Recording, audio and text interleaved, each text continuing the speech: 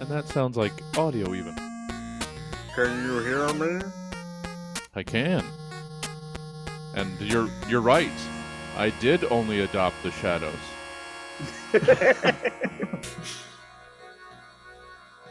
Yeah, it was kind of veiny, wasn't it?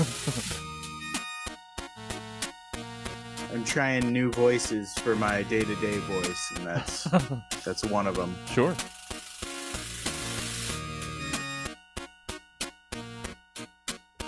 Oh, all right.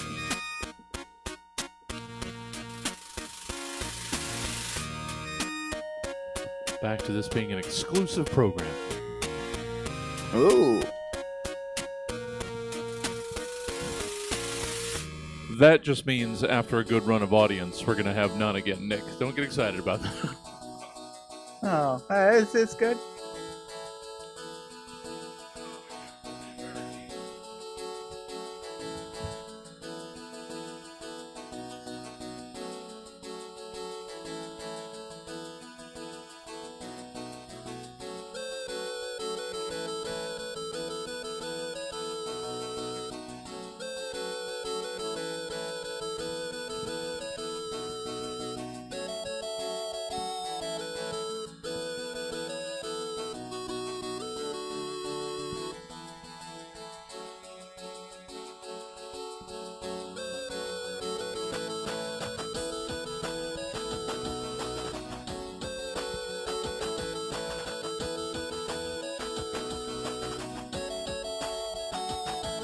That mic isn't on. That was pointless for me to be talking into it when it wasn't even on.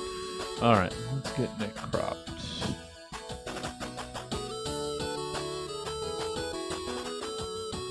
All right. That generally looks like a thing. And then how about over here? All right.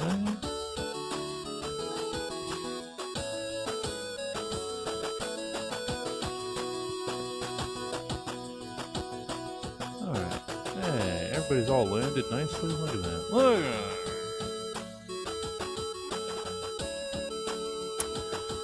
that. Must resist the urge to talk.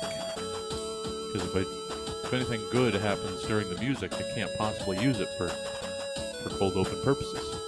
It would just be a mess.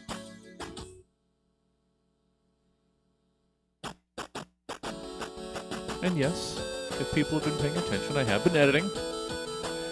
We're down to only the problem is, and it's kind of a big problem, I did something while setting up the holiday show, and that is the only mic that picked up the show. Oh no! So it's okay, but it's muddy. It's picked up by an area mic. So that's unfortunate. That's what happens. I was rushing around trying to get stuff set, and I wish. I was too busy running around to have a good time, and then I fucked up the audio. Yeah, I think I know exactly what I did, but so I haven't been super enthused about editing that.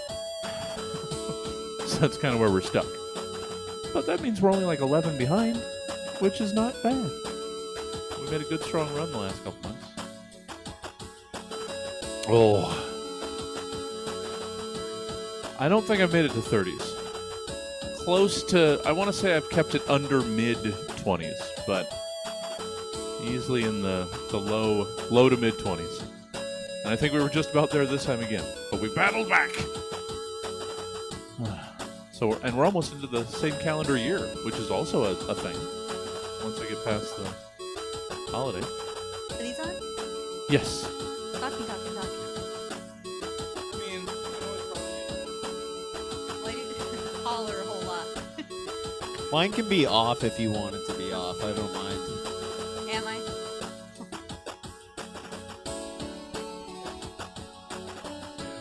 No, precious Sam, no. Yes. No, not Jesse. turning off Sam's microphone. Then I would miss all the wonderful Hochhalterisms. You know, I forgot I was booked on this again, Uh-huh. and I didn't know until I checked with you, but I had like I initially used this as an excuse to not do a different show. You're welcome. I was like, I can't do this thing. I have a stab show. I didn't know that. I was just like, That's I right. just didn't want to do the thing. Turns out I was on the stab show. So. Lucky. Well, happy to be your excuse. Oh, yeah. I gotten spoiled by seeing faces when I looked out there. How are you doing? All right. I'm this close to good, actually. Really? Yeah. Just a millimeter away? I mean, I don't know. It's in there, but very close. Just a penis length away. Yes. Yeah. Yes. Just like 2 or 3 peens. Huge ones. 2 or 3 porn 2 or 3 huge peens. penises.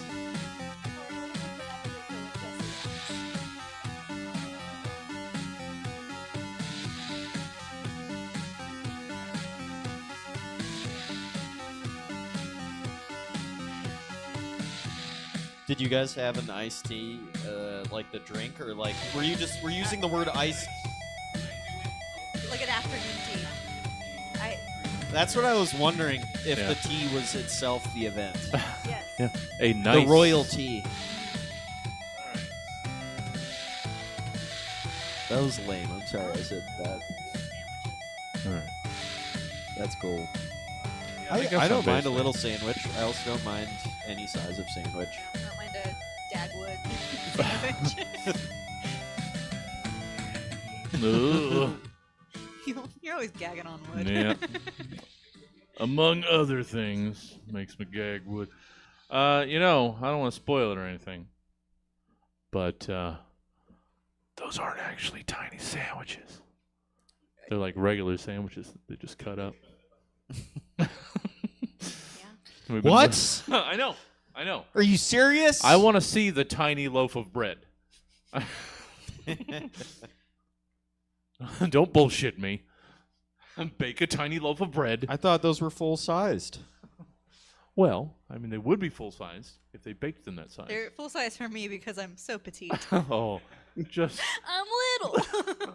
just a wee sandwich eater. All right, try and glance at Mike's while trying to talk to you guys. I want to engage. I want to live. Damn it. Oh, well, here we are. Once again. Yeah. Just settle into it. Yeah. Still so much sand. I've been trying to regulate my SAM intake, but it's still Could it be the way I'm holding the microphone? shouldn't be. What's going on out there? A very brief protest, it sounded like. It's Christmas Day! Oh, I didn't miss it! It was like 3 or 4 honks, maybe. Yeah. That sounds like just road rage, probably. if Sure. I had to guess. 2, I 3 honks, road rage. 4, 5 honks, Christmas Day. yes. I love 1 just- honk, horny. yeah. That's what the bumper sticker says.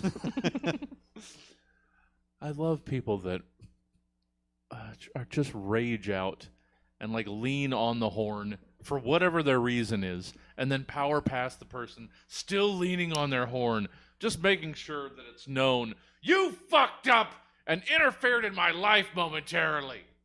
Oh, settle down. Are you a horn user, I'm Jesse? not. Well, no. I try to avoid it as much as possible. I am ready to use it. Yeah. Oh no, I I'm use it at every I'm looking opportunity. for a reason. Just give I me an have one excuse. hand on the steering wheel. Yes, perched. He gets it, dude. I mean, I'm a quick draw, but I'm not looking for an excuse. I'm looking for an excuse. I want to fight every time I'm driving around this town. All right. Yeah. Really only used to like tell people that I, you know, get out of my way kind of thing. Very gently. No, that's not a get out of my way horn. That's a please don't hit me horn. That's what I mean. It's more just like, please notice me. I want you to know I'm here so you don't hit me. Blind spot. I'm in your blind spot. Just a virgin horn. Oh, I've never felt the touch of another vehicle.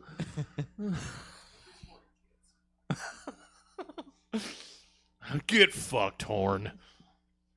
Hey, Nick, how are you? I'm doing great. How are you guys? Oh, fantastic. I just wanted to see those bouncing lines. Make sure we got plenty of Nicholas J. Pettigrew. Oh, man, I wish it was Jay. No? Nah, it's William W. Oh, I thought that. I was actually thinking W. I was thinking it might have been a W. So, well, nothing wrong with W. You know what? We all the initial grass is always greener. I forgot we had a virtual guest. Who is that? Yes, it's Nick Pettigrew. Hello, Nick I don't know if you Pettigrew. guys cross Hello. paths, Sam. I feel like Probably that's a not, no. familiar name. Yeah. And Corey and Jaclyn, you were around when Nick was around. Yeah. Yeah. Okay. Yeah, Yeah. yeah. Just making sure. Yeah.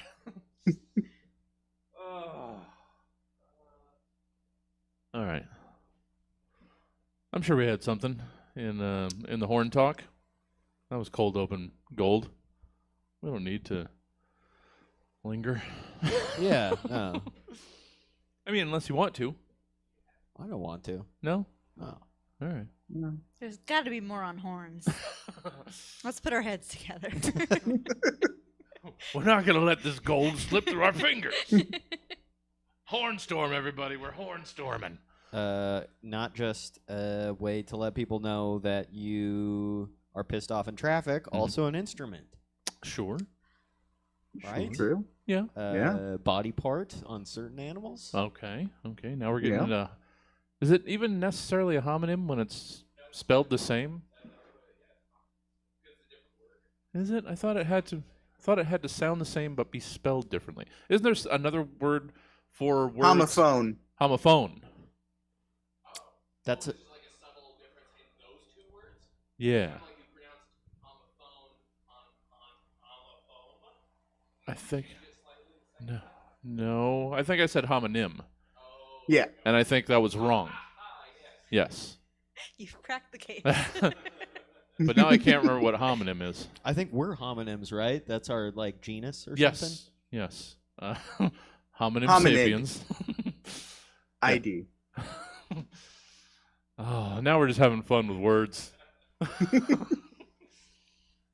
Oh. You can put fruit in one.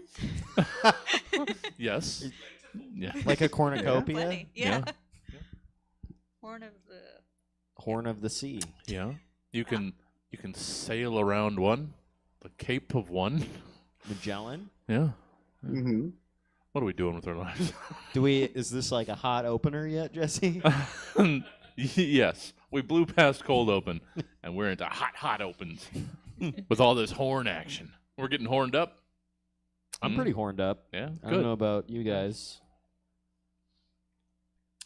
Didn't mean to go silent there. I Yeah, just had a drink. I sure did. Fair. All right. You know what? That qualifies as pre-show number 2.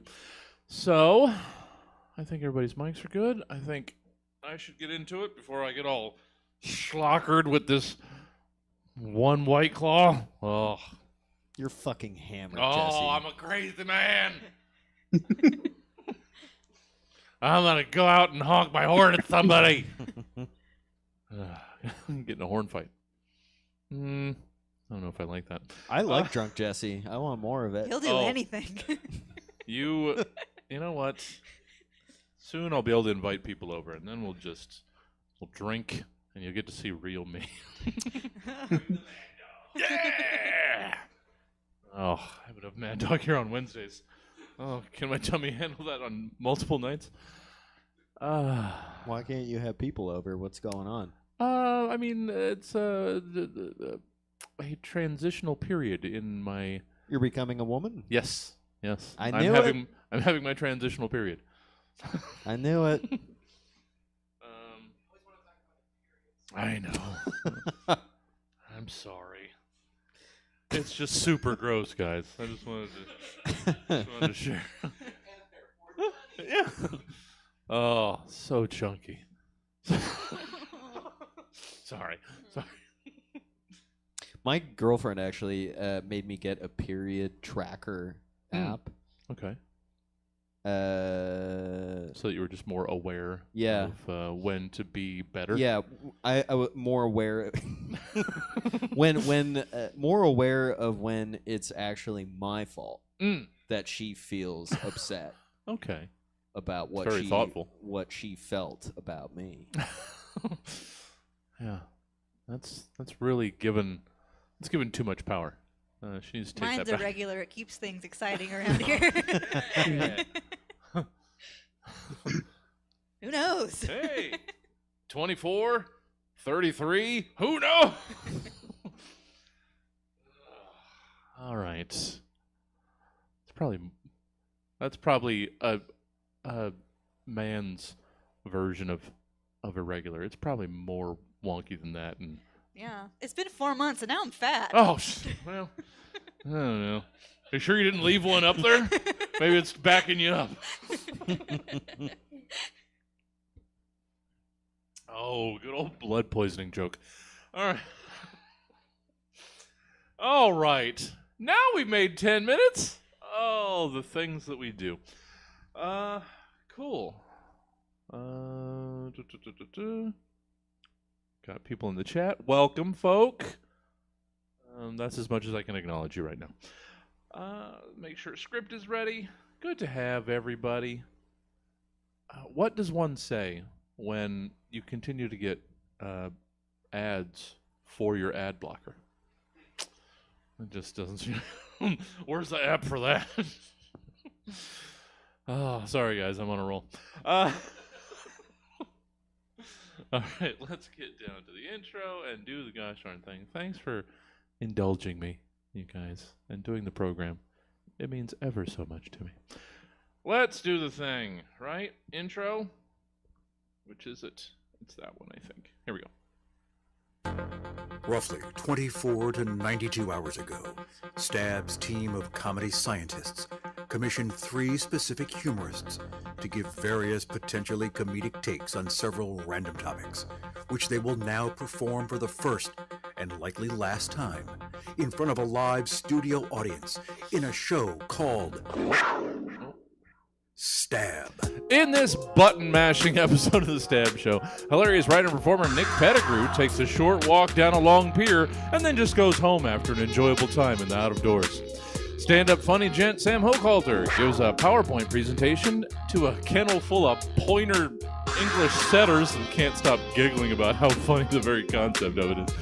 And Stab Show favorite Jaclyn Weiand bakes me a cake as fast as she can, making me look up patty cake, only to find the lyrics are actually patta cake, and thus destroying all that I thought I understood about the universe as a whole. All the while, me, your host, Jesse Jones, observes the unseeable and learns the unknowable, and just kind of feels bad for you because you can't. All of this and so much more tonight on Stab. Let's get into it with segment 1, shall we? It's reorganization. Drop for drop, there is nothing more expensive than printer ink. Put it up against any other liquid you can think is pricey or extravagant, and I'll squirt a $60 eyedropper of printer ink in your face and tell you to shut the hell up. And it's with that more expensive than Texas tea drizzle in mind that today's reorganization is CMYK, or cyan, magenta, yellow, and black. Yes, black is the K. Because this stuff is so valuable, its acronym doesn't even need to make sense, and it taunts you for thinking it should. But let's quickly forget how terrible a read literally every sentence of that was. and whatever you just heard that CMYK means. And instead, give me who or what else. CMYK might stand for represent to you, Nick Pettigrew. You're CMYK. All right. Hey, you! Yeah, you! 5-year-old standing there with your hands in your pockets like a dope. Why aren't you sucking down some yogurt? Are you some kind of sissy who can't handle lactose? Or they've even got non-dairy yogurt cupcake? Oh, you don't like the taste? They got yogurt in every flavor. I only eat Code Red Mountain Dew yogurt because it's extreme. You know what else is extreme? Maintaining a strong gut microbiome. My microbiome can digest steel and shit out a goddamn Harley Davidson. Oh, you have a Go-Gurt with lunch? That's not good enough, Buttercup. I suck down 5 gallons of gooey goodness every goddamn day. Goddamn. I even knocked out my teeth because they were getting in the way of my yogurt suck.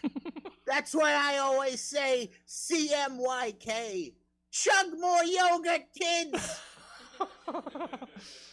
Oh, yes. Oh, man. And please, guide me towards your Code Red yogurt, you son of a bitch. Oh. It sounds good, right? Yes, that's the point of it. It sounds amazing. But you know what? Code Red always sounds amazing, and then I get one, and I'm weirdly disappointed. Yeah. I remember it being better, but I'll get it every time. Thank you, Nick. Suck down some yogurt. Sam, sorry. I Yes. forgot you were sitting there. You're right here. Hello. Hey, Sam. Remember when you asked me to be here, Jesse? No. But we did, eventually. We remembered. Sam. I can't get the image of red yogurt out of my head. Is that... I mean, there's berry yogurts. Doesn't that... I guess, yeah. Yeah. That's how I'm reconciling it. But that's even kind of pinkish. Sure. Oh, you mean like a deep red Like a yogurt? Deep red Okay, yogurt? sure. I could not. Well, then more Mountain Dew Code Red yogurt for me. You know what you could do? Huh. Is you could boil it and reduce it into a syrup and then mix it with plain yogurt. Oh. Well, shit. Show's over. We're going home. Break out the pans. I get a 20-ouncer of Code Red and a saucepan. Let's Yeah. do this. I didn't realize Gordon Ramsay was with us. Yeah. Well, thank you, Jaclyn. Run it through the soda stream. Oh, fuck. Mm-hmm. Didn't Yogurt think in the soda stream? Yes. Yeah. That'll play hell with the nozzle. A symphony of sounds. Somehow, the sounds weren't the first thing that I thought of, but now it's all I can think of. Could you imagine being offered yogurt at someone's house? They're like, would you like some yogurt? And you're like, I guess, sure. And they whip out the soda stream and pour you a glass of yogurt. Deep red yogurt. I would be confused for so many reasons. Sorry. That's we all got right. Sidetracked. That was You know exciting. what? Tangents are what we're here for. I wasn't planning on inviting either of you. Oh, but I want to hear the gurgle of your Nick soda can stream come. yogurt. Gurgles and spits, and it's just a whole cacophony. Hey, Sam, how are we only in the second part of the first segment? Sam, let's hear what you've got for a CMYK.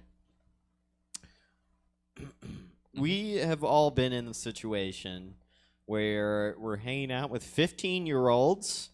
All right, I regret instantly, actually. But anyway, we've all been in that situation hanging out with 15-year-olds and felt, okay, maybe you're at Christmas, and that's why you're at Christmas. There's 15-year-olds That there. happens. That happens. Exactly, yeah. I don't hang out with teenagers. Okay. We have all been in the situation hanging out with 15-year-olds Yes.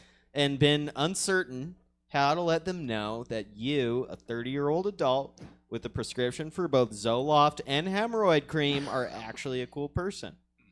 Well, it's not obvious by your Bernie 2016 t-shirt and skinny jeans. You, too, once stood proud at the precipice of pop culture. You tried to show them your original iPod with over 200 gigabytes of avant-garde indie rock bands like Haim, MGMT, and Imagine Dragons, but they just laughed right in your face and they called you a boomer. You tried to explain that you're a millennial, actually, and you're part of the coolest generation on Earth who graduated at the top of a recession and cut its teeth in coffee shops and Occupy Wall Street protests, and they just laughed more and more and called you a simp. So now you're heartbroken, defeated, and looking for answers and acceptance. That's when you hit them with the CMYK, or Check My Yeet King. Drop this banger sentence and watch your 15-year-old peers' hair blow backwards like they got hit by a cartoon bomb. They will be in utter shambles as they try to cope with your current and fresh slang. Sorry, King, we didn't know you were one of us. The way you used the word yeet was totally Sigma. Then you say, don't worry about it, fam. I told y'all I am high-key bussin' for real. And then you just say phantom tax repeatedly. Sure.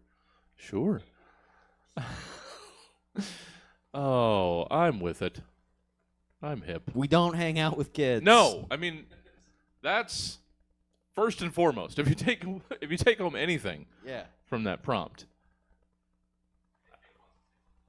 Huh? Oh, I do hang out with kids, but that's only because I have a kid. Yeah. That's the only reason. And it's a kid that came from him, right? Yes. Yeah. Yeah. He yeah, has a yeah. kid Well, who is his biological kid. Yeah, it came from my wife, but I was a part of it. I was Contributed. involved. Yes. Yeah. In the early stages, you He were doesn't have involved. possession of a kid. Well, I mean, even that's having possession of a kid. Found him. Yeah. They just leave him around. Yeah.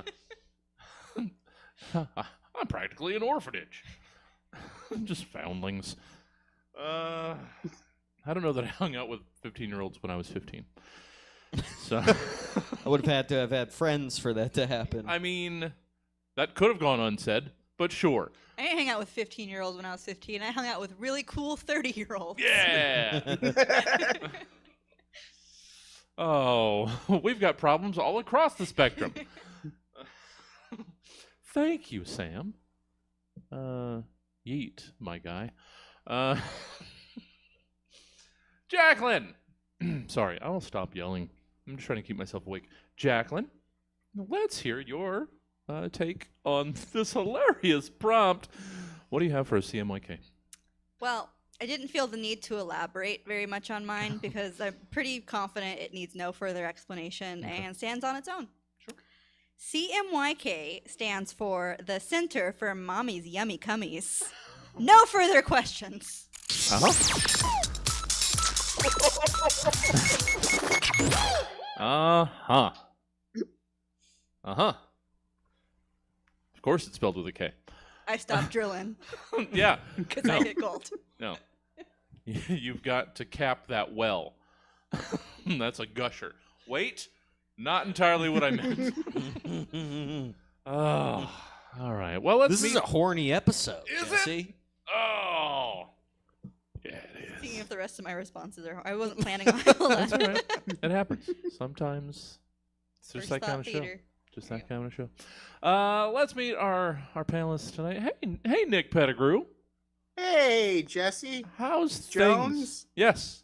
I mean, we're on two-name basis, the two of us. Nick, what have you been up to? Oh man, so many cool things. So many Damn it. so many cool things. I'm working on a new game. Nice. That's fun. It's about have I talked about this before? It's about like the classic movie monsters fighting an army of robots that are trying to gentrify Transylvania. Feels like I would remember that more. Yeah. Well, that's what it's about. It's about man. yeah, it's called Keep Transylvania Weird. Nice. So it's Oh. going to be it's fun. Awesome. It's gonna be like Simpsons Teenage Mutant Ninja Turtles arcade side scroller style. Oh man, that would have been dope. No, it's gonna be like XCOM, Yeah. but if instead of like Space Marine type guys, it's Well, classic movie monsters like That works. Frankenstein and the Wolfman. that works too. It's like Contra, kind of. No, man, that would have been cool. God damn it.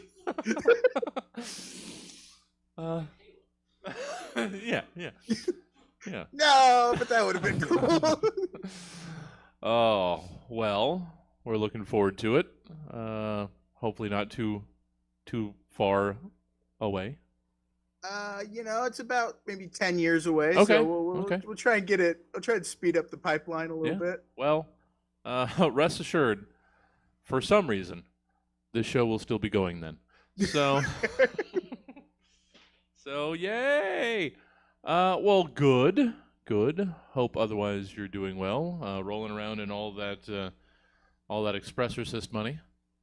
Oh yeah, man! I made $68. Oh, The problem is Mhm. is that you have to make at least 100 for Steam to pay you.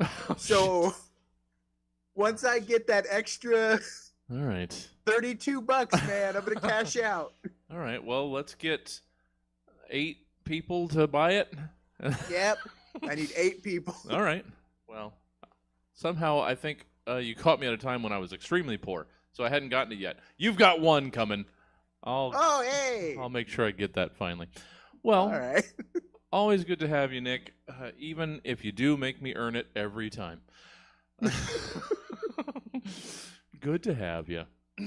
Hey, Sam. Hey. Hi. I knew you were there this time. That's why I Hello. didn't yell. Hello. How are you? I'm good. How Yeah, are you? I'm good. Oh, Let's see if we can keep getting nice. higher. Oh. What have you been up to, Sam? Aside from dodging shows in the name of this show. Name names. I went to the dentist today. Hell yeah. I also had my first foray into options trading. Ooh. I was at one point today up $1,000, Mm. and I ended the day down $300. Okay. That seems less than ideal. Honestly, it was a lot of anxiety. Yeah. Overall, I'd still say the dentist was a worse time. Sure. Sure. Because they have this new thing at the dentist where they like stick. It's like it looks like a dildo. Look at me. It looks like a dildo, but it has a flashlight at the end of it, and they shove it in your mouth, and it like makes a scan of your mouth. Okay. Is this just your dentist? I'm starting to wonder if it Yeah. is, because it was happening, and like they were like, we're gonna do this part first, and I was like, okay, and then there was a giant metal flashlight in my mouth, Okay. So and I was like, I don't remember this Was your happening dentist ever. working on his car? have a magnet on the end of it. So we've graduated from X-rays to like full 3D scans of our mouths. Then is what you're essentially hinting at. Yes. Yes. No. Yeah. No. It's you get like a full 3D 3D 3D. image of your mouth. Wow. Wow. You get to look at all your teeth, all 5 of them. Yeah. Sounds about right. Well, then yeah. Sounds Weird like, day. Yeah. I was gonna Weird say, day. Sounds like you've had quite a roller coaster of a day. Yeah. If I believed anyone could beat the market, Sam, it would have been you. I was a freaking idiot today, Jesse. Okay. You don't understand. I was a moron. I was foolish. That's all right. We learn more from our mistakes, Sam, and our That's true. failures. You'll grow as an investor and a person, Thank you. and those are mutually exclusive. Thank you. Thank you for letting me trauma dump on your podcast. Oh, please. If there's anything we do here. This isn't a comedy show. Well, good to have you, Sam, as always. Hey, Jaclyn. Hello. Hi there. Hi. Hi. How, Eh. Yeah. Feels like it's better to ask how you're doing than what you've been doing because you guys, except you're out there like living real person, fun, Real fulfilling person. What am lives. I? Oh, come We're on. trying to. You just admitted to being a day trader. Settle down. You're not a real person. I booked an anniversary trip for weekend after next at a beachfront motel Well, that attempted to steal my credit card information if Capital One wasn't very helpful. hell yeah. They kept trying to use my virtual card on Amazon. So I kept getting notifications like, hey, you can't use that virtual card outside of this one merchant. Stop trying to use it on Amazon. And I'm like, that's not me. Wow. And that happened like 2 more times. Then I called and I got connected with the 80-year-old receptionist who had no idea what the fuck I was talking about. She's like, virtual card. Yeah. Okay. Yeah. I was like, can I email you this information? She's like, we don't do email. Yeah. What? What's an Well, email? You. Yeah. I know. We don't have that installed. You want to believe in a beachfront motel.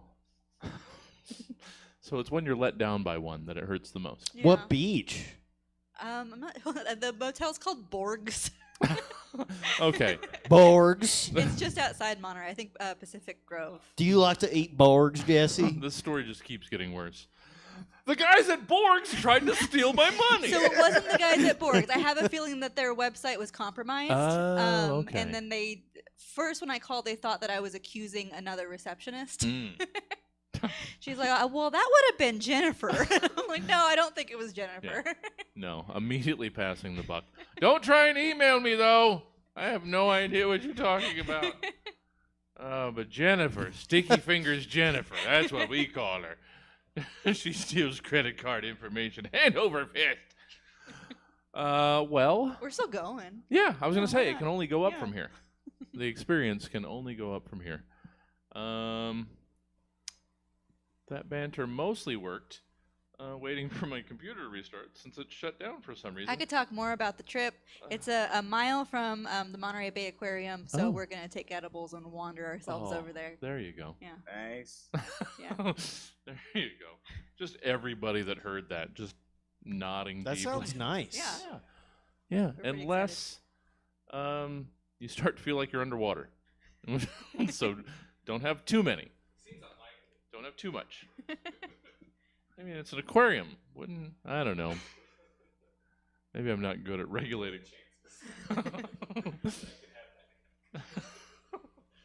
Oh, It's been a while sorry. since I had a real bad high. Oh. It's fine. Bring that back. You know what? I didn't want to put that in there. Let's go back to how good Borg's is going to be. All right. Everything worked out. Only a slight edit later. Well, awesome. Hope you guys have fun. That'll be what? How many years? 9 years. 9. Holy. It's no 10 years, Whoa. but Wow. Jiminy Christmas, you we'll guys. get to that in due time. Yeah. As the crow flies. All right. Well, thank you all. Let's get back to the program. It's segment 2. It's bulletin board. Sharing information is important in our fast-paced day-to-days. And not too long ago, we were all slobbering over social media and the like as the solution to all of our letting people know about things needs. But now, as algorithms destroy these platforms, and those platforms destroy society, we all turn our gaze back to the old, reliable bulletin board. It has never failed us. It has never made us hate ourselves for using it. It just is. And in this current climate, we need the steady reliability of a simple slab of cork and some push pins. And so in bulletin board, it is a celebration of this hero that you are asked to give us 3 things that you might find on a bulletin board hung in the break room of the physical manifestation of a specific imaginary place or concept. Today's hopefully entirely imaginary place, but sadly real concept: people who roll coal. If people who roll coal had a headquarters, and inside that headquarters somewhere, a kitchenette with a mighty, mighty bulletin board, what then might you find on said bulletin board in said break room? So, 3 times around, 111, 222, 3 times around, as previously stated. Sam, you're going to go second. Nick. Forgot. The person on the screen isn't usually first. Nick Pettigrew. Let's get us started with our bulletin board and from the headquarters of Coal Rollers. All right. It's a deep cut, but it's a flyer where the little phone numbers are kind of cut up in strips, but all the strips are gone. And it just says, do you have mesothelioma and lived or worked at Camp Lejeune between 1953 and 1987? You may be entitled to compensation. That's it. Mm-hmm. It's a deep cut. Yeah. I watch television. Yeah, we get it. We get it. Or if we don't, we'll pretend we do. Thank you, Nick. Sam, first of 3 coal rolling bulletin board items. I'm going to go ahead and right away, I'm going to admit that I completely misunderstood the entire purpose of this question. Can't wait. But In what way? I can recover. Yeah. I can recover. I believe And thankfully I can pivot. So the first item is a Luke Bryan poster. Sure. I want to know what you wrote. No, yeah, we're all interested in how you misinterpreted things. I thought everyone got a different type of bulletin board. Okay. And so I wrote just paragraphs about a bulletin board about people that roll coal. Nothing wrong with you. Are you saving that for your third time around then? Well, Because we don't want this to go to waste. It contains at least three items that would be on there. Damn it. We're missing out on all this Sam Hochhalter gold. You know, I probably should have been paying more attention to this. That's all right. But I was busy trying to make money. Yeah. See? Yeah. We're not. I was trying to get a boat. I had boat eyes. It happens. It happens to the best of us. Our eyes are bigger than our boats. Look, there's more important things here, Jesse, at stake. I'm not saying they're not. You, me, boat, Mm-hmm. Mm-hmm. bottle of whatever your choice liquor is. Something to christen it with, sure. Yeah. Yeah. All right. Well, we'll wait to see how much you deliver us throughout this process. But pushing forward, Jaclyn, your first of 3 coal rolling bulletin board items. This message is intended for the owner of the blue Prius outside with the coexistent NPR bumper stickers. You make me fucking sick! Yeah. Why would they even park out there? Well, sons of bitches. Nick, second time around.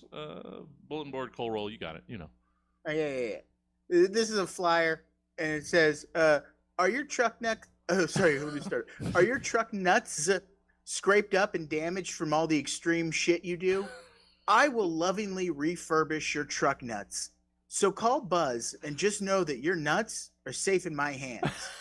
Email buzzwantsyournuts@gmail.com. Oh, Buzz does good work. Yeah. It's a passion of his. Just taking your nuts into his hands. Taking good care of him. Sam Hochhalter, let's go on whatever journey you'd like to take us in your second trip around the horn of coal rolling bulletin boards. So you're going to have a flyer for the people who are attracted to their sister's meeting. Sure. And a lot of numbers have been taken off the bottom of it. So many pulled tabs. Yeah. Yeah. Sure. Yeah. Thank you, Sam. You're welcome for that. I think I meant it more than you did. Jaclyn, your second item? A flyer advertising a fundraising event where all the guys get their trucks together and do pollution. They're raising money for Carl's daughter's black lung treatment. The main design on the poster is Calvin peeing on a coughing child to show he disagrees.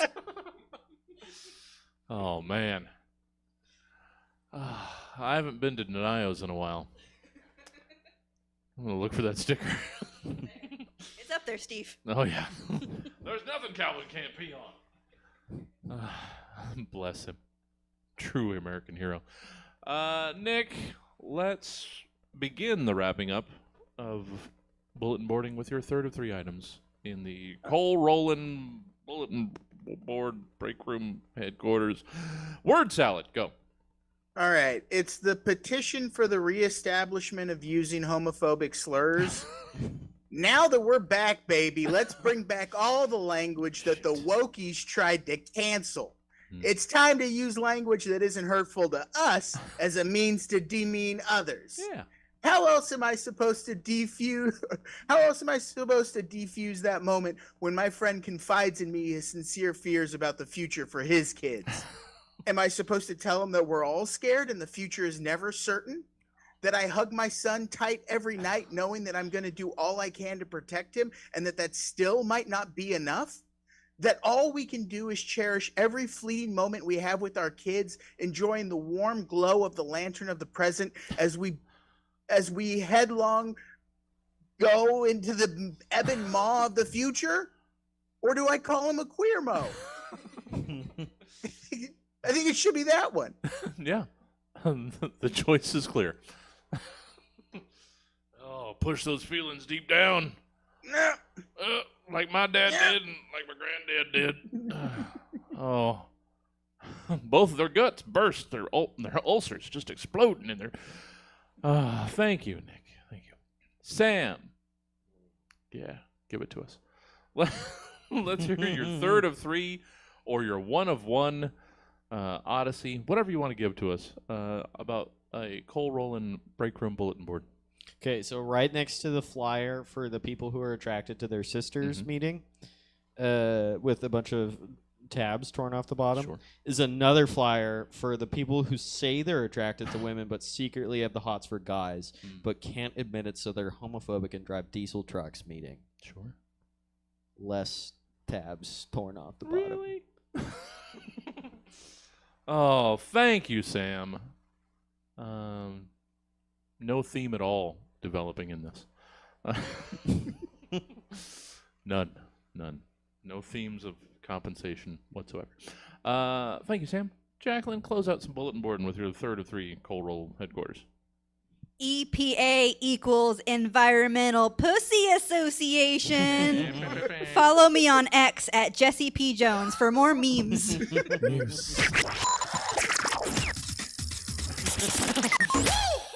Yeah. Environmental puss. Honk honk. I'm a truck. Vroom. Billow of smoke. I heat the earth. You know, it took me a while to get that handle. Thank you, Milk. Got it, then immediately didn't use it. On to segment 3. Why don't we? It's recipes.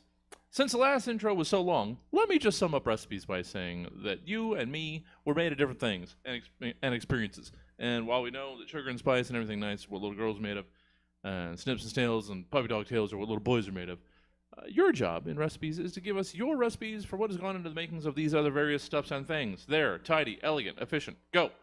Nick Pettigrew, let's hear your recipe for an unforgettable camping trip. All right, first you got to gather your ingredients. That's 1 collapsible tent, 1 jar of Vaseline, 1 ice chest full of hot dogs, beer, and marshmallows, and 1 crystal that gypsy gave you when you got your palm reading all those years ago. You knew that it was all bullshit, but something compelled you to hold on to that crystal. Next, set up your campsite. You need to find a secluded location deep somewhere in the mountains of the Pacific Northwest. Okay. Somewhere off the trails, where the foot of civilized man has never tread. Now we wait. We wait until the blood moon is full in the sky and the crystal begins to hum with the voice of your ancestors. The song will start as a whisper at first, but as the crystal's glow intensifies, the song will grow louder, almost as if it's summoning something. Suddenly, you'll notice a cracking sound from deep in the darkness, trees being toppled by some incredible force. If you've done it right, you'll hear the sounds approaching, the crashing of the forest growing louder as something draws near. At this point, the fear will grip your heart and you'll dash for the tent, huddling inside your sleeping bag. The crashing will cease, and you will know that he is here. The scent of a deep musk hangs in the air, and in the absolute stillness of the night, you will hear the tent zip open. The musk grows stronger, and the deep huffing breaths on the nape of your neck will let you know that he is here, and he knows you are there. Suddenly, you'll be ripped from your sleeping bag, and there in the light of the blood moon, you will behold him. Bigfoot. The glint in his eyes will make it immediately clear. Bigfoot came to fuck. You now understand why you brought the Vaseline, because Bigfoot does not bottom. Your heart racing, your mind will tell you to run, but the turgidity of your nethers will betray your brain. Giving in to the insanity of the moment, you will engage in a suck and fuck fest with Bigfoot that would make the Marquis de Sade blush. Miles away, there will be reports of noises that could only be the slaughtering of goats. But it won't be goats. It will be your butthole. In the morning, you will turn over in your sack, hoping to twirl your fingers in his chest hair, but he will be gone. Oh. Over the years, your life will go back to normal. Days will pass where you won't think of the night of beastly passion. But when the moon is just right, and the wind whistles through your gaping hole, you will never forget that night. Oh. Is anyone else turned on right now? I mean, yeah, this is a horny show. Beep beep. Oh, just one honk. Just one honk. Oh, yeah. That kind of encounter would leave an emptiness inside. And I just wanted to take a moment to celebrate a word that we don't get nearly enough in our day-to-day lives. Turgidity. So good. So good. I don't even know if that's a word. I just I put Works it for down me. and I didn't get a squiggle that said it was wrong, so there it you must are. be right. Oh, the beauty of this show for so many years has just been making up nonsense words and believing them to be true. So good, Nick. I mean, yeah, I'll go with that. So good. Very turgid. Oh, very turgid read indeed. Thank you. Sam, let's hear about your recipe that you got for us. Let's hear your recipe for a workout routine you'd stick to. Okay, so this is a beloved family recipe that takes a long time, about 10 to 15 years to make, but if you put in the effort, it pays off dividends. So you start with a deep, intrinsic sort of self-hatred that can only be molded as an 8th grader. Right at the time where some of your peers are getting growth spurts and getting adult muscles, and they're getting all jacked and shit, and you still have a Frankenstein body that looks like a child but with body hair and the voice of a 45-year-old man from Pakistan, that's where you need to be. So you need to season this ugly and inathletic body with a nice marinade of awkward gym class softball and complete lack of attention from beautiful women. Really make sure to damage and suppress the spirit, as this comes out later in the dish. Once you have a beautiful base of self-loathing made of peer-induced humiliation and turgidity and social anxiety, you're ready to set yourself to simmer and reduce for about 20 years. So go ahead and set yourself aside and forget about yourself for 20 years. You can get busy with random little busy work like college, or if you're poor, you can work until you're dead. And once your timer goes off after about 20 years, you set yourself in front of a mirror and inspect your body for signs of marbling and taste it for salt too. It should be pretty salty because you've been on a diet of sausage and beer for a long time. So now you're ready to get to working out. And the best approach for developing a consistent and habitual workout routine is to create a schedule of workout days where you go to the gym and hit specific muscle groups, rotating through a carefully planned and managed periodization designed to elicit super compensation over time. And this is, of course, supplemented with a well-balanced diet, tracking daily calorie consumption with a scale to make sure you maintain a 500-calorie deficit for weight loss. And this can be even more achievable with workout buddies to help you remain accountable to your goals. Yes, this is the best approach, But you've never been someone who didn't take the first opportunity to self-sabotage your success. So you go ahead and sign up for a 5K instead. Now you're running, but mostly walking every day after work, and your stomach hurts from lack of hydration and eating foods with rodeo in the name for lunch. But if you give that up, you're certain you're going to kill yourself. So after your first 5K where you barely finished and you got dusted by 15-year-olds who called you boomer, and after you threw up at the finish line, you decide it was the most alive you felt since you were a child, and decide that this is your entire identity now. And so you pick up your finisher medal, buy a commemorative bumper sticker that says, "I run because I love French fries," and you sign up for a marathon. And your arms and legs look skinnier, but you still have a beer belly and overall have the body type of the Grinch. And damn it, you love running, and you're going to do this forever because the alternative is killing yourself. Yeah.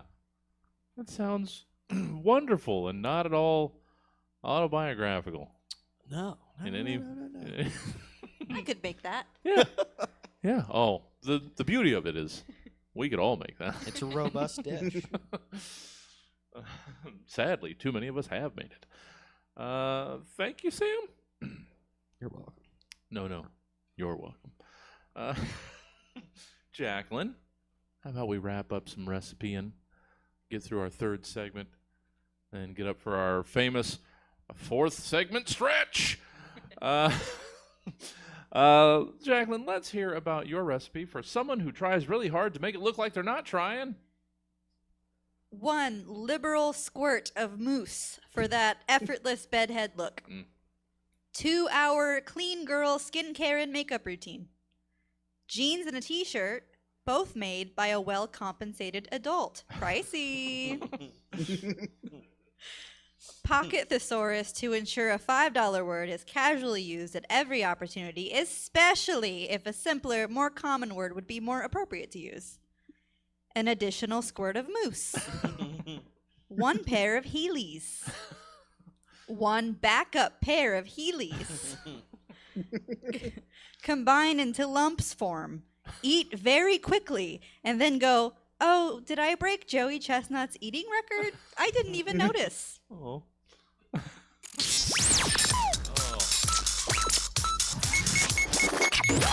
That one was really difficult. Was it? I don't know why, but I spent a long time on that. Sorry. Oh. Were you thinking of someone in particular when you like?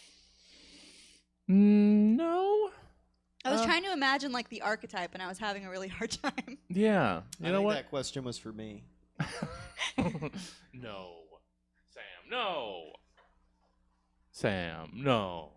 What No. the hell, man? Sam. No. No. A lot of these I was beat and in quite a place on Wednesday. I dipped into the file of prompts that I had just randomly written and just flung them at the page. So there was no it was just, oh, thank God I did these a while ago. This is the B-sides. No, they're all wonderful and viable and usable, clearly. It's just there used to be a time where I would sit down and just, you know what, I'm going to crank out a bunch of prompts as a writing exercise. I've gotten more busy, Sam, doing menial bullshit. I hope so. Yeah. I should hope so. Just pouring. Me too. I've been pretty busy too, actually. Oh, good. Yeah. Good for you. Yeah. Just pouring. Me too. I've been really good, busy good, too. Good. Oh, all of us. I don't have We've all anything been going on. incredibly busy. Oh, I'm so glad all of us are pouring our life forces into screens for projects that will never mean anything to anyone. Sorry. Day job. And reset. Segment 4. It's pseudo-pharmacals. All of us sometimes need a little help. Whether that help is helping us dissociate a little bit and feel all floaty and giggly, or it be the kind of help that de-thickens our blood so we die less soon. Either way, we benefit from the wacky science of drugs. And in our celebration of drugs, pseudo-pharmacals, you've been asked to give us the lowdown rundown on these 3 new mind and body-altering pills, sprays, salves, and smokes hitting the markets and the streets, filling us in on what they are and what they do. See, now this one clearly had been on the list for a long time. And who else could I give it to but Nick Pettigrew? So, Nick, let's hear about your new drug, Fractal Go-Bots. All right. If you think you're ready for this trip because you fucked with trans-dimensional transformers, you're not. Fractal Go-Bots will fuck your face off and scatter it to the winds of the multiverse.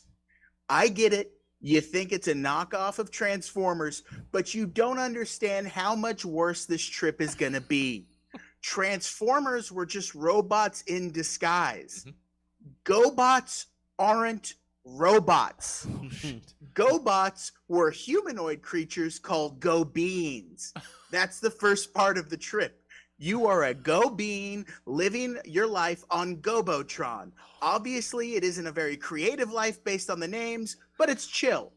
Then the war with the Renegades happens and everything goes to shit. The planet is in turmoil and all the Go-Beings are on the edge of extinction. Then the last engineer shows up and he has a genius idea. He's like, what if we transfer our consciousnesses into giant robots, effectively making us cyborgs? How does that solve the war with the Renegades? It doesn't, because the Renegades are cyborgs too. But now you're a living soul inside a dead metal shell, searching the universe for the last engineer who has gone into hiding like he's fucking Mangala going to Argentina. So you spend centuries searching for him, hoping to find him and have this curse undone so that you can finally feel the sweet embrace of death. Oh, because you can't die. No matter what horrors are done to you, your machine body can be rebuilt and your consciousness passed into a fucking toaster or something. Oh, and you're still locked in an eternal war with the Renegades for a reason that no one remembers anymore. Fractal Go-Bots is a living hell that lasts an eternity in your mind, but 22 minutes in real life. Fortunately, Fractal Go-Bots stopped being produced in 1987, but it still pops up every now and then as some kind of cute reference. But the reality is horrifying. Oh, damn it. I'm sorry for a couple reasons. One, if you didn't have to research that much and you had that knowledge, okay, good. No, that was full research, and I was terrified when I found out what it was about. Yeah, I didn't realize there was that much lore to Go-Bots. That was more than I was expecting. And yeah, everybody forgets as well. They came first. Go-Bots are older than Transformers. I mean, the show came out like a couple weeks before Transformers did. This Not is a sure. real thing? Yeah. Oh, This happened? Oh, Sam Hochhalter. Was Go this on. a toy line? It was. I feel like I have the jingle in my head. Oh, I but hope I'm not not. confident enough to to belt it out. Yeah, I don't remember the theme song for Go-Bots being that catchy, but yeah, it was a thing. It was a thing. Oh, that's exactly it. Oh. My consciousness is trapped in the cyborg body. Oh, they went through the whole thing. How did I not remember that from the theme? Oh, it was a better day when theme songs explained the whole shows. Thank you, Nick, and I'm sorry, Nick. Sam Hochhalter, let's hear about your new drug. Make us want to get hooked on Purple Steves. What is the new drug on the streets that has grown men? It has grown, man. What is the new drug on the streets that has grown men slumped over fire hydrants in front of the Capitol and high school students turning completely purple in class? We're talking about the hottest thing on the market today, fresh from the Canadian cartel, Purple Steves. You can ingest a Purple Steve in any form, but the most common way is to catch one with your hands and swallow him whole like a pelican. Within seconds, Purple Steve will dissipate through your bloodstream, invoking sensations of euphoria, lowered inhibition, and intense delusions that you are a 45-year-old man named Steve.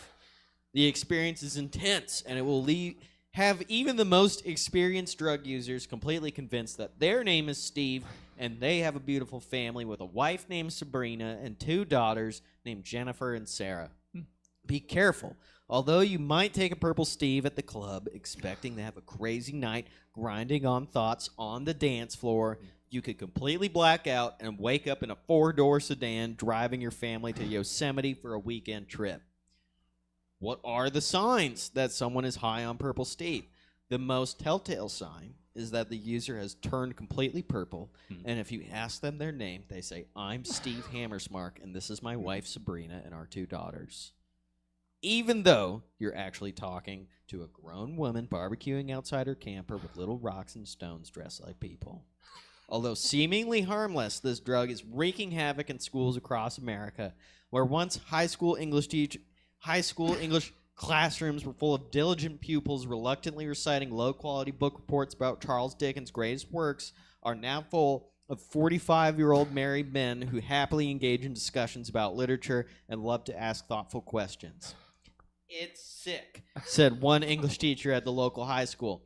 I used to have to beg them to look up from their phones, and now I can't look at my own phone without one of my students, high on purple Steves, asking me to please put down my phone so that we can have quality time together as a class to talk about our day.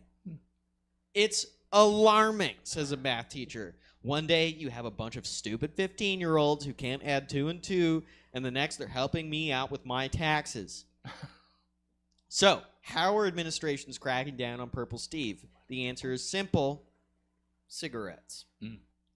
One high school in Pierre, South Dakota was not able to stop its students from loving purple Steve, so they fought back the only way they knew how, by giving them a drug they like even more than purple Steve. Kids love cigarettes, said a vice principal of Pierre High School. You give a student high on purple Steve a cigarette, she's going to forget about her wife and kids and go back to being an insufferable dick. Oh, all right. Why is it that I keep ending so many of these with "oh"? But I liked what we had until it went and got ruined. Cigarettes are awesome. Yeah. A lot of callbacks to 15-year-olds. I did not mean to do that. We weren't going to say, but there seems to be I don't hang a out fixation. with 15-year-olds. All right. We haven't been saying it, Sam. You have. You've been bringing it up. Oh, I can't. They don't let me. I want a pill that just makes me feel like a well-adjusted suburbanite. That sounds wonderful. Oh, then you had to ruin it. Thank you, Sam. And Jaclyn. Third person gets the drug commercial one. Let's remind myself. Yeah. Jaclyn, let's hear about your new drug, Tryventox. I tried everything to lose weight. Diet, exercise, Ozempic, Mongiorno, Wegovy, Zepbound, intermittent fasting, jazzercise, eating disorder, Zumba, and lying about what my weight actually was. But nothing seemed to work. Then I talked to my doctor about Tryventox, the only FDA-acknowledged weight loss drug that opens up your pores and lets the fat seep out slowly over a period of 6 weeks. Now I'm thinner than I was in college. Oilier, too. Talk to your doctor about Tryventox today. Tryventox may cause unpleasant odor, erections, unpleasantly odorous erections, erectile dysfunction, extreme weight gain, wandering eye, infidelity, alimony, and death. If you experience any of these side effects for more than 4 hours, talk to your doctor.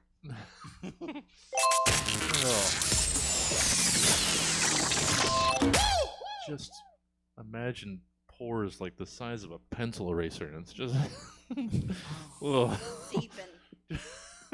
just oozing out buckets, and then somehow getting fatter. What? That's a terrible side effect. Oh, thank you, Jaclyn. Hey guys, we've made it to segment 5. Can you believe it? Can you tolerate it? Oh, doctor. Please explain it to me. I think I have it listed 2 different ways. I don't know. I've been doing this show for 12 years. Explain it to me. The mysteries of the universe are exactly that, mysteries.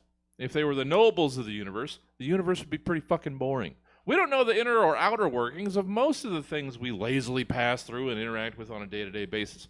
And we're mostly good with that. But some of us want to understand more, to know more. And for that, We need the guiding hand of someone who knows it more better than we. So in Explain It to Me, you've been asked to explain a concept or idea to a specific other something in a way that they might be able to understand it. Sounds simple, right? Of course not, but do it anyway. Yeah, you guys had done all of the other segment 5s, so you either explain it or you verses. That's what happens. That's the punishment for tourisming and locationing too much, or too recently. So Nick, let's. Oh well, yeah, kind of touches on some of the things we've talked about today, and in the opening in particular. Nick, let's hear your explanation. Please explain lack to me. I am the infinite expanse of the universe. All right. I just want to. I'm okay. Okay. Okay. Thank you. Thank you. Okay. Listen up, dipshit. I don't have time unending like you, so you need to pick this up quick. Look, you know how large parts of you are voids of darkness? Those empty vacuums between the infinite nebula and galaxies, stars, and planets? The spaces between things lack things. That is lack. The absence of something. I understand this is hard because you are everything, and even within everything, there can be lack. Okay, hold on. Let me restart that. I understand this is hard because you are everything, but even within everything, there can be a lack of something. Okay, remember my mom. She existed at one point. I know that her matter still continues to exist, as we are all made of star stuff, and that star stuff is you. Effectively, we are you. I get that. But I'm saying my mom was a specific person. When she died, her presence was missing from my perception of the world. In my perception of the world, I lack my mom. Maybe lack is about perspective. For you, because everything is there at all times. But for me, my mom isn't there anymore. One day, my dad won't be there, and all my loved ones will cease to be. I will cease to be. You will never be alone. You will never lack companionship because creation and destruction are part of the never-ending cycle of you. But that's not the same for us. So please have some compassion for us because we do feel lack, and sometimes the lack of things hurts. It hurts to not have my mom anymore. So if I could please just use homophobic slurs to express how I'm feeling, I think that would make it better. Oh, God damn it, Nick. You know what? You get one a day. Do yours now. No, wait. Give us like 15 minutes after the camera's off. I gotta think of which one. Yeah. Gotta roll out the list. Which one's my favorite? Oh, Nick, so good. So good. And I'm sorry and thank you. Nick Pettigrew, as people want more Nick Pettigrew, how can they fill that void in their lives with more of you? You know what I always forget, Jesse, is that I have a website. You could just go to nickpettigrew.com. That's and literally everything that I do is there, kind of. Why have we forgotten that for so long? I don't know. I forgot that I have a website that I maintain occasionally. No. But yeah, you go there. Yeah, go there. It's got everything. Okay. It's got everything I do. Well, that solves so many issues. It's about as easy as it could be. NickPettigrew.com for all your Nick Pettigrew needs. Do enjoy. Do partake. Thank you, Nick. So good, as always. You're a gosh darn treat. Sam Hochhalter. Yes. Sorry. Didn't mean to interrupt you. What? Sorry. Hey, Sam. Is it okay? Yeah. Okay, yeah, Sam. fine. Hi, Sam. Let's hear your explanation. For what? Yeah. Just in general. Oh yeah, please. Just explain yourself. Please, just can you give us the rundown on? Sam, please explain smooth jazz to me. I am currently in the middle of a rollover car crash. This is a good prompt, Jesse. This is very dark. Also, Sometimes I can still do it. Okay, so you know that feeling when your soul leaves your body and you completely dissociate while your vision goes dark? That's what it's like to listen to smooth jazz. Okay. It's kind of like blues, rock, hip-hop, country, pop, and classical all rolled into a single massive noise that doesn't make any sense. Kind of like how you're being rolled into a single mass of metal, upholstery, glass, and human flesh that doesn't make any sense. Yeah. You know how when a firefighter has to peel you off the pavement because the friction caused from sliding 100 yards over asphalt melted your skin and caused it to fuse with the ground in a seemingly impossible interaction? That's what it's like when a smooth jazz bass player fuses two seemingly impossible grooves together. You're thinking, how is my eyelid stuck to the ground right now? Which is exactly how the audience feels when they ask, how did that bass player make that minor scale sound like a cat throwing up? Much like having half your mouth melted off by chemical fumes from the burning wreckage of your car and swallowing motor oil infused human effluents, smooth jazz invokes a unique taste that can't be replicated without a freak union between speed and lack of control. It's truly a beautiful experience that happens when a drunk man captures an audience of horrified onlookers against their will. You're seeing it happen, and it's horrible, but you can't look away. And you're not sure if you should pull over help or just keep driving and pretend you didn't notice. Yeah. That's jazz, baby. Smooth jazz. Oh, thank you, Sam. So good. As always. Sam Hochhalter. Would that people would want more Sam in their lives? Hypothetically. I mean, not even hypothetically. yeah. Everybody We're in a parallel universe where people wanted more. No, they want it. They just don't know they want it yet. How would people get more Sam Hochhalter? So I would just go to a comedy show Yeah. in Sacramento. I'm at the Comedy Spot every Tuesday, and I come here sometimes and I do comedy. Yeah. And I'll be at the Callback Bar next Friday at the Nice. Punchline, and that's about it. Oh. We really take it as it comes. Yeah. And if you really want to find more of me, you can find my day trading platform. You can find. I don't know. Let's talk stocks. Sure. Let's talk Please. about what I really want to talk about. Okay. Oh, have those just been turned into some sort of social platforms as well? Just can you chat on your day trading? You should be able to. I feel like we're right at the I don't know precipice why of it isn't having. yet. That seems I mean, you can't do it on like Yahoo Finance. okay.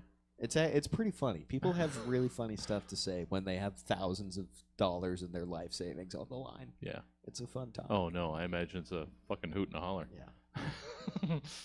Just the idea of thousands of dollars in life savings, that is hysterical to me. That's wacky.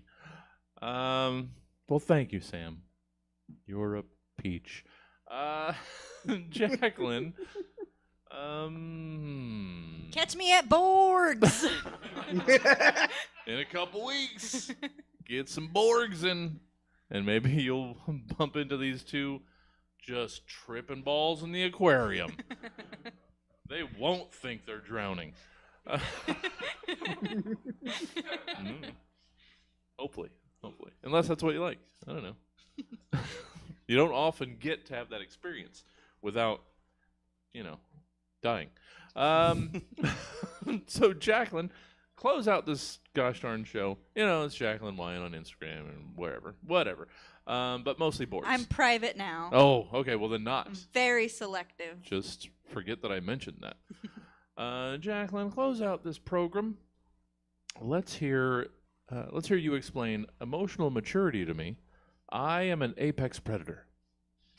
So first, I'm really glad you came to me to explain emotional maturity to you. It really means a lot.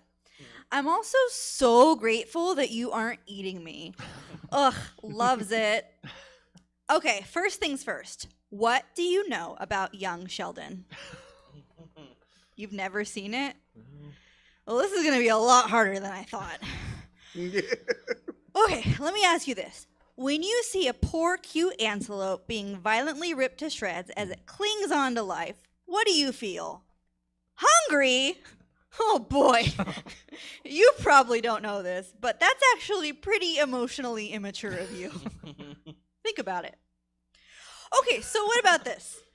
Your husband, king of the jungle he is liking photos of other females on Instagram. What do you do, girl? Wait, what do you mean eat a human? Girl, I'm a human. Uh-oh, gotta go. Yeah. Sometimes these discussions go well, and sometimes they go the way they actually should. Ooh, nibbling on my toes. Exit stage left. And stab is over. Thank you for joining us. Wait, there it is. And of course, a very special thank you to our amazing panel, Nick Pettigrew, Sam Hochhalter, and Jaclyn Weiand. Now, would you like to enjoy the Stab Show live as it happens? We'd like that. It's good to hear. All you have to do is come on down to Stab Comedy Theater or tune in to Stab TV Friday nights at 7:30, and we will show upon you. I don't know what that means. And remember, you can take the Stab Show with you wherever you go just by subscribing to the show via the podcast provider of your choice. Rate, review, and share, and that'll be neat.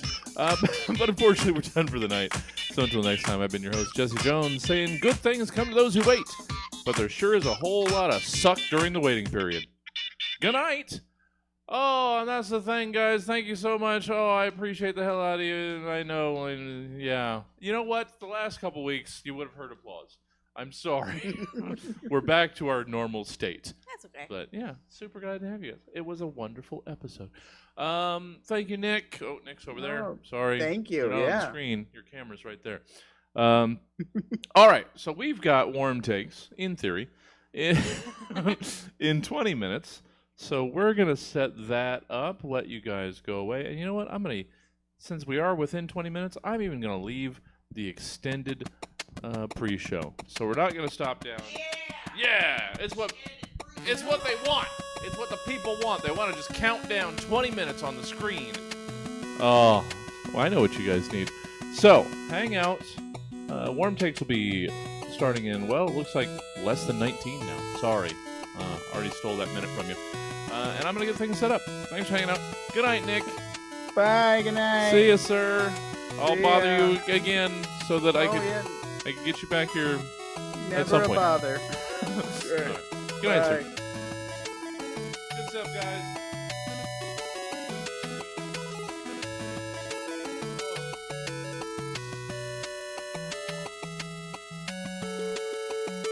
Yeah, well done, guys. Well done.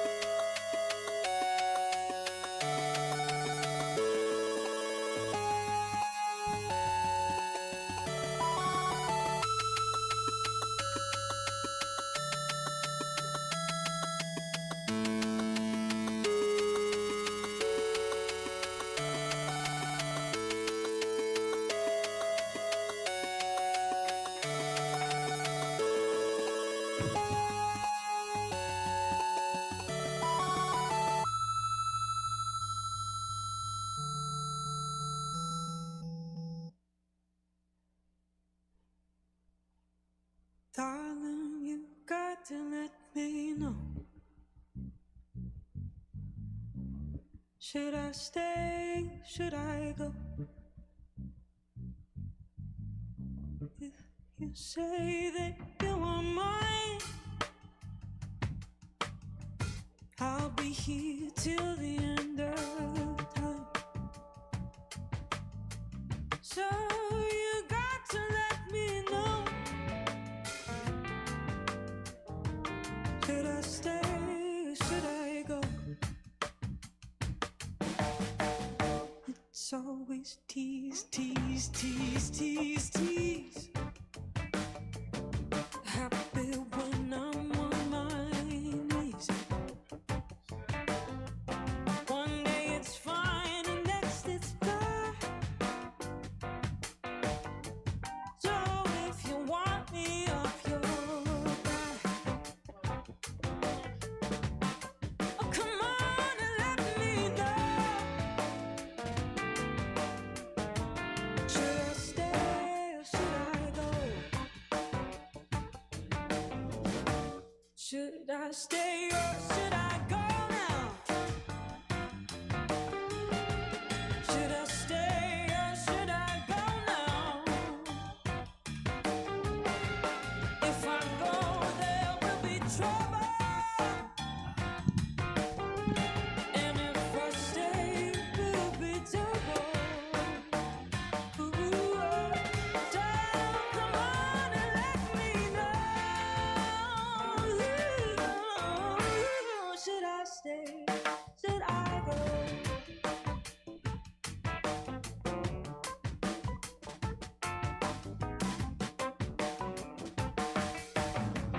This indecision's bugging me.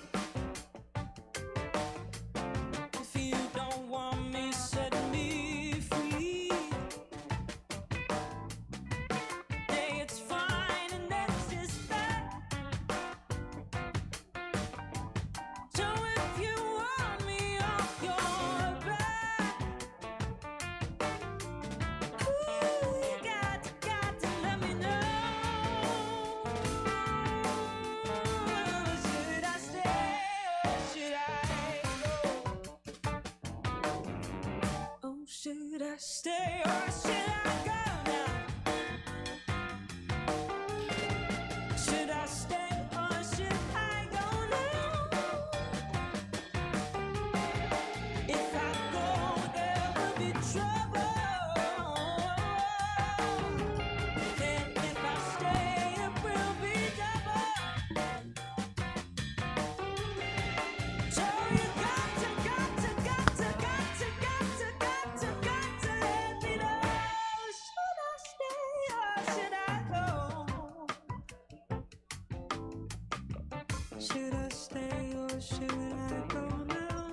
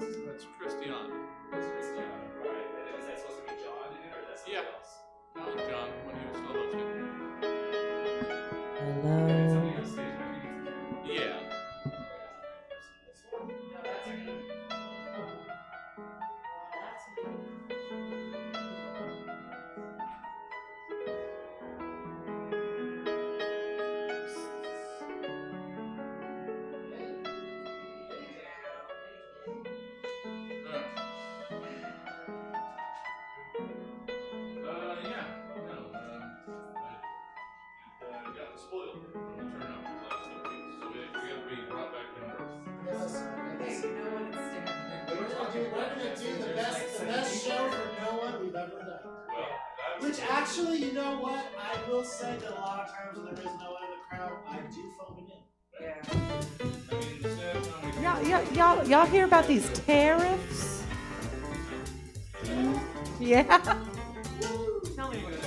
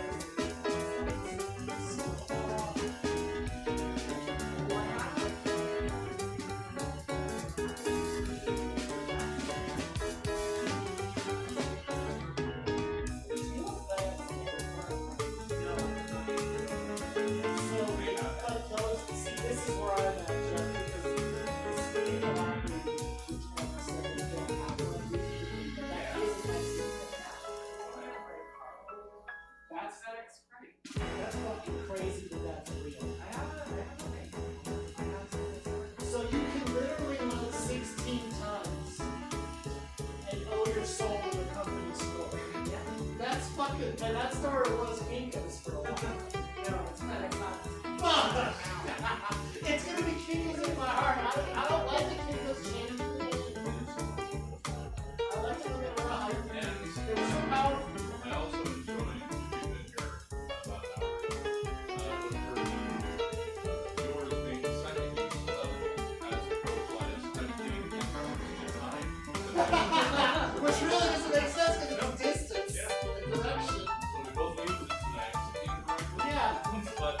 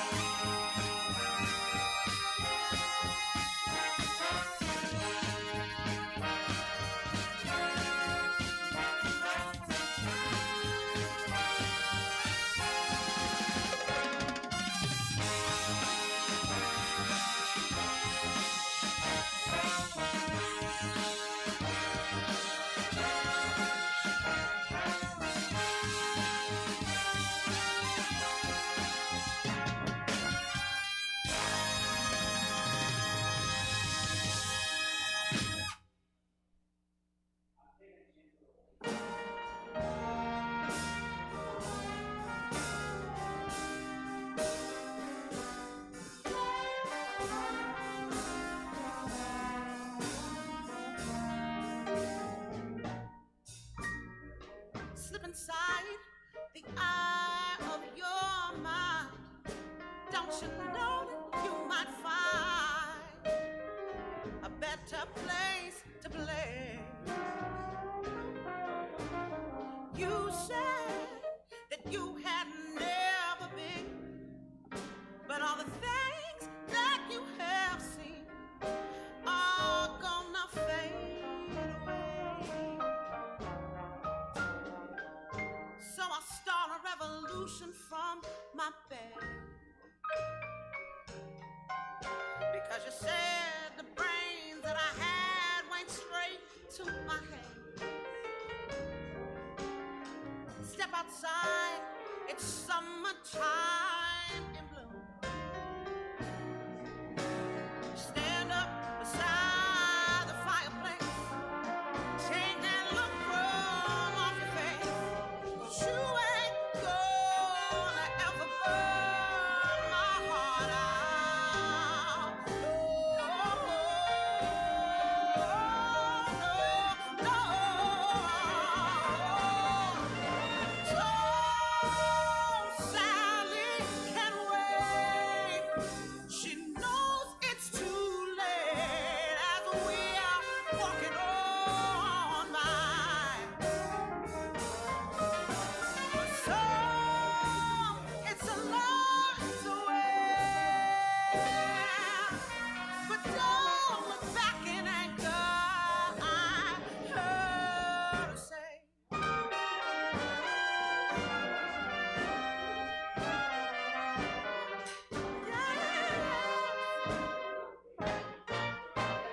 Take me to the place that you go, when nobody knows that it is not our day.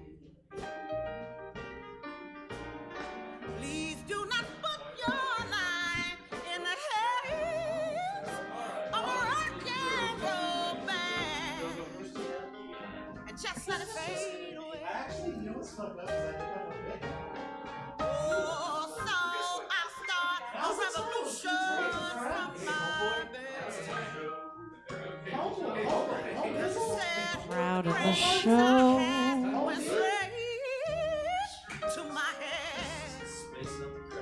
Step outside 'cause it's summertime. Simply to pick up flags. It sounds like a full room. We actually need to smudge this place when we're done with it. Everyone's some sage.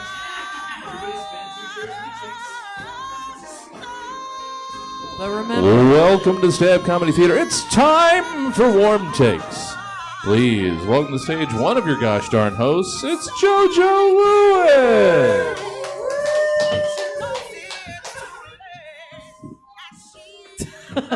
you're so fucking cool. What am I in a rush for? Honestly, like I'm going too fast. Welcome to Warm Takes. Make some noise, fellow comedians.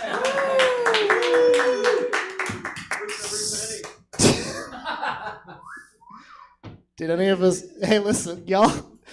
Did any of us pay to get in here?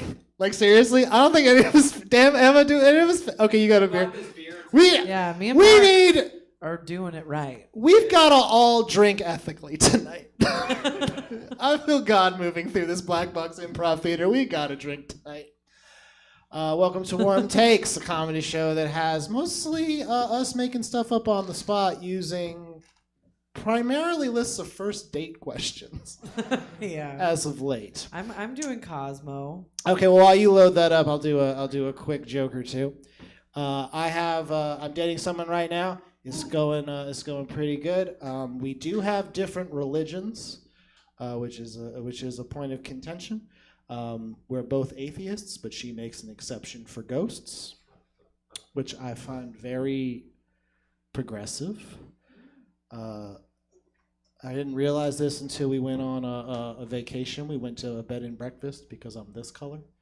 And when we were there, the person who was checking us in was like, oh, good news.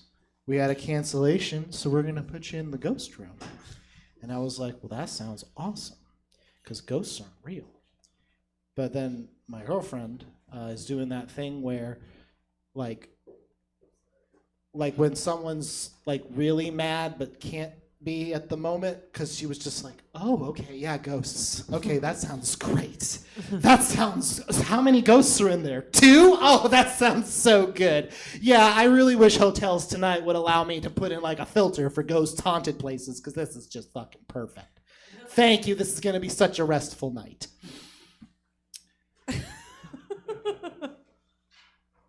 We went into the room, and the first thing that she did was she had like a romance sex book with dragons in it. Like, I don't know this genre of literature, but it's just like a book with sexy dragons in it. And it's just like, and she opened it to a page and she set it on a table and she put like a lamp over one half of it so the pages wouldn't lift up. And it was just on a page that was just like the dragons glistening member covered with amber stone and careened towards her quivering I've never read about nor had sex, so I actually don't know what it said. But she prices this book down and I go, honey, why did you do that? And she said, well, I have a strong feeling that there's a feminine spirit in here, and so if she gets the need to haunt us, she can instead just read the book. And I said a lot of things, like all in a row. First of all, why would someone choose a book over like bothering somebody? We're alive and we don't even do that shit. Second of all, even if she was real, which she's not, she can't lift the fucking lamp. Like, what do you do? Anyway. So she abandoned that plan because she wanted to read about the sexy dragon penis. And then she had a different thing. She started digging into her purse for pennies.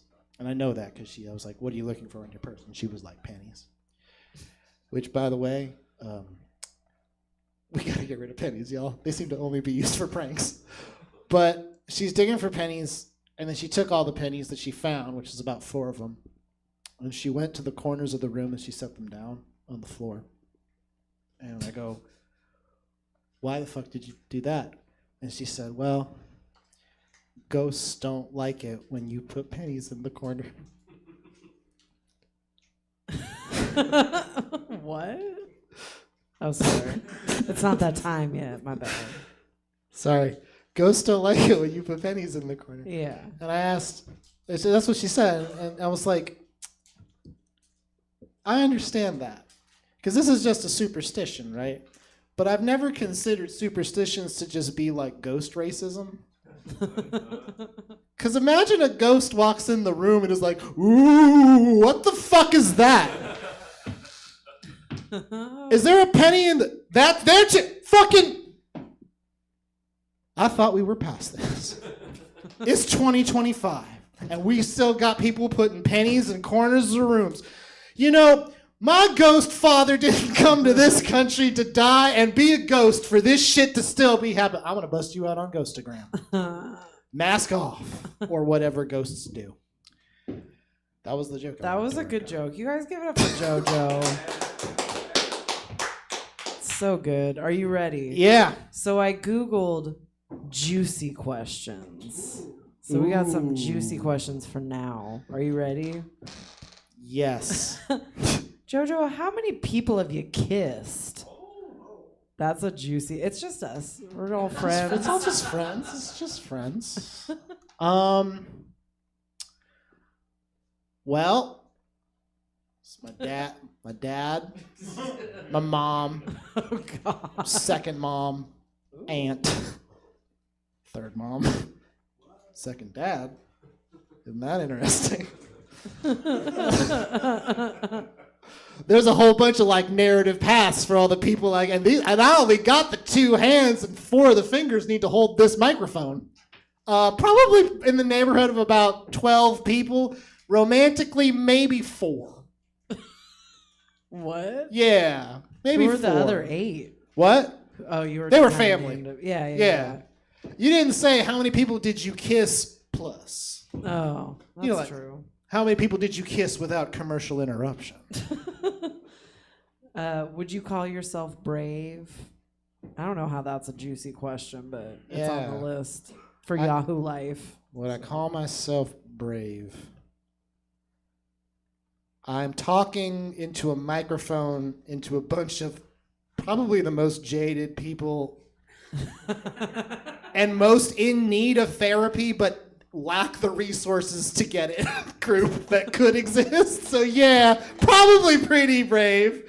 The only difference between this and like a substance abuse meeting is Jesse doesn't have shitty coffee for free. Like really. Yeah. It's like, hi, I'm JoJo. Hi, JoJo. I've been doing comedy for about 10 years. Woo! Good for you. Thank you. That is brave. Too. Braver than our veterans. I don't know if the mic picked that up. That's why I repeated it. What are your thoughts on sex? I know. I'm oozing it right now. I'm not going to ask anybody else these questions, so don't be. I'm pro. How about that? I'm in favor of it. More, please. Thanks. Is that all your thoughts on it, or? I think that pornography has done a disservice to certain parts of the sexual experience. In particular, it's just family here, right? Like, Yeah, it's I just us. Y'all know about. Let me check the chat real quick. Y'all ever heard of this thing that chicks be doing called like squirting? Y'all heard of that one? Yeah, right. Okay, yeah. No. Don't snap for that. No. So like, it's really fun when it's like the video can just end and you don't have to see like someone picking up that blanket and walking down to their apartment's shared laundry room and like realizing I picked the wrong fucking time to do laundry because now I gotta wait with this blanket that is just doused. That's where I am at on sex. No jokes there, just like I've had to do a lot of laundry. You ready for one more? Yeah. All right. Let me see. This is from calm.com. I fucking which love I think that. Is funny. Hey, listen, that's that's amazing. why I picked it. That's an early one. What's something you love learning about? Right? Right? Something I Fucking love. good one. Something I love learning about. You know what's interesting? I work as a manager for like the state. I love learning about like management techniques. I really love those because it's kind of like if you've ever had a job where part of it was like we need to teach you how to talk to people. All of those are pretty much just like if an alien was trying to teach other aliens how to pretend to be a human being.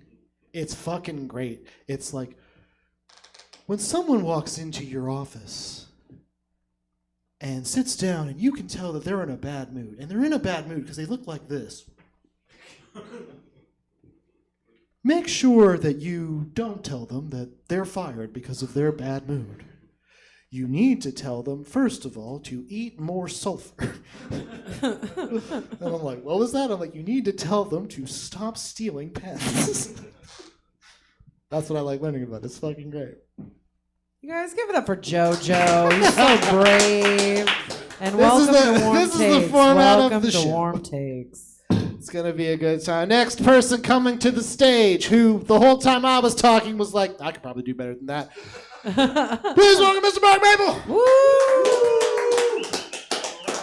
Come on, everybody. Rabble, rabble, rabble. Come on, make some noise. Come on, rabble. Come on, everybody. Rabble, rabble, rabble, rabble, rabble. That's what I want to hear. Rabble, rabbling from everybody. I like this venue because I feel like we're walled in, you know? Like they just put up wooden planks. I don't know what the hell I'm talking about. All right, what should I do here? Hey, I want to bring back a cool term we stopped using a couple of years ago, okay? A real cool term. That's why I think 2025 needs to be the year of turned up. Who's with me? You guys know turned up. Come on, all right? You know, you've heard that term before, right? Remember when we used to lean with it and rock with it? Yeah. Remember when we used to spray ourselves down with Axe, and pop our collars? Mm-hmm. Yeah. Remember we used to look up to people? Remember we used to look up to Paul Walker when he was walking? That's why I think we need to get turned up or what? What the fuck? Make some noise. Who's with me? Come on. I'll do one more. Connor, you watch the movies? Yeah. You tired of all these goddamn reboots and remakes that they're making? Hate them, right? So annoying, right? The worst. Did you hear? They recently announced they're gonna bring back the movie Signs. Right, M. Night Shyamalan movie. They're rebooting the movie Signs. Yeah. And they also announced, too, that they're bringing back Mel Gibson as well. Yeah, it's going to be called Slurs. There's more to that one, but I don't know. Let's get to the meat of the matter. Let's do it. What do we got here? What do you got for me? What's the first thing that you do every morning? Other than wake up. Regret life. Good. I wake up, I regret life. Flossing teeth takes forever. I regret what I ate the past night, as I floss my teeth. I go into a job that I regret doing in the first place. And then I go do stand-up comedy where I don't get paid much, and I regret doing that as well. So I regret everything in life. There's no positivity in that, people. I'm sorry. This is just a confessional. As I'm slurring my words and I reek of cigar smoke. How do you unwind after a hectic day? I line like everybody else, I drive around in my town and I yell at people. Just to get over how I feel in life, and then I go to my local bar and I drink and I yell at more people. And then I write down stuff that I shouldn't be saying, and then only 10% of it works. You guys know what I'm talking about, right? That's how I get by in life. What's your name again? I've never seen you before. I'm Joe. Joe? Jojo. Yeah. I've never seen you before. Yeah. All right, give it up to Jojo, everybody. Yeah, give it up for me. He's never seen me before. I've never seen you before. You look funny. Fuck off. How about you that? You have the face of a comedian. That's painful. That's a great. Come on, that's a compliment. Come on, you gotta admit. Yeah, you know what? I will admit that. Thank you. Right. How long did it take you for you to do your hair? Shit. What sucks is like when you could put the sculpting clay in it after the shower and it doesn't do what you want to do, and then you keep redoing it again. Jesse, you're shaking your head. You got the same problem? So when you first do it, it's like, okay, do you ever like doing like, I did it perfectly? Yes. And you can leave the door. You ever do it like one and done? Yeah. No. You don't do the one and done? You got to redo it? I redo it all the time. How much of this product do you go through all the time, each month? Probably a jar. A jar each month? I use sculpting clay. I use Suavecito. Ooh, that's hot, that name. Suavecito. Where do you get that? Is that where you get like Mexican pastries and shit? Where do you get that? Jesus. No, it's you get it on Amazon. Is something on Amazon? No, I get the sculpting clay, and it's got to be gray and it's got to stick up, and if it doesn't, it falls over and it pisses me off and everything. Is your hair thin or is it thick? It's thick, but mine's thick. Yours thick. Okay, that's great. I mean, mine's thick, but like if it doesn't look right, then I get mad. And then sometimes if my hair isn't right, I'm like, fuck, I'm gonna bomb tonight. I do all of that, and then I'll be like, and I'll just put a hat on. That's why you wear the Dodgers hat sometimes. You're like, fuck this, I'm just gonna wear it. When I'm wearing a hat, it's because I wasn't. You're just mad, you're furious, like, fuck the hair, fuck it. It just became a comedy hair club for men. I should stop focusing on hair and work on jokes. This is what's incredible, and because I do feel God moving through this improv theater. I said, how long does it take? And none of the shit you said was like a number. Yeah, it's just trial and error. You just keep going till if you it's done. time it out, yeah, you get it done until it's done. It's just kind of how I look at it. But if I don't have my hair right, there's been like a few mics and shit where I just wear a hat, and it's just not. Literally, one comic's like, it's just not the same. Does the hair have to be damp? Because my hair has to be. It's got to be damp, yeah. it's gotta be- Otherwise, it looks like someone farted in my head. Like sometimes I'll get distracted and it'll get too dry, and I'll have to re-wet.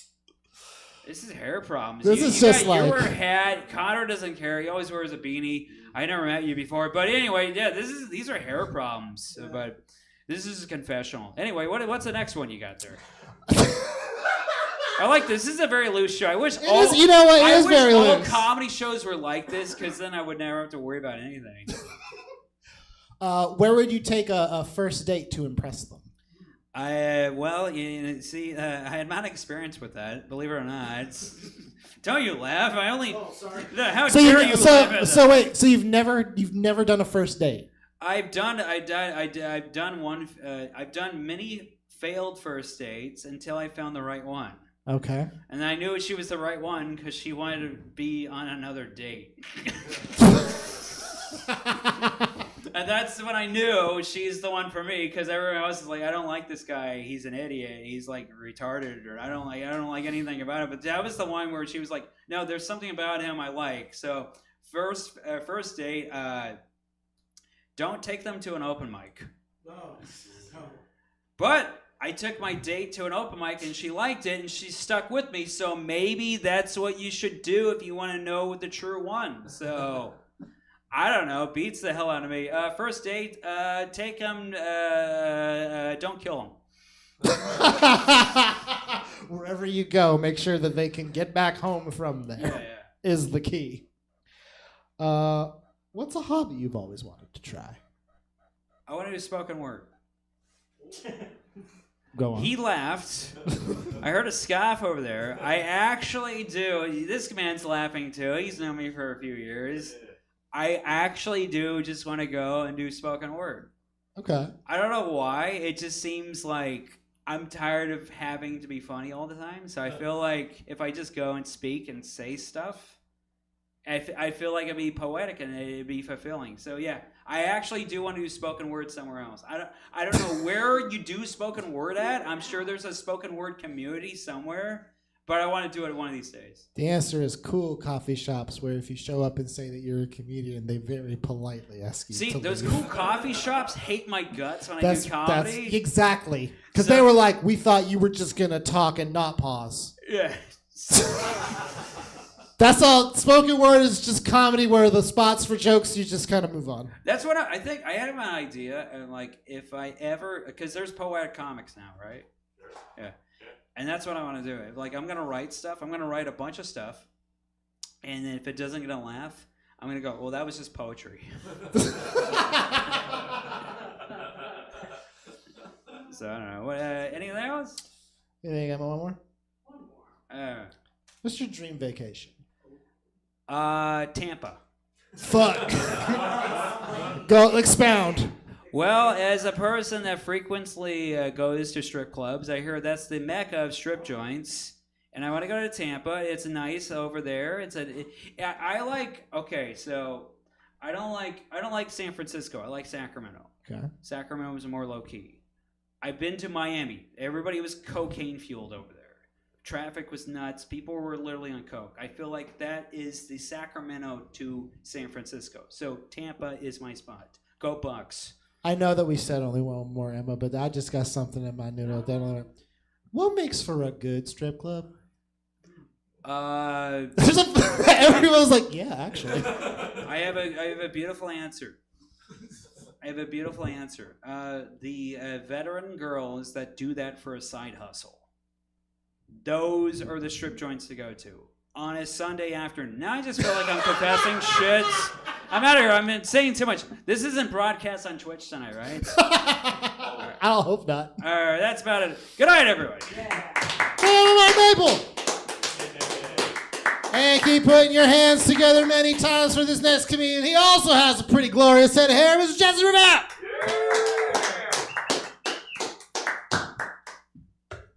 Woo, keep it going for me, guys. How are you? Keep it. I want you to keep clapping because as of today, you guys, I am 86 days tamale free. I have not had a tamale in 86 days, you guys. Yeah, tamale. And I know I'm Mexican, but that's how I say tamale. Okay, I can't say it properly anymore. I can't even roll my R's anymore. I tried to roll an R the other day. I rolled my ankle. I just fell over. But I had been tamale free for 3 years, you guys. I had been tamale free for 3 years. And then this year in November, I started getting the itch. I didn't want a tamale. I needed a tamale, you know? And so for my first tamale, like off the wagon, I was like, I'm going to do it legit. I went to a superhero market right there in Del Paso Heights. Like, it's a kind of supermarket where, like, speaking Spanish is definitely a plus, you know? And I got me, like, an authentic tamale, like, right out of the steamer. It was nice and warm. And I had it. It was so good. And the next day I was back and I got another one. Guys, by that weekend, I wasn't even going to the authentic store. I was buying tamales off of Filipino ladies in a Walmart parking lot. I just needed a fix anywhere, right? But 2 weeks later, I was buying tamales off of a white kid in Rancho Cordova. I got home, my neighbor was like, you better test that shit for fentanyl, Jesse. That's all I have. That's my tamale joke. Thank you. Tamales. Yeah, I'm ready. He's ready. I'm ready. If you could only have pie or cake for the rest of your life, which one would you choose? So it's pie or cake forever. Pie or cake? I'm going to go pie. I'm going to go cake. But wow, of the two options, so many. It's going to be cake, but I only want corner pieces because I want the extra frost. I'm a fat kid. I will strategically line up. Like, I'll see how the cake is being served, right? And I'll count the slices, and I'll insert myself, like, right where I counted that the corner slice will be. All you skinny fuckers are like, wow, you could do that? You can. You can. You never thought of that, did you? All right. Yeah. Corner pieces. Can't have corner pieces of pie. It just doesn't work that way. No, it doesn't. Do you believe in ghosts? Oh. No, I don't. No. I want to, you know, and I watch all the stuff and I'm like, but then like at the end of the day, I'm like, no, there's no such thing. It's like, I think it could all be explained like, scientifically, or like just like you were tired. There was a glitch in the lights. Something scared you earlier in the day. No ghosts. All right. I accidentally scrolled back to the pie question again. My bad. Same answer. Still cake. What's a movie you've rewatched a bunch of times? Oh. And why? That's the key. Well, there's several movies, and it really depends on the mood. Okay. But right now, my most rewatched movie for like probably the last 5 years is a movie. I think it came out like in 2016 called Sing Street. Anybody seen it? Sing Street. The Kids in the Band. Yeah. It's kind of like School of Rock, but like with high school kids in Dublin in the 80s. It's really good. It's a feel-good movie. Yeah. So you guys can. What's your favorite scene in it? Because honestly, like, I'm thinking about it, and it's like Sing Street, and I know that Connor was like, yeah, and he was lying. So like, what's your favorite scene in this film? There's several scenes in the film because I watch it when I'm in a good mood. I watch it when I'm depressed. I watch it when I need like a little pick me up. Probably one of the funniest scenes is the girl, the love interest, like he's talking to her and he's like trying to get her to come be in his band's video, and she's like, oh, so you're in a band, eh? And he's like, yeah. And she's all, sing the song by Take On Me, sing it. And he's all like, well, I can't sing it like right now. I don't have a band. She's like, sing it. And so he starts singing it. He's just all, take on me, take me on. And then he stops when he gets to like the really high part. Yeah. That's kind of funny part. Yeah. I like that part. That's a good part. Yeah. Everyone thinks they can do that high F and take on me. You Yeah, can't. yeah. I don't know why that's possible. It's a good movie. What was the accent of the female character you just did? Because I couldn't place it. I was trying to, and I talked about this just the other night. It's been brought up several times whenever I try to do a joke with an accent. The feedback I get back afterwards is like, that sounded racist. To be clear, I didn't say it sounded racist because I couldn't tell what the fuck it was. I know that my accents are horrible. It was an Irish accent. Yeah, I was going for Irish. Yeah. Yeah. It started vaguely Chinese. Yeah. My accents are bad. Have you or would you ever be in a polyamorous relationship? Oh, you know what? I think everybody likes to say, yeah, I'm polyamorous because they're just like trying to hook up, you know? But at the end of the day, like, I'm a Virgo. I need all the attention, and I couldn't. Nah, I wouldn't be able to share. I'd be like, what are you doing right now? No, I don't believe you, you know? A fucking Dave. No fucking way. Yeah. I know I said I was, but I'm not. So, no, I couldn't because I'm selfish. It's got to be about me. Give it up for Justin Rivera, everybody. Thank you. Selfish, implacable accents. I love this guy. Next comedian coming on the stage, another funny gentleman, recently uncovered to be a liar. Please welcome Mr. Connor Martin. I watched part of that movie. I got tired. I think it was good. It looked cute. So I read a thing online. It's inspirational or some shit. It said, "Be the adult you needed when you were a child." You guys have seen this? Yeah. And I'm doing that because I always carry around in my pocket. I carry around Gas X with me now. So I was a very flatulent boy, and I needed that.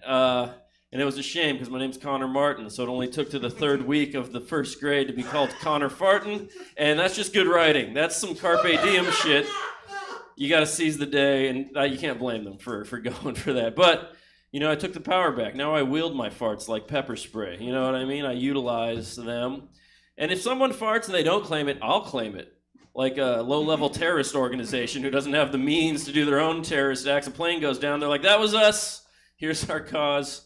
You know, to raise their profile on the terrorism scene, you know. You guys think there's a terrorism scene, you know, where like at the punk shows, like the low-level terrorists are like, man, I love the Taliban, but I like the earlier stuff a lot better back when they were kamikazeing skyscrapers. How come nobody calls they kamikazed 9/11? That is what they stole. That was appropriation, by the way. That was Japanese appropriation. Nobody claims the fact that that was kamikaze work. It was just a lot of like, the lot of accidental kamikazes with the intentional ones. Let's go for it. I'm combining chafe and this because that's a newer idea, but what are you gonna do? What's the most futuristic technology that you will hope to see in your lifetime? Let's cap it where we're at. What's the one we have right now? AI.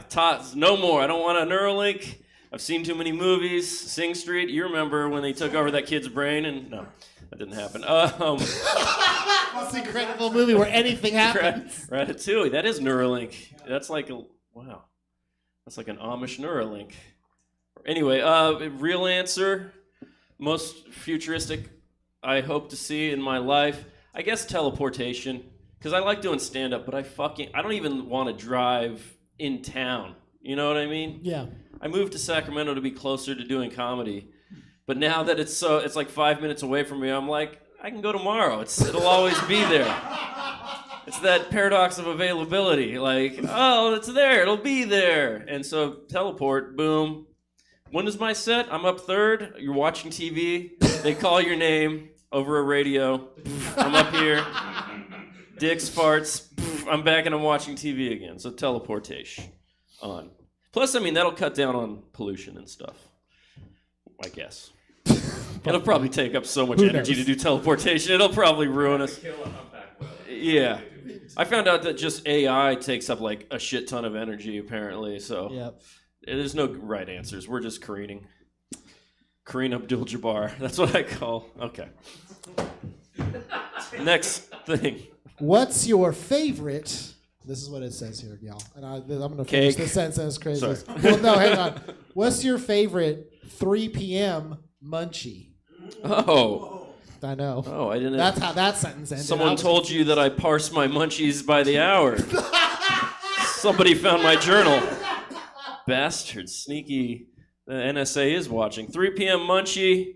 I'm usually at work right then, and that's when I snag my little cutie orange, which they have genetically modified to make it easier to peel. And that's my real answer for the other. That's the technology I want, is just even peelabler oranges.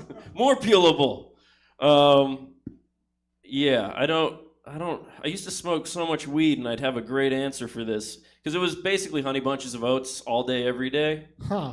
But I stopped smoking weed, and I just stopped eating Honey Bunches of Oats. It's kind of a fucked up... You'd think Honey Bunches of Oats would have a lot of pro-marijuana fucking lobbying. I don't know where I'm going with it, but Honey Bunches of Oats. Okay. HBO. Is that actually? I didn't know that was the abbreviation for that. That's pretty cool. I worked at Costco. If you looked at the receipts, it said HBO, and I was like, I didn't know. Oh, no, Honey Bunches of Oats. Yeah. 6-pound box. Yeah. For the Oregon Trail. Would you rather be a little too hot or a little too cold? We talking like looks versus demeanor? No, we're talking about like physical temperature. Oh, okay. Ambient physical temperature. Okay, me or the room? You. Oh, you always, fuck. no matter where you are, So I you're don't always get a little too hot or a little too cold. You got me there, Lewis. So weird when people just use my last name. It felt better in that context to talk to you like you're in the military. God damn it, Lewis. Because if it's too cold in the room, I can throw a sweater on. I'd rather in life it be too cold because that's easier to adjust to. It's expensive to deal with too hot.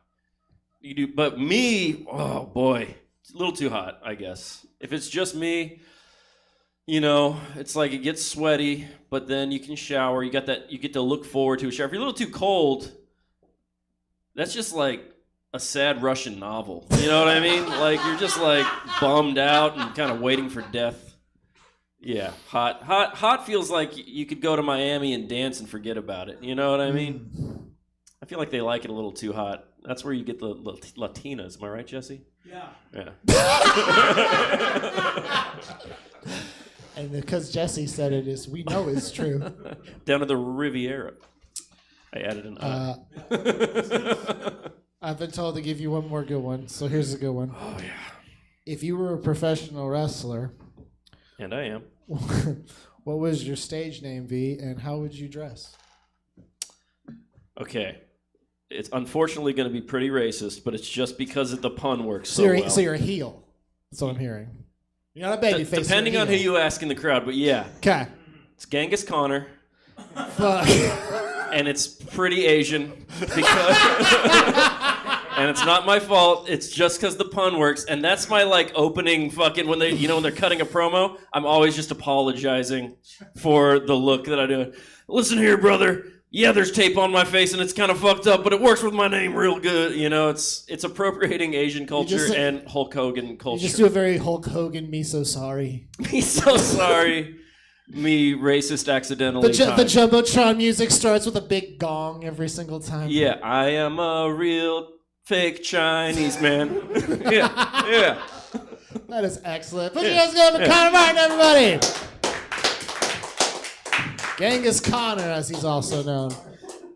This next funny person coming to the stage, I don't know that Emma told them they were on the show. Please welcome Jeff Brown. I love being right. She didn't tell me I was in the wrong seat. I know. It was very uncomfortable to get up and walk up here. I didn't get to go down the middle part. That was unfortunate. I'd like to give a shout out. Let's start giving a shout out to somebody very important to me. I'd like to give a shout out to Acne. for being the only friend from high school that still hangs out with me. Thank you, acne. You've always got my back. Parts of my inner thigh. Too real. Kind of hurts.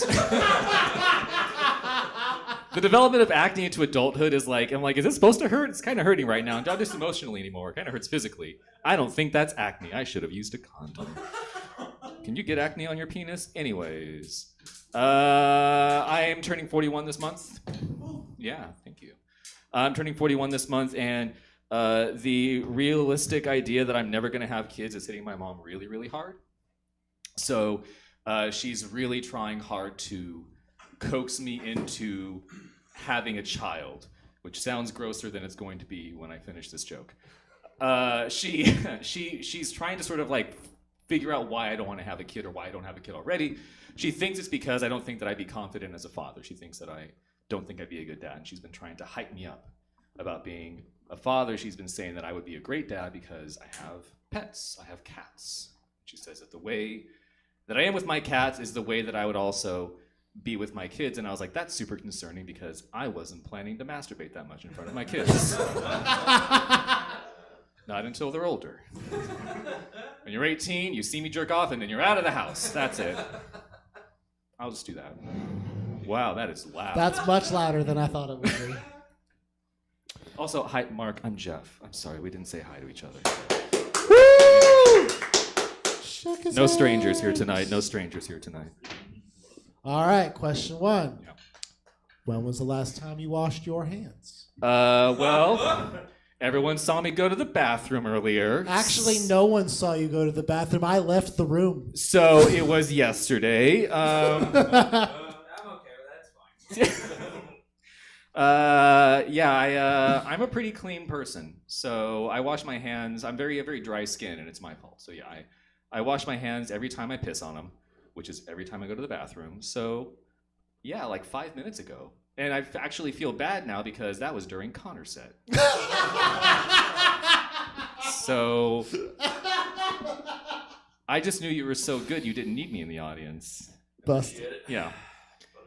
And wish you wouldn't steal my beanie idea. So anyways, yeah, I would say 5 minutes during Connor's set when he was trying to be funny. Yes, I was doing it then. Go ahead. Excellent. That was also like a really cutting comment. When he was up here trying to be funny with his little jokes or fucking whatever. I was doing my best. I love Connor. What's your go-to drink order? Large Diet Coke, if it's McDonald's. Okay, what if it's not? If it's Burger King, large Pepsi.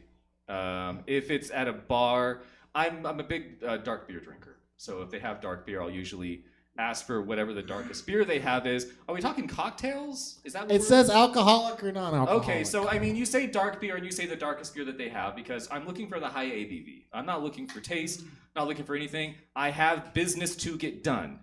Thank you for snapping in the back. You understand. I can respect that. Yeah, I'm on a timetable. I'm turning 41 this month. I've got a little bit of time left. I need to get as drunk as possible as I can in it. So, darker beer, which a lot of places don't have dark beer, especially during the summertime, which is when I drink the most. They have it a lot during the wintertime. It's also when I drink the most. So it's preferable then. Cocktail-wise, I used to be a gin and tonic guy. And it's kind of if you want to have a good gin and tonic, it was too expensive. So I go with a classic Shasta and Evan Williams. Wow. Shasta. Economic in this economy. Shasta. And Evan Williams. Look, I'm short. I have to look How at the much bottom. of your liquor was from Grocery Outlet Bargain Market? I don't know what I get from there. There's no labels, but I know that it fucks me up. I love going to Grocery Outlet is like a gotcha game. It's like it might as well be a loot box they get me for like give us $5. Here's some food, and then there's just like an asterisk when they say food because it could be, it could not be. It kind of depends. You should write that. You should. I never do this, Jeff. You actually should fucking write that down because that's a great image. It's okay. There's a VOD. I'll just look at it then. That's true. You won't. Would you rather fight a duck the size of a horse or a bunch of horses the size of ducks? So for the sole reason that I have kind of like a weird antagonistic relationship with horses. Huh? I just think that they're stuck up.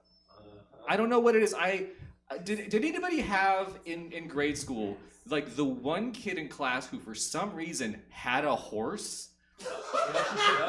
Like the one weird rich kid who like either had a horse or like the access to a horse, yes. And they were always the shittiest kid. They had a 3DO. I didn't have that. Aging myself. Yeah, thanks, Emma. Jesse might know. No. Fuck, man, Jesus. Now I hurt Jesse's feelings and I feel bad. It was a video game. It was a video. It was a Panasonic 3DO. Yeah.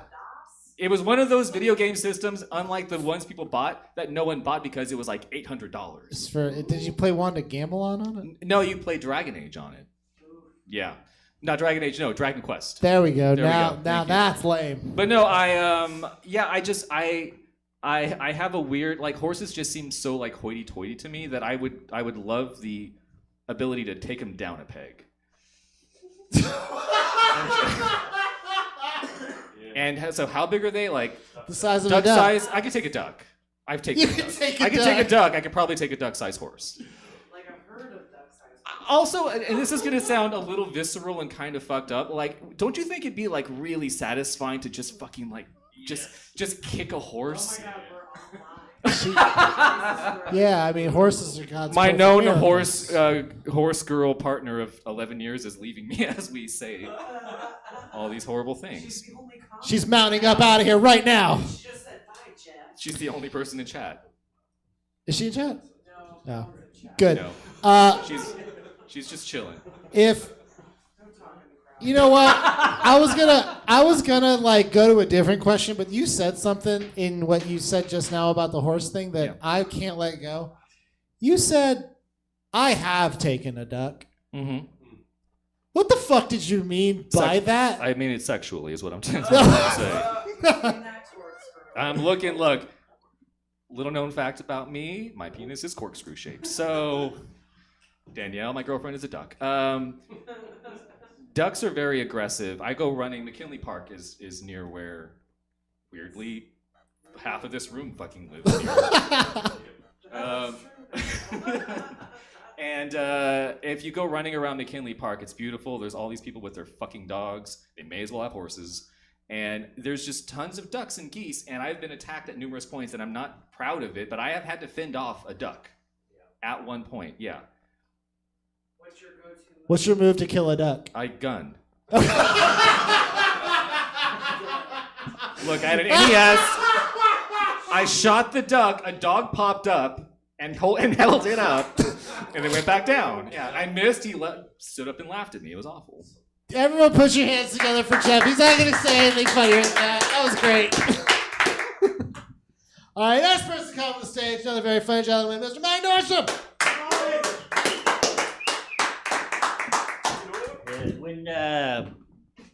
When I was a boy, my teachers, they would always yell at me. They say, "Take off your hat." I say, "Fuck you."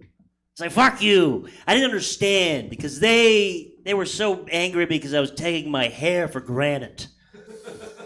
I had what they wish they had and that I wish I had now. Just a fuck. That's a sad man getting paid $35K a year just clutching my shoulder in social studies. You don't need a hat, boy. You don't need to wear a hat. And I haven't figured out any punchlines for that yet. I haven't figured out any little fucking jokes for that. That's just a little something I thought when I was driving. You guys ever think while you drive? Yep, amongst pretty good company. That's all I wanted to say. Yes, there's something I also want to say about wanting to get all of the keys to all the cities, but also didn't write any punchlines for that either. That's pretty good. Just I want to get all. That's a classic. What's the deal with all the fucking city keys? Yeah, I got them. God, I want to get the confidence of all the mayors. Could you imagine that on a first name basis with every mayor? That's fucking crazy, dude. And once I have the keys, guess what? I can get into all of the museums. And all those fucking little things are mine. Because you know what they have in those museums? Little things, you know? They got big things, but I can't carry big things. I'm talking small little guys, you know? And if something's too big, I'll fucking make it a little bit smaller, you know? I got a knife on me.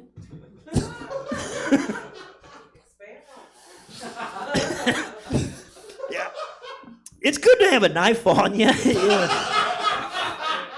You know, you never know where you get easy. The guy's got it. It's great to have a knife on you, and let me tell you, it's great to say you have a weapon on you. Because, yeah, you have people who are like, oh, yeah, I also got a knife on me. Or we have Jesse who's like, I'm a little scared of this guy with a knife. Both good places to be. I don't know, that's just the power of knife, you know. Yeah. Be careful, I have a knife. You know, I have heard that. That's not a knife. What's something you've used your knife for besides kayfabe? Oh, I used to just fucking bring it to school. You know? I would say popularity, you know. After my teacher, my 7th grade teacher would fucking thrash me back and forth about my fucking gorgeous hairline. Yeah, I would go to the back of the portables because I went to school in portables, and I was just like, "Hey guys, you want to see my fucking knife?" And then I'd pull out my knife, and they would be like, "You're a weird kid." That's kind of weird. Why are you wearing mirrored aviators and a fedora right now? And does that fedora have graffiti on the side of it? It did. And let me tell you, I was a weird kid to sit alone with at lunch. Fedora, graffiti, knife, cutting into an oriental pear. You ever have those kind of pears? It's a damn good pear. It feels bad for me to say it, but it's the name. I'm not a bad guy for saying that. I'm not a bad guy. Jesse's staring at me right now. You're saying that fucking piece of shit. That guy's in it for the fucking money. Let me tell you, Jesse, I'm not doing it for the money. I'm doing it because my dad started giving me knives every year as a birthday present because he didn't know how to relate to me. He's like, he's a boy, he gets a knife. And then my sister, he's like, she's a girl, I yell at her. And I don't think he's a bad guy for that. Yep. Excellent. Oh, thank you. What's the DIY project you're currently working on? Building knives. I do. I recently moved into Connor and Emma's apartment. And you moved a bunch of fucking knives in there? It was not only did I, but it was the first thing I brought. I was looking in my apartment. It's just the U-Haul has one box labeled knives and 30 boxes labeled fucking whatever. Yeah, you know what the first thing I need here? A box of knives. Yeah, I went into the room to make sure I got all my stuff out, and I was like, oh shit, you just got a box of knives. There was one for each birthday party I've had. Yeah, it was weird when I was at the bowling alley and my dad gave me a giant Bowie knife. He said, "This is for when you kill your first pig." And then he gave me my first pig. He said, "Name it." named it Tammy. And now I'm getting into tax. And now my little DUI, I'm doing taxidermy now. I'm building a big pig out of pig skins, because you see most pigs and they're around that big. I said not big enough. I say, why aren't pigs bigger, and why don't they have more legs? And so I'm building a 19-legged, The asymmetry. 13-foot tall pig man. And that's gonna go in our living room. Mike, you can't finish these ideas sometimes. It's gonna shatter our psyche.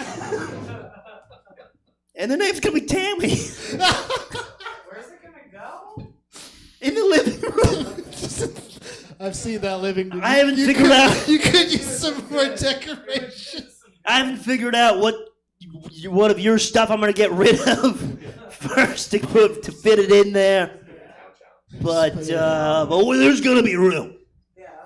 Just get rid of the cat tree. There's gonna be people are gonna come look at it. It's a conversation. For sure. It's hard not to say anything about it. It's a coat racket. Each foot you put a coat on. Oh, and think of the others. You guys aren't even thinking about the others. None of us were thinking about the others. He was thinking about the others. He's a freak. He does not represent real America. Because he's smart. Because he's thinking outside the fucking box. We're all thinking, yeah, of course, a 19-armed pig man. But the others, where the milk comes from. Pig milk? Yes. No cow's milk from the Like some rich families have kitchen islands, and that's where the family comes together in holidays to talk, to communicate, to come together as a community. And that's what I want to build with the pig udders.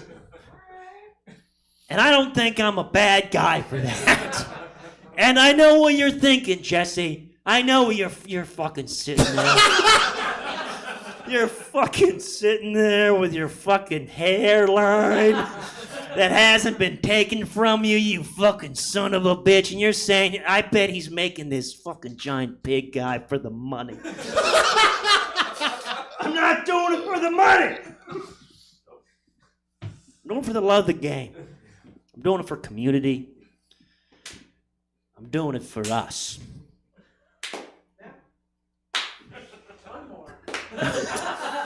All right. Well, that's what's wild was the next one I had picked was if you could have a mythical creature as a pet, what would it be? And I think it would have been Tammy. Post-op. Would you rather have infinite time or infinite money?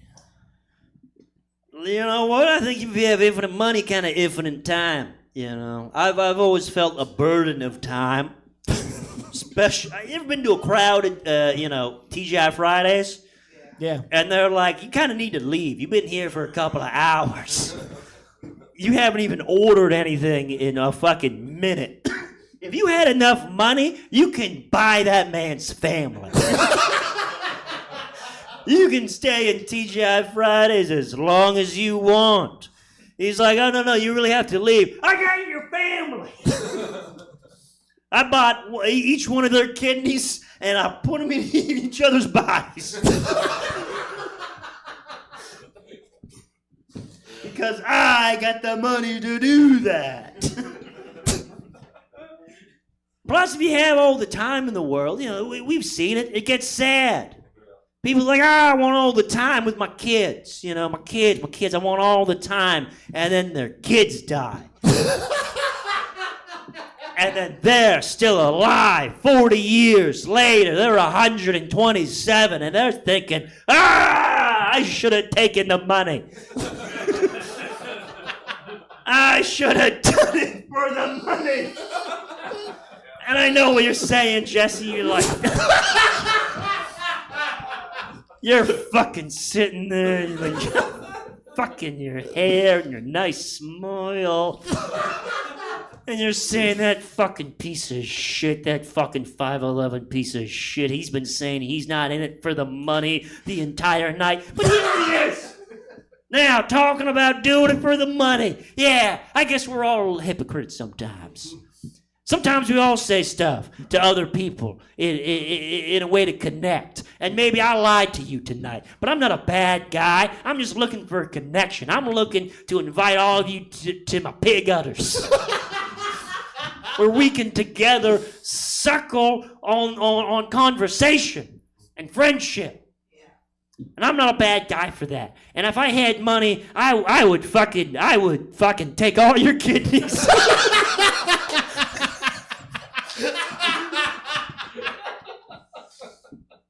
And I'd put them in your body. And I don't think that's bad. Put your hands together for my endorsement, everybody. This is what it takes. Yeah, every month. Thanks so much for the Stab Comedy Theater. Keep around for what was next? What was that? No, that's it. No, the next show. Yeah. Anyway. Oh, say yes. Say yes. Coming up next. Stay tuned. So, thanks everybody. Bye. Woo, good job, guys.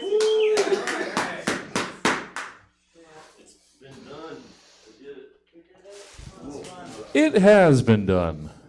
It's done. Whether or not there's a say yes is another fucking thing. I don't know. So give me a second. Let's see what things look like. Inside my bone. It goes electric wavy when I turn it on. All through my city, all through my home. We're flying up, no ceiling when we're in our zone. Well, I got that sunshine in my pocket, got that good soul in my feet. I feel that hot blood in my body when it drops. Ooh, but I can't take my eyes up off it. Move so phenomenally. Room on like the way we rock it, so don't stop. And under the lights, when everything goes, nowhere to hide when I'm getting you close. All right. Well, we've got audience. We've got online audience here waiting for it. So I guess we'll put some time on the clock and see what the fuck happens.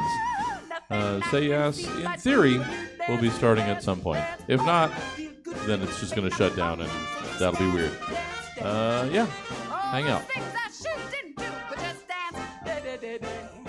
Ain't nobody leaving soon, so keep dancing. Can't stop the feeling. So just dance, dance, dance. Can't stop the feeling.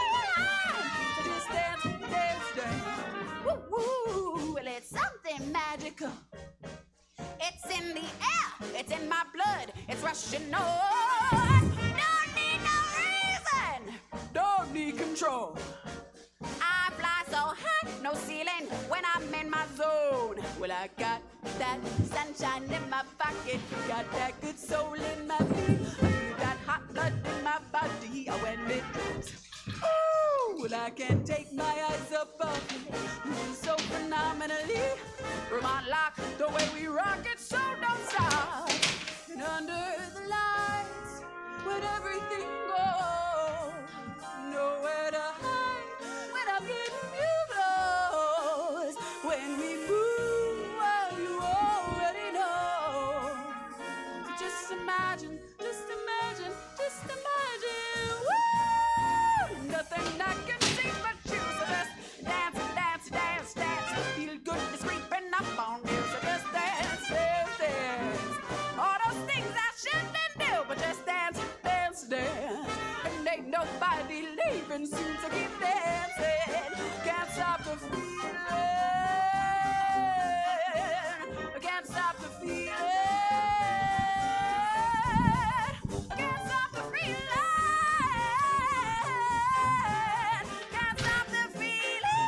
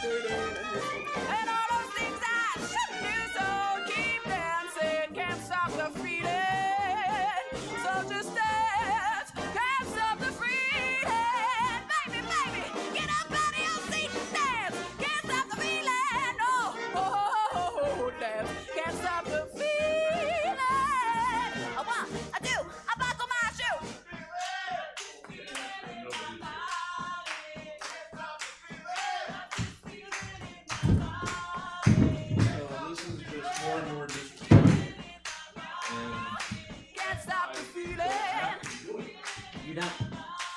No. Come on. Like I said last night, the time comes when we have to end the show. I get it.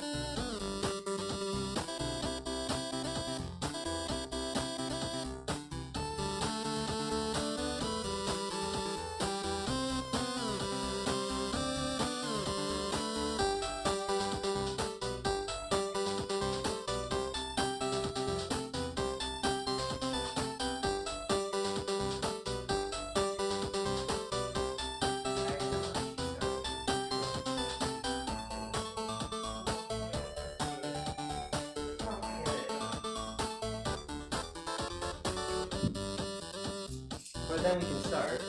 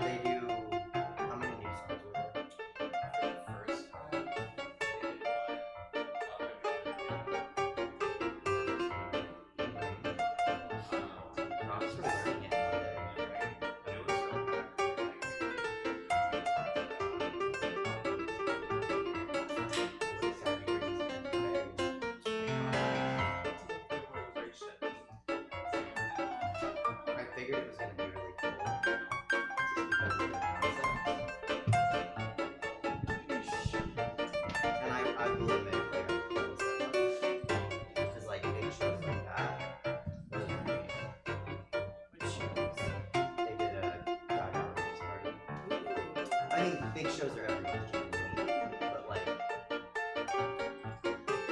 some of my best performances are like doing the chaperone, and so whatever people want to say,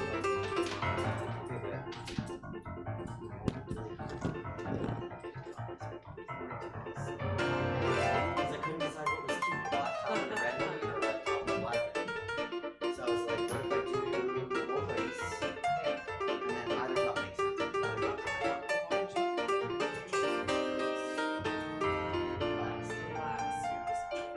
because that's how I do it. We can start, Jesse. Oh, okay, that makes sense.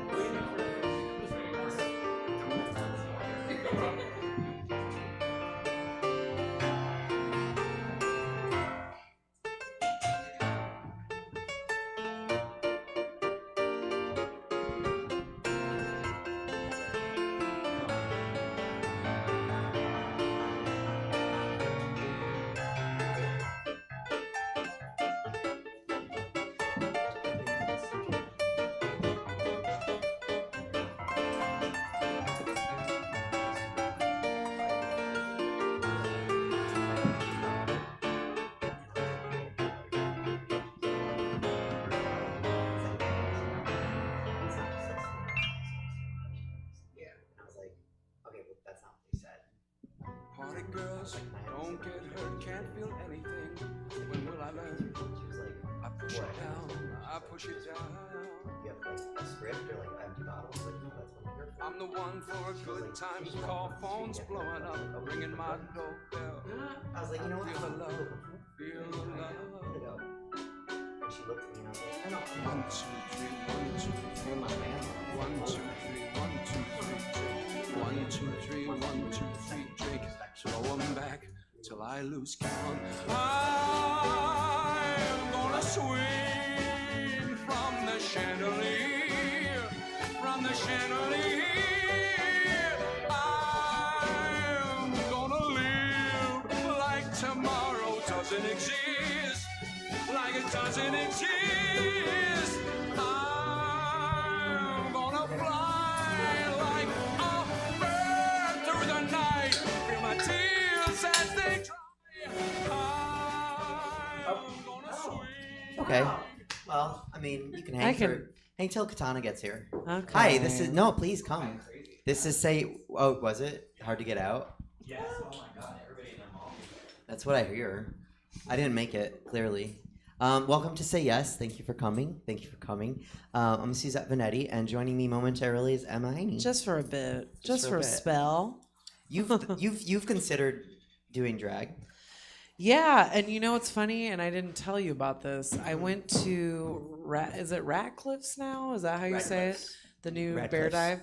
So I went there to write on a Sunday afternoon, but then I got day drunk alone. So I ended up hanging out till their King show, and all the Kings were like, "You should do it. You should."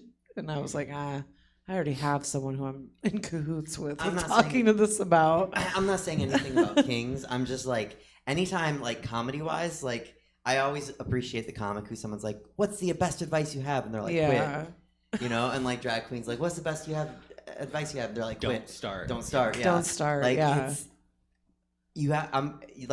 I'm glad that like you hang out at shows and with me. Yeah. Because you're gonna know. Yeah. You know, and you already understand like comedy. Yeah. Yeah. Yeah. It was just a weird little situation. How'd they know that you wanted to do it? Well, because I was sitting back there and they were like, "Well, have you ever been to a drag show?" And I was like, "Oh, yeah. I mean, I'm friends with Suzette and I've done like whatever, the shows at Punchline and Cobb's." And I was like, and she's trying to get me to do some King shit. And then they were like giving their opinions, which were interesting. Oh, yes. What? No. Oh, what yeah. Were they? This is the show. Right? This is the show where we This, give this is the show for that. I want to hear what the opinions were. But I can say I don't remember any of their names. So That's I'm probably better. sorry. Let's not call people out. No, it was just like, they were like, "Oh, well, she preferences like this, this, and that." And I was like, "Well, I don't know. We're friends, so." And then they were like, "You should just hit us up on Instagram for makeup." And then I was like, "I don't want Did to." you? Okay. I don't know who it was. We have no idea. We don't We know have no. We don't I know have what no day idea. it was. We just know where it was. Well, there's Did they have good or bad makeup? That was my question. That was my question. Did you like their makeup? One of them had had really good makeup and and like a good costume. I'll say that. Okay. The other ones were like, but I don't feel like I'm the one to judge that. You know what I mean? Okay, but why? Like, when people are always like, "Oh, I don't do drag. I shouldn't have an opinion on this show." You can't talk about technicalities and things like that when we get into it. Yeah, but yeah, at the yeah. end of the day, the audience is still absorbing what we're sending out. So I Yeah. feel like there's like it's the same way we judge TV. Like, you Right. judge to a degree, and then you're like, that's above my expertise. Yeah, now. yeah, yeah. That one? Don't read a name. Don't read a name. I Okay. won't read the okay. name, but All right. yes. This is the one that with the good makeup and good costume. Okay. I Well, thought shoot. I thought I could Okay. guess. I was like, all right. I was like, let me think of who he could be. You know. Yeah. But I don't know. Like, okay.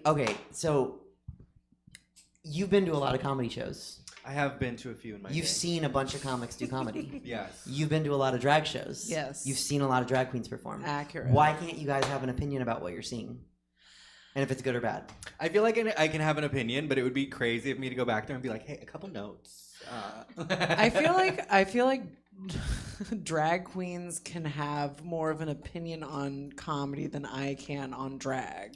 Does that make sense? The words do, but like, why?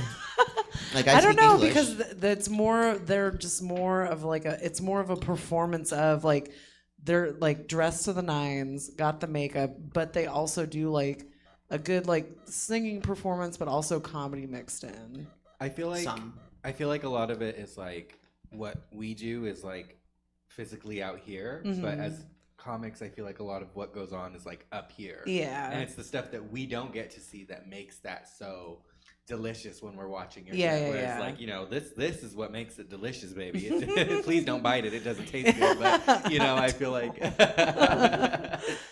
I feel like that's kind of it's just two different mediums. Yeah. The one good thing about, since I literally am in the middle of these two art forms right now, is that like at least if something's not working and we're lip syncing, it's just like, okay, the song's almost over. Mm-hmm. Like, it's almost over. I can get off stage Yeah. and then go be embarrassed or just go home. Just walk out the Yeah. door and not stop and not talk to anybody until tomorrow.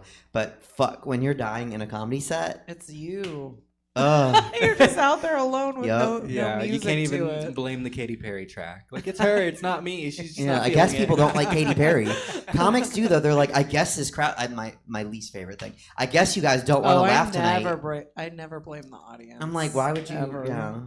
Yeah. Sometimes we be having shitty audiences at drag shows though. Yeah, there have definitely been some audiences where I'm like, just pretend you Why? like me. Just Wait, pretend. like, I'm like, you're at a bar at a drag show. Like, you can have fun even if you hate what you're seeing. Well, and what's so fierce, because the reality is there's like 3 other locations you could be that the drag is not happening at the bar. Mhm. So like you're willingly, intentionally standing here at this rail looking miserable. If you're not I having was standing fun, at go the rail, so outside. you're at Badlands. Yeah. And they do, and people are just on the rail looking like you killed their dog 5 minutes ago, and you're like, you could go to Depot. Yeah, see, so when you say that I should try drag, Mhm. I think of me as myself at a drag show when I've gone and watched, and I am that person at the rail. Because I'm like, I don't know how to react. Like, do I like cheer you? Like, and then I hold out my money, and I'm like, like, I have no personality in like a setting like that. So you're saying like we need to be comfortable with the crowd being emotionless. No. I'm saying Because sometimes I'm guilty of being like, make noise, make noise. That guy's not making noise. No. I'm just saying that I like socially. I'm like, I don't know how to act here, but I like what you're doing. Who do you like in when you watch drag in Sacramento? I've liked when I go to Badlands at the shows you've done. I've Mhm. liked most everybody I've seen. I can't remember names. You were though. probably there. Yeah, More I've than seen you likely. before. Yeah, and we've done the Punchline show Yeah, together. we've done Punchline together, yeah. But I don't know. Okay. When those kings were telling me too, they're like, "You got to try it." I'm like, "But is that what the world needs? Like me trying to do it? I feel like Well, that's not what we need." I mean, in the next 4 At years, all. it's not a bad idea.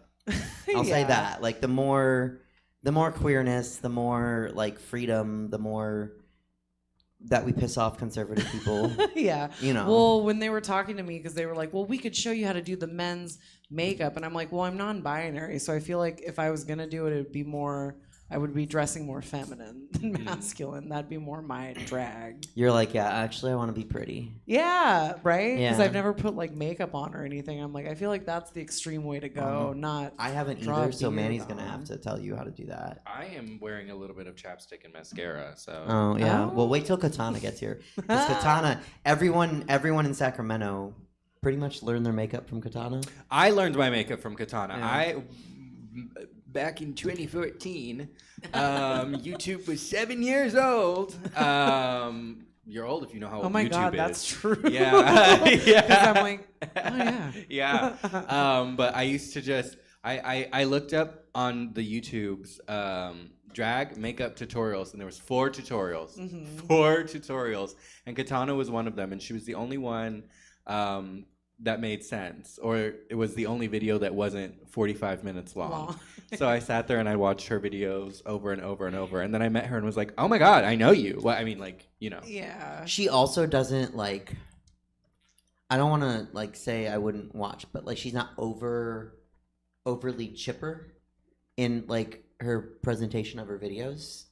Or yeah, just in she's really general. just like, hey She's, guys, like, I'm here to do low-key. makeup, and Yeah. Let's get to it. Turns It's on the she- track and yeah. doesn't speak for the rest of the video. She's talking video like I like. she's talking Yeah. like she's on the Great British Bake Off. Yep. Yeah. Yeah, and everyone else is like they're talking like they are the contestants from American Gladiator, and I'm like, oh, calm down, like. I don't know. That's just an observation. There's nothing. That's a Now I great- feel like I'm on your show. Why? Oh, because I'm like no that. one's laughing. I was like, no one laughs at that. No, Yeah, I'm just ooh. kidding. I didn't even perform on my own show before. I listened this, to it while I was so- doing my makeup. Why? It was a whole. I So is felt that, like, bad wanna because I know- told Jesse, I'm like, it's Women's History Month, and I seriously booked all cis straight men. But Oh, that's well, great. make up for it next month. In April? Yeah. Yeah. Yeah. Not a lot of Men in May brings Not a women lot in of April. feminine presenting comics want to do this show for some reason. I don't know why. Okay. Or my show. I don't know why. Well. Oh, I can. Well, actually, you know what?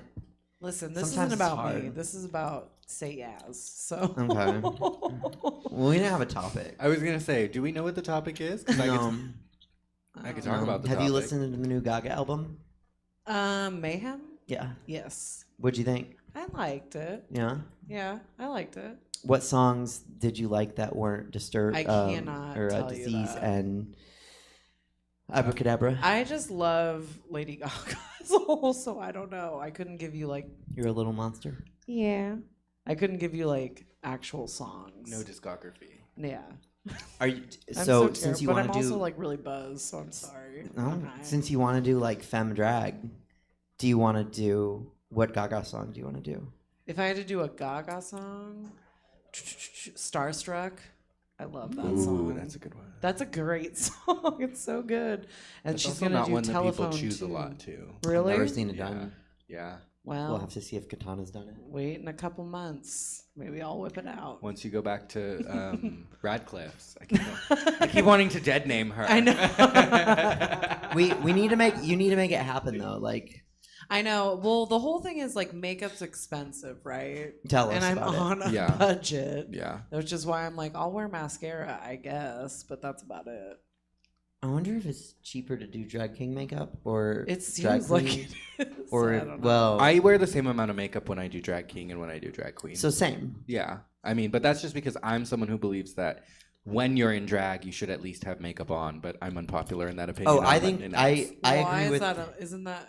No. Not at Monday nights. I looked up the standards of Monday nights, and they define Monday night. it. What does that mean? Monday is our amateur night. So like, if you were like, okay. okay, Suzette, I want to start. That's where I would. That's Where do I my start? open mic that Yeah, I start that's at. Yeah. that's where I started. That's Oh, where I okay. started. Yeah, when I moved like, here. that's where- Yeah. Okay. Everyone but me watched Katana to start their makeup, and then everyone else except Apple started on Monday nights Oh. because Apple was the host. So Oh, okay. yeah, she was there too, but like Yeah. yeah. Yeah. Anyway, yeah. So you'd start on a Monday night. Oh, they define drag as show gender that isn't your normal, more or less. Which I'm like, yes, because that means like you can be a woman, right? No, not that but you're woman It's fine. presenting. You're I have non-binary. big tits. It's fine. I get confused. And a lot. but like you can't come out with that level of gender, I think is Yeah. what they're saying. And if you're like, obviously you can be the other gender. It's an exploration of gender, makeup, and lip syncing. And I'm like, yeah, that's pretty much it. There she is. Okay. Queen of the substance. Come up here. Get up here. You fuck with disease. You like disease. Thank you, Emma Hamey. Oh, you're so welcome. Thank you for joining us. We'd love to have you back. Yeah, text me. Let's get you in a Monday night. I left my good shoes in the car. Mm. I'm gonna be barefoot on The the show pod. gets better the more that drink goes down. I didn't know what to wear. How was the show? It was good. Oh wait, come here. You have one in your eyelash. Yeah, that's why I was late. I had to watch that. I was not gonna make it the whole night and then miss the final performance. I know. We were almost like fourth too. Can you imagine? Yeah. Oh my god. Wait, what? We were because at first I was gonna do Abracadabra first because the makeup was a softer. But then, Helen, she texted me this morning at like 9. She's like, "Can you go last?" I'm like, "Yeah." So we did. And it was Abracadabra. Mhm. Was it just you, or did you have other people? And it was me, Kamaya, and Jet Black. Okay. Mhm. Okay. Like my first. Really killed that Were you- choreo though. I was watching it from the mez. I was like, wow, it looks good. You weren't up in here. face or anything. You just okay. But I mean that makes sense. No, she was giving butch femme. She was feeling her. Okay, oats. so like a little production number. I like it. Katana really stuck to Gaga. She said, "I want only faggots on this stage." And it was all Asian, yeah. An all Asian faggot cast. I mean that's pretty Gaga. Yeah. I don't know. I thought I was watching the music video. I said, "Oh my god, is this a live taping?" Have you ever done Starstruck? No, it's like one of my least favorite Gaga songs. Okay. If I'm being honest, yeah. But I mean, I know it's a well-loved song, but I'm not only into like the space cowboy. Like I liked Christmas Tree, but I'm not really into like that and the one with Flo Rida. What's the one with? Gaga has a song with Flo Rida. Does she have a song with Flo Rida? Am I tripping? Like Am I, that- am I Kesha Mandela does. effect? Am I Mandela affecting that? Maybe, Well, whatever song 'cause- she did with Flo Rida, I did not like it. Well, I guess the rest of the country didn't No, what was either. it? Oh, I'm getting Starstruck mixed up. I don't know why I thought it was Flo Rida, but I don't like Starstruck, or I like it rough either. That was also I think produced by. Flo Rida is on Starstruck. Oh, okay. See, I'm not crazy. I'm not Okay. crazy. Am I? Is he really? Is that when he's like? Is I it don't really? track Really? his Is that career that him? much. Whatever. See, I don't listen to the tracks. So it's a skip for me. We also, while you were gone, we also covered that everyone in the Sacramento Valley learned their makeup from you. Oh. Yeah, in 2014. Do you remember who else's makeup videos were up at the She time does. when there was like She four does. of them? We've talked about it was this, yours, and then Well, it's funny. I did a whole. I wrote a YouTube script because I was supposed to get back into YouTube this past year, but I didn't. But and it was the video. If it happens, the song. My brain is not good. Your post show, you're like I had Sprouts chicken and you got to like come down. though now you have the disease. You just because of closed the out a Sprouts big chicken. night at Yeah. Badlands. The video, it was supposed to be like, because I want to get into like YouTube essays, like that's the thing I want to do. It was like I never met my drag mothers, and it was like covering the 4 Misties of drag because it was Misty Eyes, Misty Maven, which Yes, is Peach Prelude, Misty Maven, and then there are yes. these 2 other queens that like were not very like. Well, so was there 3 or 4? There's at least 3 Misties, but it was Misty Eyes, Misty Maven, and then Misty Valley Paramount, which was like this like white person from Denver, I think, and they did like kind of like that more like natural real Was it girl. the video where she pulls her hair back in the bun?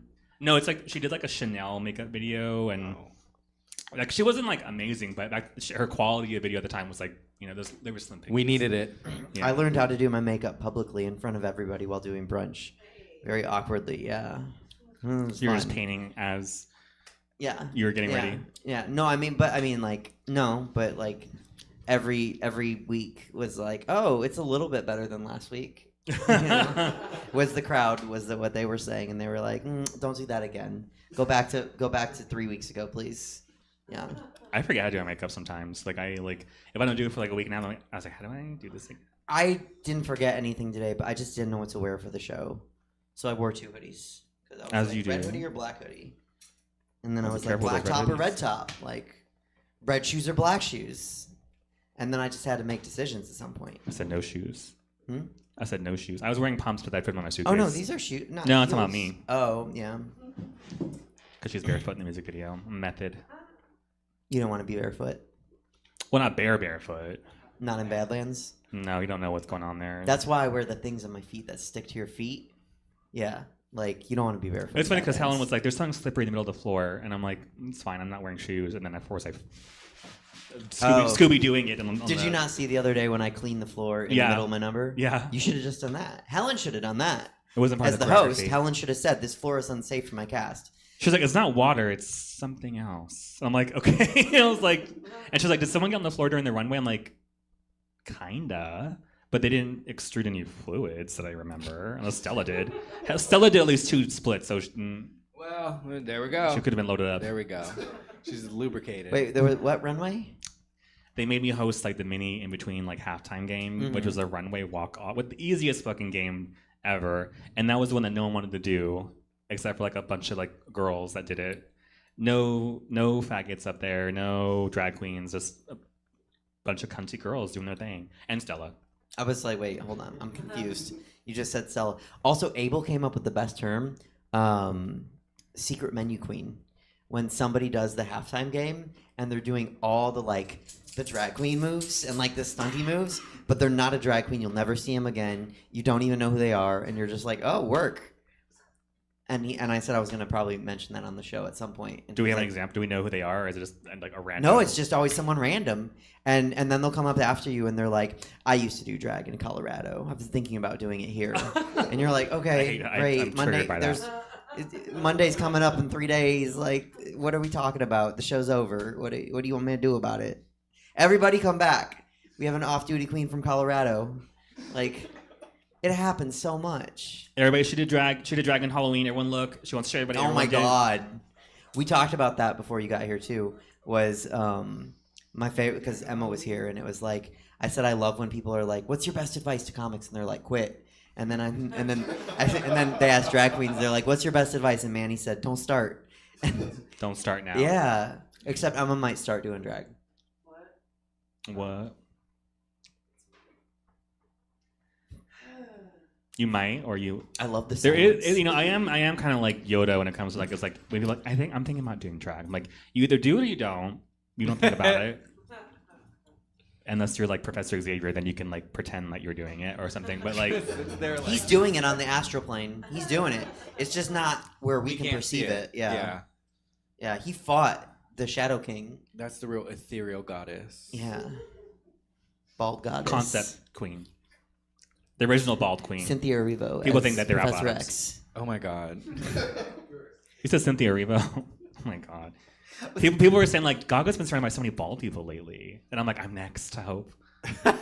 She's did like 4 bald people interviews. I'm like, when's my turn?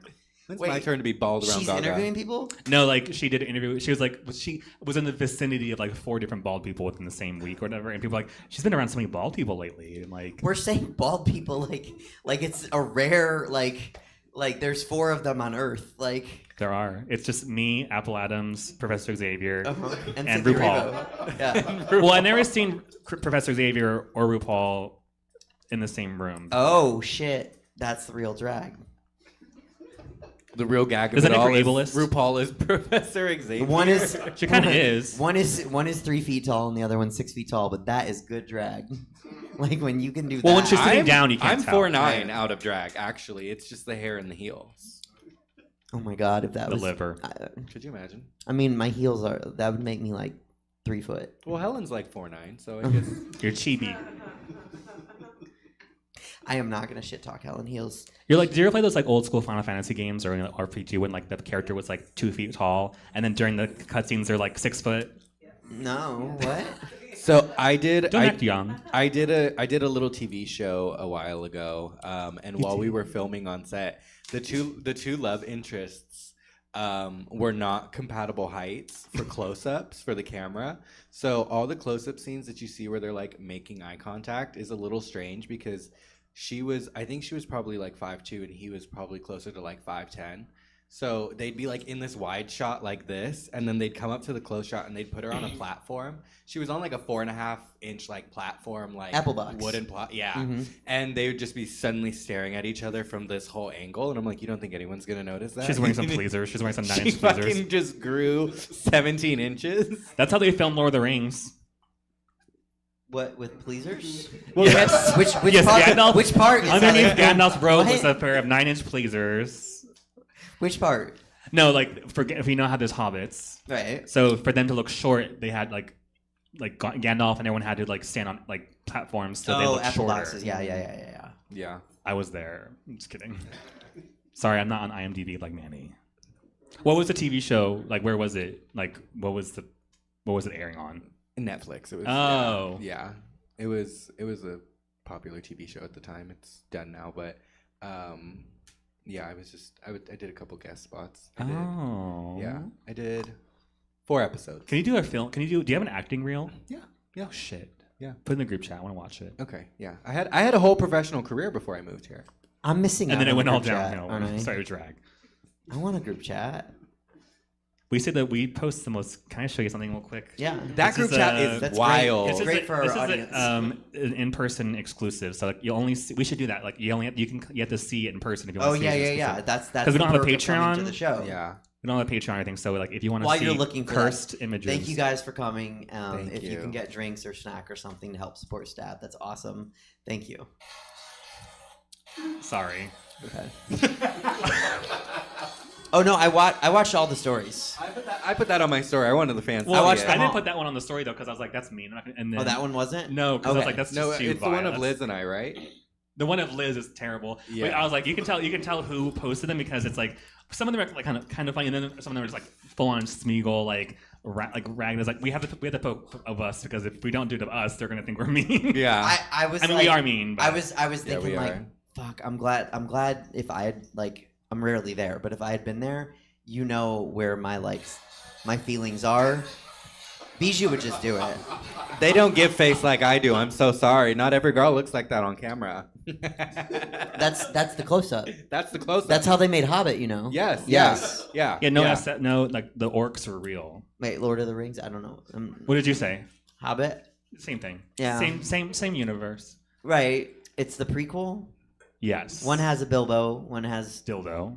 Well, I mean that's a different. That's Lord of the Cock Rings. Right. That's a different movie. That's the men.com parody. That's 3 days of walking funny. You know. Walking side to side for sure. Yeah.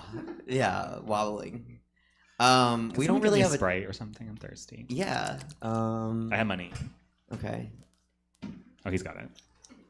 I'm like, what a Suzette move.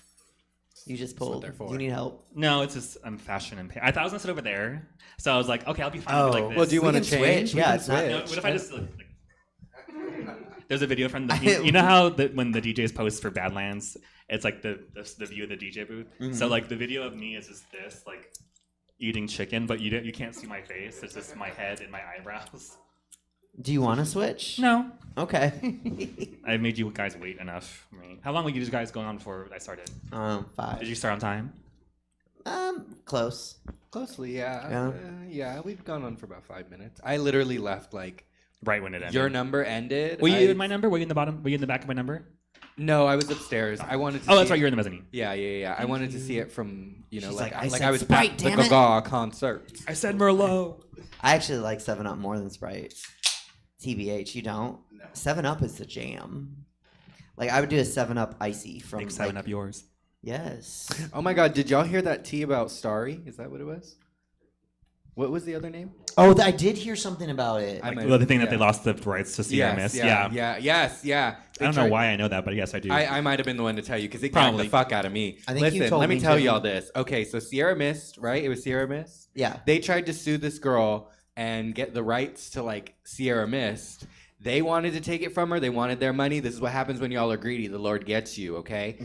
They took her to court. This big company, and they were going to throw all this money to take that name, and she had like a career with Sierra Mist, so it was going to like ruin a lot of what she had worked for. And Aaron Brockovich stepped to the plate. Yeah, I was talking to you, bitch.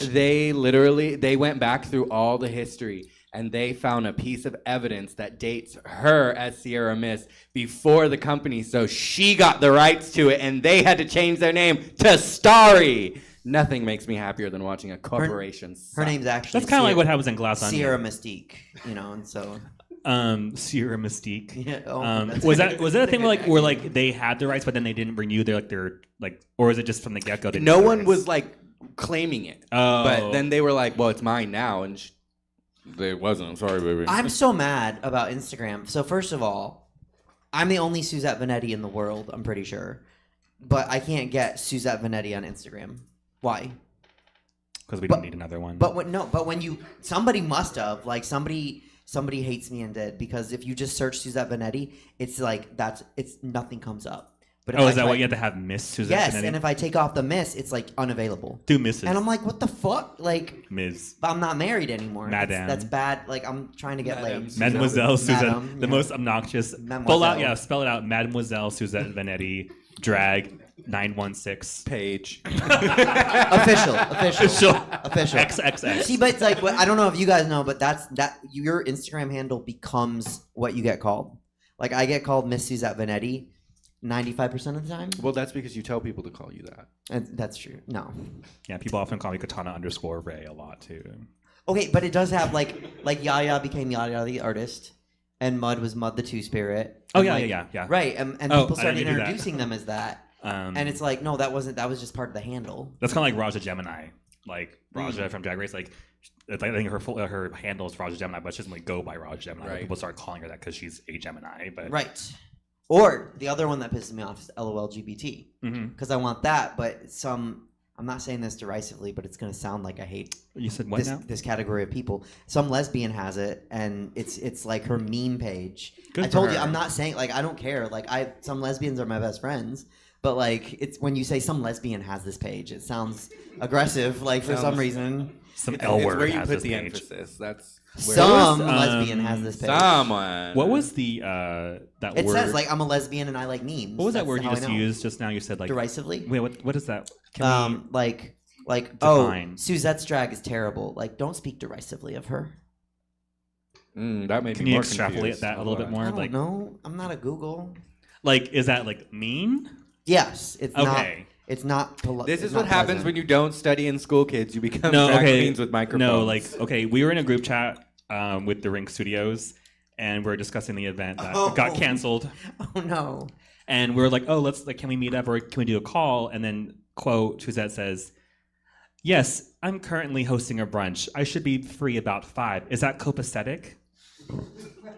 And they said, "Yep." And I just put copacetic. I had to Google what it meant, and it meant fine. This girl is like an urban, like not even urban. She's like the dictionary, walking dictionary. Come on, SAT prep. Okay. What's a synonym for fine? Copacetic. Okay, copacetic's actually a fun word because I'm trying to remember which. It was like an early black performer in like the 1930s, and I think he just made it up, and he was like, "That's the word for it." Like, It's I'm gonna look AAP. it up. Yeah, and so I like using it. It sounds like an antidepressant. Derisively is in manner expressing contempt or ridicule. Okay. And I'm gonna look up copacetic. One ear at the other. Please do not eat, drink, sleep, or breathe while taping copacetic. It does sound like that. Copacetic, very good or going very well. Oh, going very well. Yeah. Is that going very well? It's copacetic. It's like it means like agreeable. Which is not what our show was. Our show was not copacetic because it got postponed. Well, but calling me then would be copacetic. No, I know. I was just kidding. Oh, are we going out to eat? I don't know. Okay. All right. She said, I've been in drag for far too long. Now you want to eat? She said, I've been in drag for far too long. Well, because and all now my you want boy me clothes to are in my eat? suitcase, so I'm like, I don't know. I have to drive home like this. So. Well, we can go to the bar. Hmm. Then you don't have to drive home. That's true. We'll see. We'll Okay. We'll see what the wind I have takes stuff us. to fill you in. But we don't really have a topic other than that. I don't know if you guys been enjoying our random using. Okay, cool. Any questions? Everyone listen to the new Gaga album?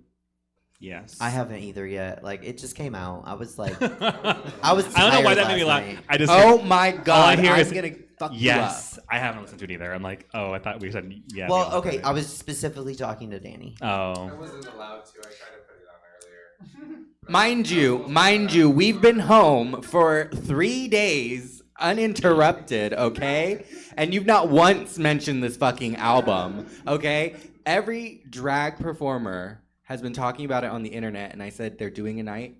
I'm just gonna wait to hear a couple of songs, learn the album at a drag show. Oh, that's fun. All I said to her in the car was, when she went to put it on, I said, no, I want to hear it for the first time. Spoiler free. At the...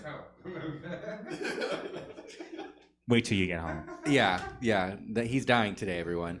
I was just like, I want to hear it, with them. And he was like, okay, oh my God. And then at the fucking bar, he's acting like I smashed his head through the window. That is and not like, tried to copacetic run with me. him. Oh, yeah. Yeah, he's acting like I was beating him with a wiffle bat. Like, I'm not fucking listening to I that forgot shit. all about that whole like learning music at the drag show. I like learning songs at the drag show. Mm-hmm. It's a risk, but I like if there's a bop and I know people are gonna be like, oh shit, that's a really good song, like, and people say that to me, it feels like it's worth like $1 or $2.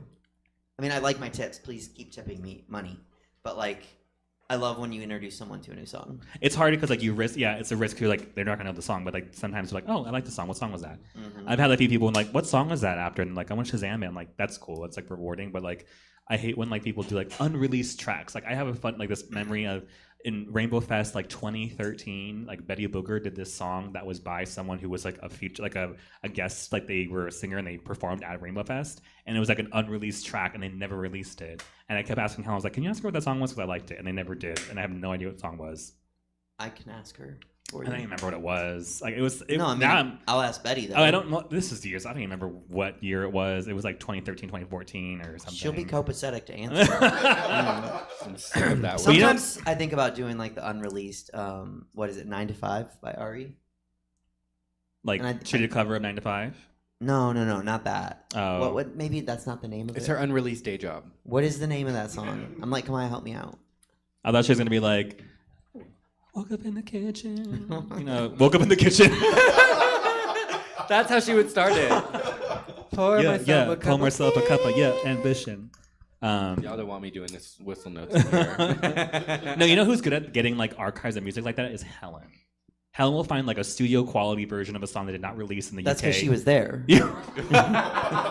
Yes, she's the time traveler's wife. Like she'll just come and go. Like there's a song by Nicole Scherzinger we wanted to get, but it was like on the X Factor UK, and then she never released it. And somehow Helen had the studio version of it like a year before it came out. Hate her. Hate her for that. Hate that.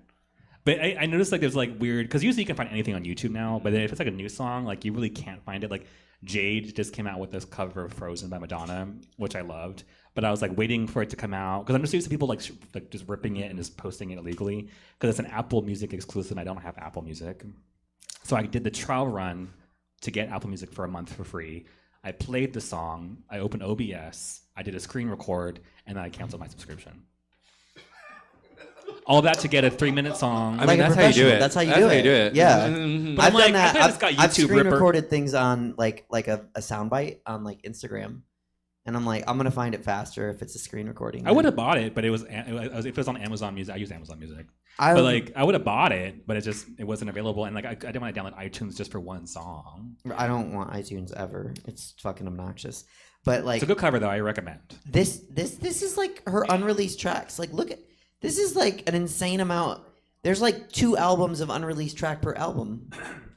Speaking of like mayhem and stuff, like I am biased because I'm like, I feel like I'm that kind of like pick me Gaga fan where I'm like, I'm not like other monsters. I'm a different kind of, like, I don't call myself a little monster. I'm on a different level than that because I love Lady Gaga, but I like kind of hate the fan base in a way where I'm like, they're so obnoxious. They're so, not all of them obviously, but like they're just so extra. Sympathy as a knife, when the new fans hate the old fans. It's a knife. Yeah. But like, back when she came on like 2009, like she was all about like being yourself and being who you are, and then more than half the fan base was like, oh, that means I have to be Lady Gaga. I want to change my name to Frankie Gaga on MySpace, or I'm going to be blah blah blah Gaga on MySpace and have like crystal sunglasses and be Lady Gaga because she said so. Like, no, she said be you. Like, do you not have a personality? The irony of me being you saying this right now is hilarious. Yeah, and I'm just like, that's why I'm like. But I agree with you. I do. But like, it's like, but that's what's so funny. It's like literally, I am dressed up as her. Like, it's so insane when I think about like I'm dressed up as this woman and like I perform as this woman. Like, it's such. Do you a weird have like thing. a lot of Lady Gaga on like your shuffle? Like when you just play music? Does Lady Gaga come on a lot? Kinda, but to be fair, I do skip her a lot because I play her so much. Shut up. You're not allowed to be here anymore. Why? Oh, well, because I was gonna Explain say you have like the fan love for Gaga that like I feel like a lot of people had for like Cher and Reba, like Cody Collins. You said like, Cher and Reba? Yeah, like becoming like old. I do modern love Reba. day, but like you know how like you're this generation. That's who you impersonate. When I think of like, you know, if each and every one of us got assigned like an artist, I feel like Lady Gaga is just you. It fits you. I feel like there's something about when you perform Gaga where I'm like, This is correct. Gaga. This is correct. She thinks she's Gaga, and I'm believing that she's Gaga. The fantasy. Drag is about fantasy. I miss like when we were starting out. Well, I don't know. No, I don't know. I can't say it because you're younger than me too in drag. But like when we started out, there were still people doing like celebrity impersonation, and then that's not really a thing that people do anymore. Very often, like old school, like Cher and like back when Climax was still around in Modesto, Monique Moore used to do Tina Turner, and that was literally like. This is the closest I'm gonna get to see Tina Turner live because, like, I mean, she retired, and I was like, at first I was like, it's kind of silly when I do like a impersonation or whatever impression. It's like this feels kind of silly. This feels kind of weird. But like, I want to see you do Gaga. I want to see Taryn do Whitney. You know, I love watching you do Sabrina Carpenter, Caliucci, true, and Caliucci. But like, do you have a second one? Because Manny has two. Adele is my other one. Yeah, I would say Adele. But it's funny because I don't even Gaga, like Adele for you, and I feel like for me it's Callie, Sabrina. I don't even like Adele like that. I just like her aesthetically. Like I like she's visually pleasing to me. She's really easy to perform. You're bi? You're bi now? Yeah, I had the Sprouts chicken and now I'm bi. Yeah, she's visually appealing. Because that's how straight guys talk. They're like, oh, you're visually appealing to me. I can't believe you ate chicken from there after the sushi. Well, it wasn't fish. Wow. I was saying to Carl, I was like, imagine if I made them Wait, the grocery store? Yeah. No, it sprouted out of the ground and I ate it. Oh. No. Yeah, you haven't had like a little drumstick. I bought those chicken wings like 4 days ago because I didn't want to forget. So who knows? Oh, and they're in my suitcase since like 5 o'clock today. But they're in my lunchbox, so it was insulated in a Pyrex dish. When you get and then I bit one, and then you know how I handed out all the pieces to people? A lot of people were like, I'm like, it's chicken. I was so Why is pissed. everyone I was vegan? upstairs. I was vegan screaming, all give of me a sudden?" chicken! Wait, And you then handed out I wish you chicken would have to just people that thrown want it up. They were like, I went to like the biggest, like beefiest guy, and he was like, I'm like, it's fucking chicken. Like, you look like you eat protein. Come Why on, would bro. they eat? Was it fried chicken? It was chicken wings because I was doing her hot ones like. And they didn't take it? Well, they did. I had like 4, but then I bit one as like my number one, and I had a whole thing of like 4 of them. So I was like, I have a whole course to just give this out. And then when I got back, they ate the one that I bit, so someone ate the one that I chewed off of. So I was like, okay. When I did Femininomenon and I threw pizza into the crowd, people ate it off the floor. Well, it's weird what things happen when like I've had tacos. Don't be barefoot, but eat off of it. You know. I feed them with my. I've got one better. One time I was performing, my nail popped off, and somebody in the audience was having such a great time. She picked my nail up off the floor and ate it. Yeah, that was exactly. one time. And I got better. One time I was performing and my contact fell out, and somebody picked it up and ate it. No, I don't wear contacts. I'm joking. Shit? I made it up. I was just thinking, like, what's grosser? When I was in junior high, I dropped a contact out of my and fell out of my eye onto a school bus on like a sports trip, and I like cleaned it off with saline solution and put it back in. And I feel like now I'm gonna die because of that. At least you didn't lick it. Not immediately. No, people would be like, they're. I did. I mean, I did. Because like, if you gotta get it wet, like, you know, usually you lick it, right? Like that's for everything. My contact comes out, it's staying out, and I'm like this the rest of the day. I can't wear them anymore because I'm allergic to them. It's because I wore them for like 70. Did I ever tell you that story about Bijou feeding me that when they first introduced the tiny tacos from Jack in the Box? Did I ever tell you that story? So Bijou was out of drag for one show, and she had come and she had just caught Jack in the Box, and they had just released those tiny tacos that come in the box. And during the first half of the show, I remember seeing her eating them in the box. And then I just remember, I don't know why I remember seeing in the blur of me not seeing, I just remember like, oh, there's Bijou with tacos. And then I just made a mental note, I guess. And in the second half, it's just like 45 minutes later or a half hour later, she gave me one because my friend was like, oh no, my friend Brittany had given me one because Bijou told her to. And I was like, I don't see the box. In my head, I remember I ate it, of course. I remember she didn't have the box in her hand. And it was like a half hour later. and it was cold. And I was like, that was kind of a weird, like, cold taco. But I've eaten weirder stuff, I guess, on stage. But like, that one had fallen on the floor, and she was like, "Give it to Katana, she'll eat it." And then I sure enough did. Damn. You ate meatballs off the floor? I ate a meatball off the floor. I've eaten a rotisserie chicken off the floor. You love bringing chicken on stage, huh? I love chicken. I really do. Okay, you did really well with your brows, though. Thank you. Tonight. I've been And that practicing makes the me bleach mad, 'cause brow. I'm like, Ariana doesn't need blonde brows. The bleach brow it's hard. Yeah, she should undo it. Personally, I think. Dark brows and blonde hair works, but You know who I was like thinking a brow? It was Miley Cyrus on the red carpet. The Oscars. You know that picture, that video of her when she was like looking at the camera, just like. There was one of her side by side of her at the Oscars, the Oscars, and she was like, "Who are you?" And it's like, "I'm you, but stronger." And it was her like with no eyebrows on. Because I think Miley, like, I go through like Miley goes through some. I'm not a big Miley Cyrus fan, but I just she's just visually appealing to me ever since I guess. Like, I'll always ride for her as my Hannah Montana. Like that. Yeah, that's I got you, Miley. So I didn't get to her till like what's the album she did when she had the mullet? The Midnight Sky. Is that? No, it was called like. I'm like my. Huh? Plastic Hearts. Thank you. That one I was like, okay, like yeah, this like it's one of those like this is what happens when white girls stay in their lane. You know, like they prosper, and then but then she came out with like the Flowers, like that second album when she had like the longer hair, and I'm like, it's cute, but I just like that whole like shaggy blondie moment she had. I want to get that on a T-shirt for me. It's like a picture of like me, and it's like this is what happens when white girls stay in their lane. They prosper. People would be so mad at me for no reason. It's so dumb. Because you stay in your lane and you don't give them anything to talk about. I do stay in my lane. Yeah, people are like, "When are you gonna dance?" And I'm like, "Never." In the slow lane. Yep. Except when I'm driving. I don't know if you saw that Instagram. It was friends only. I'm sorry, guys, but I was going 100 on the way to San Francisco, and people were brake checking me because they were going 50 in the left lane, and I'm like, okay, I'm going too fast, but you're absolutely going too slow in the left lane. You need to fucking move. That's why you can't be Suzette Benetti, because you drive on the road and you Instagram. They're like, no, she has to be Miss. Yeah. Oh yeah. I was like, what? I am Suzette Benetti. You'll be speeding on the freeway at night in the dark while Instagramming, and I'm like, I can't even like change the song before I like. I almost hit someone on the way here because I was looking at the freaking GPS. You also are blind. Well, I was wearing my contacts. Oh, okay. I'm not gonna drive Kamaya in the dark. Well, maybe no, I wouldn't do that. No, for sure. But not Kamaya. Did you feel safe with Katana driving? And I also drive slow. Like Helen and all them, they speed. I drive the speed limit.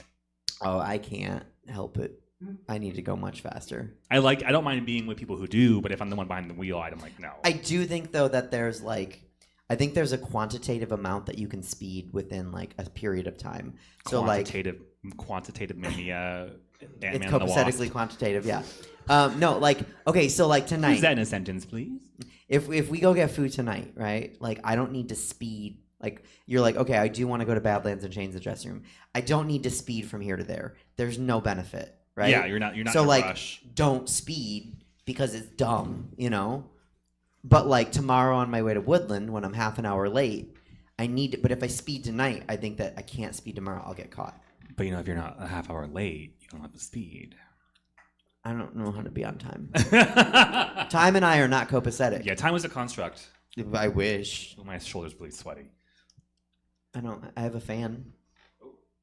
My hands also smell weird because you know how we get those cheap vinyl gloves? That was your arm. But no, when you get those cheap vinyl gloves that have no ventilation and you it's like that weird fake that polyurethane. Yeah, and it almost smells kind of almost like organic. It smells like a and what's that word in perfume that's like that animal, like the animalic, there's a word they use for it. It's I didn't know we had SAT prep. I'm like, I don't know the word. Y'all bitches break out one more fucking word like that and I'm leaving. Okay. I just use derisively. My parents can barely speak English. I wasn't learning anesthetic or whatever you just said. There's a word in fragrance where it's it's an older vintage because it came from an animal. Then they say musk? They say it sounds like animal something like anim. Am I making anything? If you are at home right now and you have a mammology degree, please go ahead and comment in the section below what we're talking about. Thank you so much. No, I haven't either. We should look at it. I also didn't post a link. Whoops. Monitor it. Oh. Okay, hold on. I'm still on the last show. I look crazy. Oh, it's Rowan. Hi, Rowan. Okay, what'd Rowan say? They said hi, Lady Gaga, and then it said RuPaul is Professor Xavier and Katana is Apple Adams. I haven't been. Yeah, see, they're keeping up, but I'm behind. Anyway, I lost the thread. I lost the plot. I don't know what we're talking about anymore. Yeah. So in conclusion, I definitely want to see you do Lady Gaga. Like, I don't. Do we have any other people that were like, oh, I need to see that person do Lady Gaga? I think it's just you. For me, I've always been like the fact that I grew up as like I'm not like other Gaga fans. I'm different. Now I've kind of just accepted the fact that like Gaga is such a mainstream big thing that like it's just people like Gaga, and I have to be. There's gonna be always someone more like able to replicate the visuals or the dresses or the outfits. They can sew, they can do the makeup, they can do the wigs. Like there's always gonna be some prettier younger queen. I've seen that though. I hosted that show, and I'm still like, I'd rather. Were you guys at the show? Anyone? Just me? Yeah, I'd rather watch Katana do it. Where it's like I'm not like trying to gas you up or anything. Just I don't know. Is it maybe it's just because I know you, but like your passion. I think that's the thing. When I hosted that show, there was no passion in that performance. What are you talking about? When we had the Gaga night. Oh. And you were like, no, I'm good. Oh, okay. I know. I was like, I don't want to out it too much. Like that's the exclusive part of the show. You guys can be like, what are you talking about? And I'll name names. Like we want to do a podcast where we get messy as fuck. The premier Gaga impersonator. There's like 4 of those apparently. So it's one of the 4. But I also don't want to be like I like to be associated with Gaga in that way, but I don't want to be like known as like, oh, she is the one to do Gaga. Like I just like being like, oh, she's good at it and she likes it. Because I think Gaga's for everybody. I think like when Disease came out, I'm like, this is for everybody. Like I want to see everyone perform it. And Abracadabra, like I just want to do it my own. Even when I did it today, I'm doing like a replication and like almost like a visual, copy of what she did in the music video, but I had to do something different.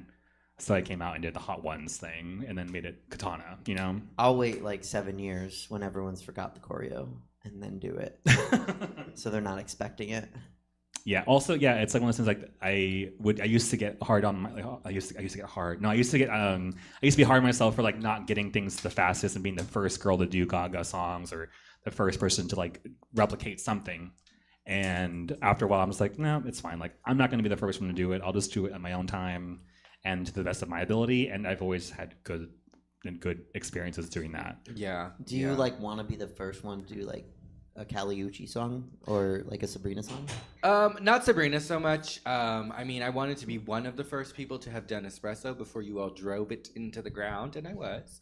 But because I just like when I really like it, I want to perform it for y'all. I want to bring it to you. But if you're going to Friday every week and someone is doing espresso, okay, we need to sit down. Caliucci's on the other hand. We need to sit down. I don't have like too much issue because there's not really a lot of like Latina divas who are Cali based, because I feel like the big ones that it's kind of like me, Liz, Aurora, and Rosalia.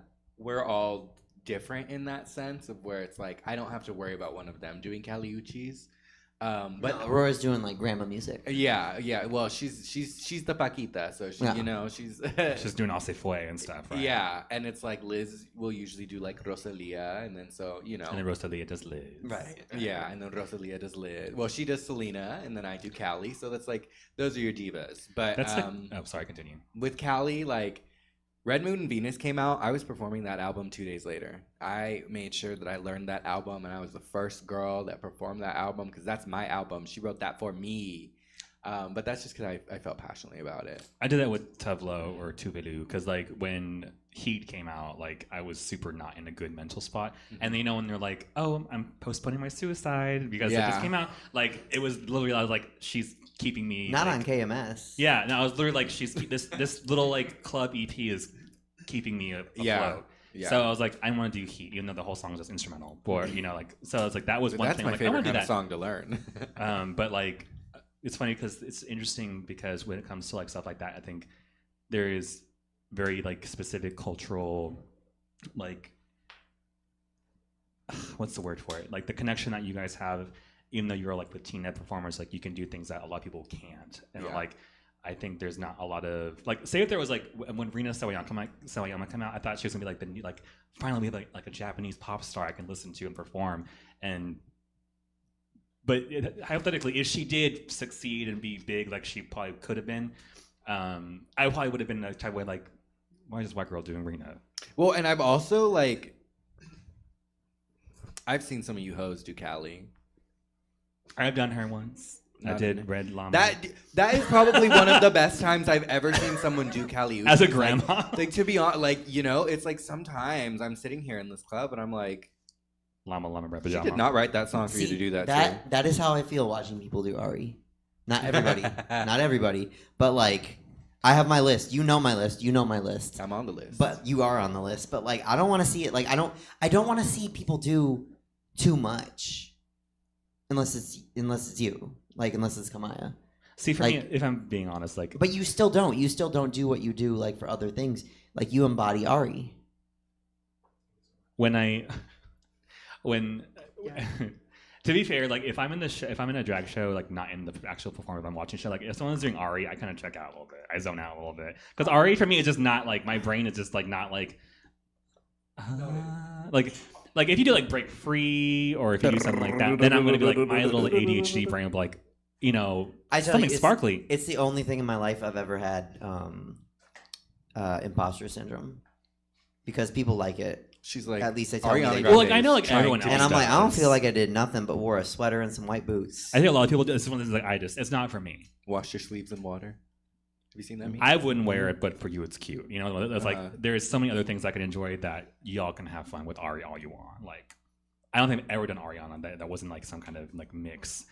I did Break Free back when she was in her Z era, and it was at the Brave Bowl. It's the first time my wig ever fell off. Oh no! I was wearing 2 ponytails, to be fair, and I did a split, it fell off, and then I was like, it's the last chorus. I'm just gonna take it off because I was breaking free, and you know, like you broke free. Yeah. My wig's only coming off. Like, my wig's only falling off by like, well, Eves. I don't know. I don't like Eves because that happens a lot. But like, probably like 5 times most. You're ready for Drag Race. Season Apparently. 17. If I'm lip syncing, yeah. I didn't even see what happened tonight. I forgot it was. I was telling. Tonight was, was kind of a good episode. I enjoyed tonight. I was like, oh, they used to do Drag Race on Fridays, huh? Like, they still do. I'm like, oh, it's not over yet. I thought it was. I don't know why I thought it was done. Like, I thought that like, I have no idea what I thought. I thought like Susie 2 won or something like that. I don't know. Did I have a premonition? Is she still on the show? Might have. Do you watch it? I'm not going to say anything because I know who the top 2 is. Well, people can't keep their mouth shut. You're in a dressing room and everybody wants to talk about Drag Race spoilers. I'm like, you're not. Drag Race as is boring. special as you think. Twitter, it's all over the place. I didn't watch. But I thought tonight was a good episode. I had feel a like meeting. Oh, that's right. There was Yeah. a couple. There were a What's couple my excuse? competitors who did well tonight that really could have used that win. It was the Anyway, roast. Ariana Grande. Yes. Does she have new stuff coming out or no? She's gonna release Wicked like 2? What do you call it? EP? A deluxe album Oh. of Eternal Sunshine. But I was thinking Spotless about Mind. Yeah, I was thinking a lot about like Eternal Sunshine today because I like how long that took. It was a thinker. Like It was a like thinker. landmines. Like they got them like 8 years later. You just hear.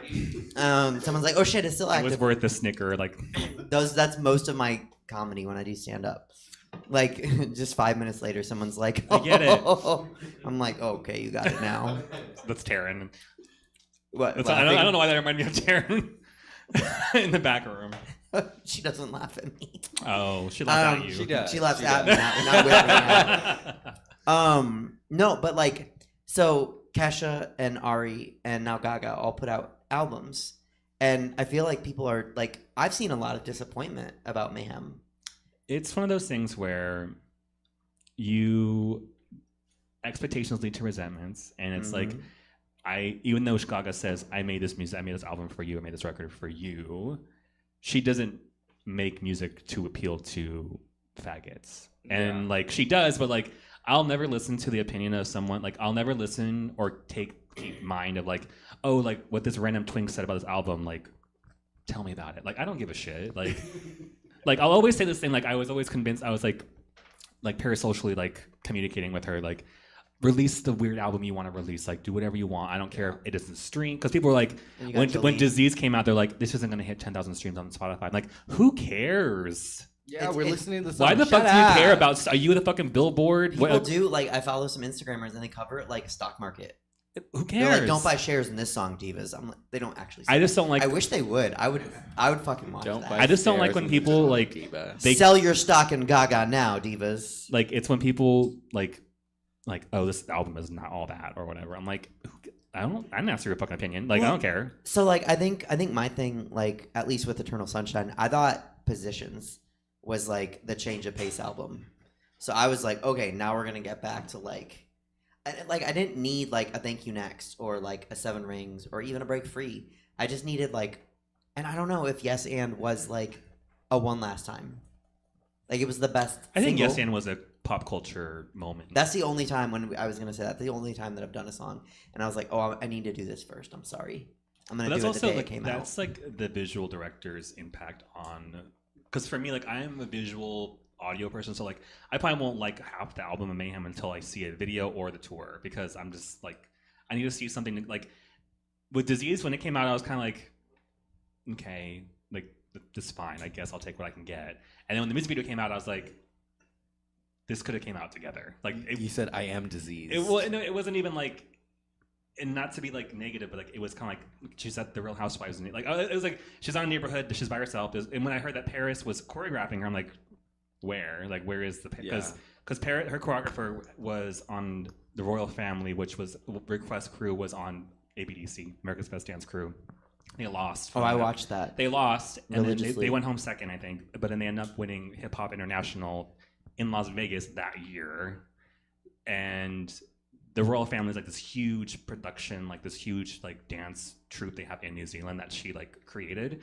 And when she started working with Rihanna, I was like, okay, I see it, and like it made sense because she did like the Fenty shows, the halftime show, and I was like, damn, I wish people would do that for Gaga, but it's just not her genre, because she always does like hip hop or something like that.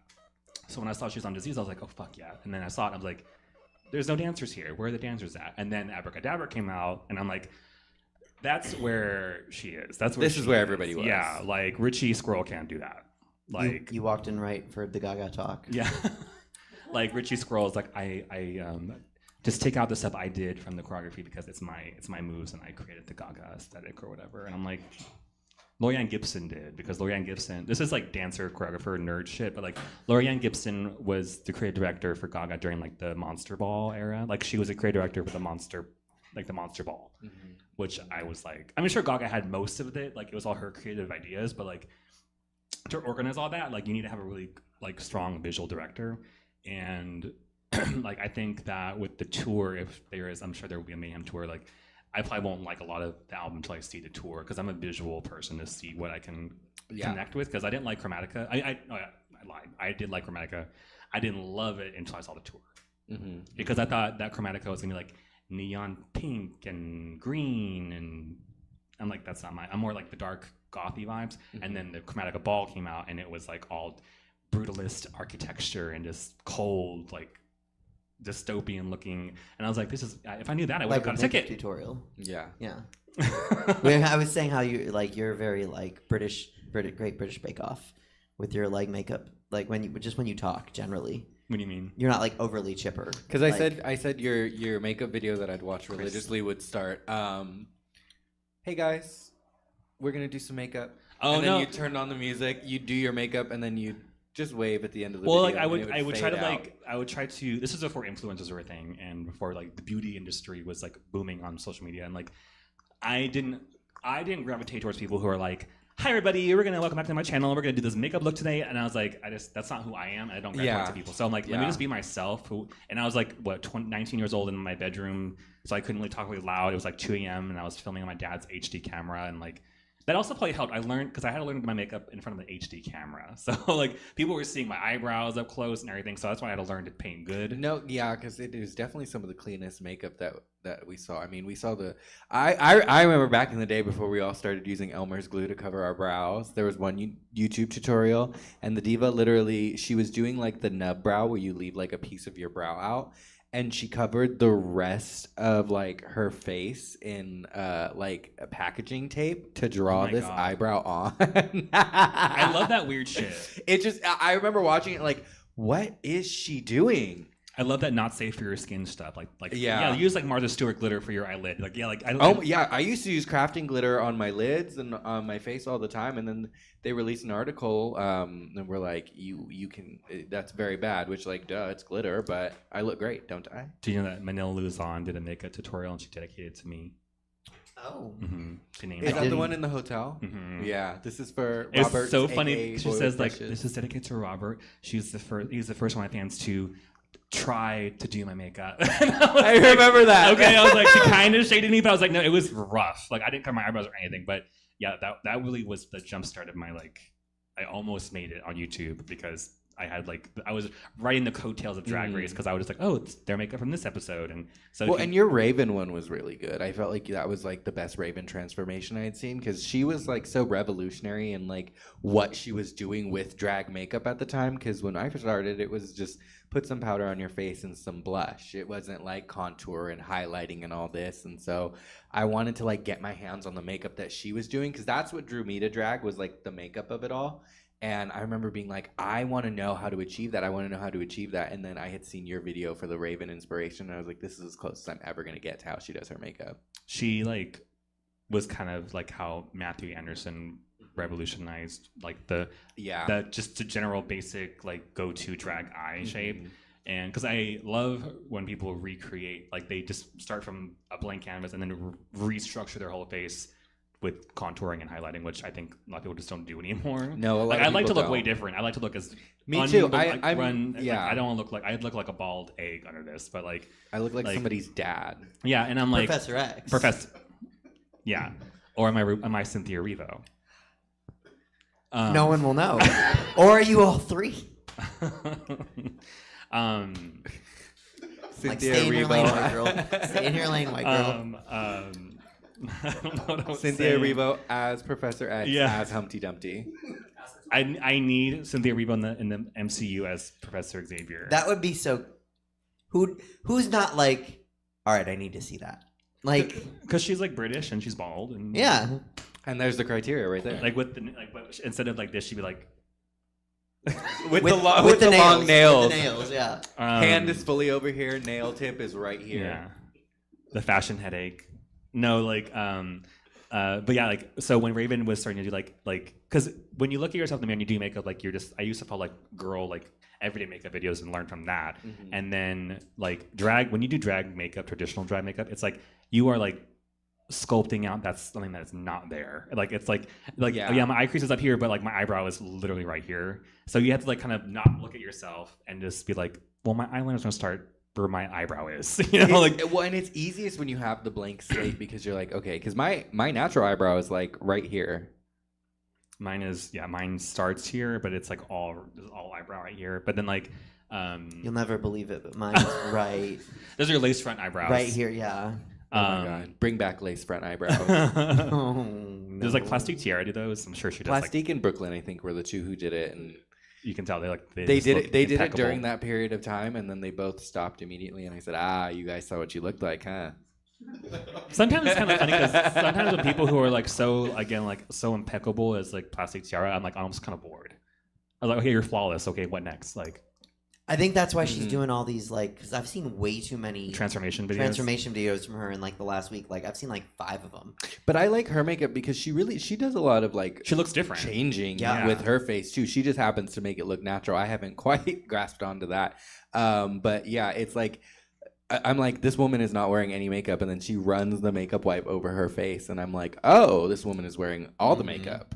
She got like that oil. She's like, I mean, that's like the cool thing about watching those videos is, and like then she has that breastplate like with the glitter, and I'm like, the corset right. bodysuit fucking nude illusion thing. I said, oh my god, if I had it's it's a like the most mold. expensive, one of the most expensive courses ever made. I was like, yeah, get your money's worth out of that corset. She wears it under like a full bodysuit, and like you can't even see the corset. Watching anymore. her take it off is just so crazy because I'm like, oh my god. I know she probably does it for the shock factor and for the engagement, but I'm like, yeah, I'm like, you paid for it, get it, But I like reading the comments on those videos because it's just real. There's some just really angry dudes, and I'm always like, you don't have to watch it if you're conservative. Why is it on your feed? Yeah, why is it on your algorithm? You realize, do you know what kind of wormhole you have to Right, fall through like- to get plastic tiara taking off her silicone body corset on Right. your I'm feed? like, you didn't just accidentally get here, conservative sir. Like,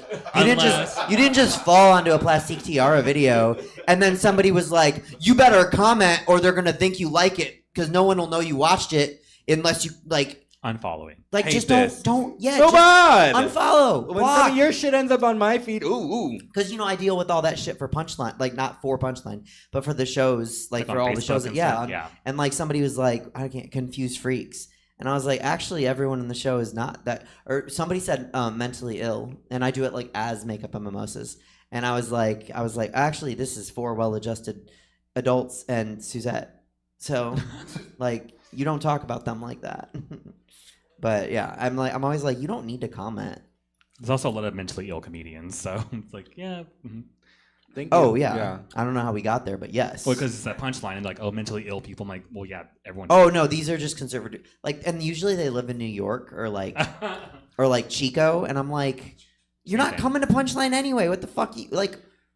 Yeah, and- why do you care? Right, and like the 13 and over on the poster, people are like, for fuck's sake, and I'm like, oh my god, protect the children. Yeah. Sorry, that got weirdly political. My bad. This is the world we live in. Yeah. Speaking of Woodland brunches tomorrow, is that all ages or? She doesn't want me to say it out loud. Okay, well, it's up to interpretation, I guess. Yes, but it's sold out. Why? Just You ask? wondering. I was just trying to make a segue into something. Oh else. yeah. It's that's an interesting one because we did an all ages show there, and it got attacked by the Proud Boys. Like that's the one that I did. Oh, That yes. the Proud Boys like came and like there was pepper spray, and like it got all over me, and people were like, "Don't touch your face, Suzette." And I was like, "I'm wearing a fuck ton of makeup. I wasn't gonna touch my face anyway. Don't worry. Like it's just blush now, baby." And then I went and performed that night. I'm like, is that when I don't think that's when Pangina was here. But Pangea was still around. Pangea, When Pangea Pangea was around. still one mound. Helen was good old collecting music Pangea. tracks, and Pangea was the continent. Yeah, no, I mean, I have some all ages shows and brunches, but we don't advertise them as such. And just since this is on the internet, I will just say that like some of them are not all ages. Yeah. Like one is 13 and up. Yeah. I'm also like, how do you card a 13-year-old? But also, I feel Like- where is your middle school library Yeah. card? No, like Show me your kindergarten yearbook. I feel like school ID number. I feel like they'll be like, if people want to go, they'll hear from word of mouth. They'll contact them and be like, "Can I come?" And be like, yes, That's or no. usually what happens Yeah. because I answer all the questions, Yeah. on Insta and Facebook, and people are like, "Oh, my daughter's 18. Can she come?" And I'm like, "Yeah." And they're like, "Can she drink?" And I'm like, "Nah." Like it's still No, we didn't lift that law. It's still United States of America. Can she 21. drink? Is that what you just said? Sorry, I just zoned out. I just not. People I did will not say hear that. I get good Chocolate questions. milk. Right? Yeah. Like Can she get a White Russian? Hold the vodka. I don't know. Hold Can the Kahlua? she? Like. You seen Catwoman? What? You seen Catwoman with Halle Berry? Yeah. Okay, good. Yeah. Wait, no. I won't. I Required refuse. viewing. I will You not refuse. watch. Why? Because I'm not going to watch a DC produced movie. It's not DC. Even worse. Is it? Is it DC technically? Because she's not like the Catwoman from Batman. She's not the Catwoman, no, but I think It's like the Morbius of DC. Like, and it's like guess- Sony. You're never going to believe it, but guess what else I refuse to watch? Morbius. Any Sony produced superhero movie. Not even like. Well, what about like Friendly Neighborhood Spider-Man? Oh, but that's Marvel. It's Marvel, co-produced. but It's co-produced. Oh, but even the Tobey Maguire one. Oh no, I watched those because that's all we had. Okay, so in 2002, all you had was Tobey Maguire Spider-Man, and then X-Men. I think X-Men back was when we first. respected superheroes and didn't try to keep And them all X-Men alive too. for so But long. like now, I'm not like I don't want to see Morbius. I don't want to see Craven. No one wanted to see that. And No, one right, did, yeah. right. I did like even the Venoms were tempting. I didn't watch the Venom. And like the Wonder Womans were tempting because I knew that they were going to be better than like the Batman. The first one was good. The second one was shit. The Nolan Batmans I enjoyed. That was my least favorite Batman. And that's when I stopped. I think the Batman Begins trilogy is probably the best trilogy of Batman, and I acknowledge that. But I just don't, because I was raised with like the campy. Like my favorite one was Batman and Robin. So it's like so the one with like Uma Thurman as Poison Ivy. Chris it was O'Donnell like, was my god, I love it was Uma like Thurman. Uma Thurman as Mae West as Poison Ivy. Yeah.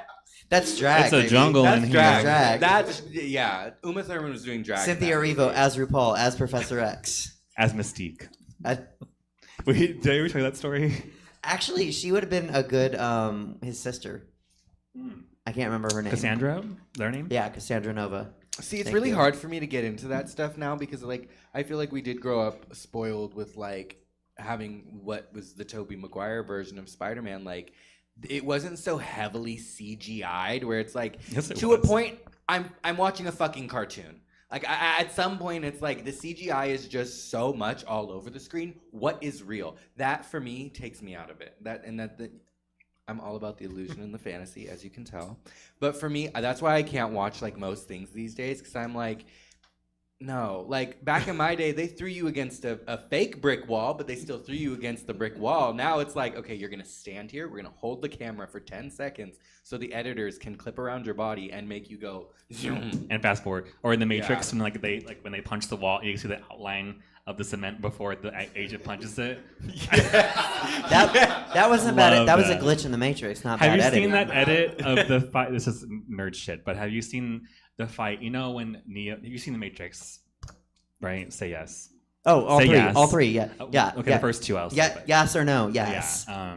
But in the fight with the Agent Smith versus Neo when they're in the subway, and then he does that thing where he catches his fist, but then he goes like that, and then the agent goes like that. There's an edit where they just do that the entire time. Every scene is just him getting choked. Have you seen that? I haven't seen that edit. No. It's hilarious. No, I remember we had like an in-depth talk for your birthday show. That was like the one that I did. That was Matrix. Mm-hmm. And like I was really like. It had been a while since I seen it, but I was like, okay, what am I doing? It's a lot, and it's like, you know how I've always wanted to do, and it's such a stupid thing, but like, I've always wanted to get like a tattoo of "There is no spoon," because it's like. I thought you were gonna say a drag number or a character that you want to do. Well, I wasn't like I want to be the bald girl. I want to tattoo this as "There is no spoon." I want to be the bald person, the Cynthia Erivo as the spoon bender that bends spoons in the Oracle's living room, which I don't know why they're there, but like there is no that was it's a construct. That was gonna be my drag if I ever got on Drag Race. That was gonna be my mirror message.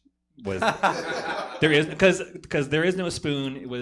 This is getting. Do you think they would have gotten it? No, but it's like they would have been like, "What the fuck does that mean?" Those who get it would get it because it's like this is all just not real. Like it's not real. Like this is a production. Like there is no spoon. Like it's Drag Race is not real. It's a the producers would have snuck in and erased it and put something else. Congratulations, Raja. They would have but it would have made less sense because they wouldn't get it. So they would have wrote like "keep your spoons," and then everyone would have been like, "What?"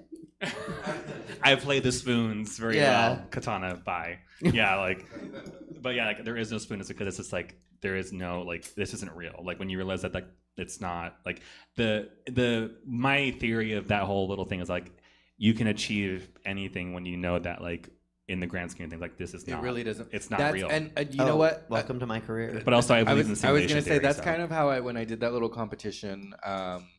I did my first season and I took it way too fucking seriously and I had a terrible time and I like look back at some of that stuff and I was like I definitely wasn't doing like drag that I thought like I could have done, but I was so in my head and overwhelmed by just like trying to the moment staple my brand and be this person and like give the judges what I thought they wanted. And looking back and reviewing it, I was like, oh no, girl, the joke was on me. And so when I went back, I'm the Joker. And when I went back and did the All-Star season, I kind of went into it and was just like, I really don't care and I really don't give a fuck. Like, I know I'm a fierce diva. I'm going to give you exactly what I can deliver. I'm not going to overthink it.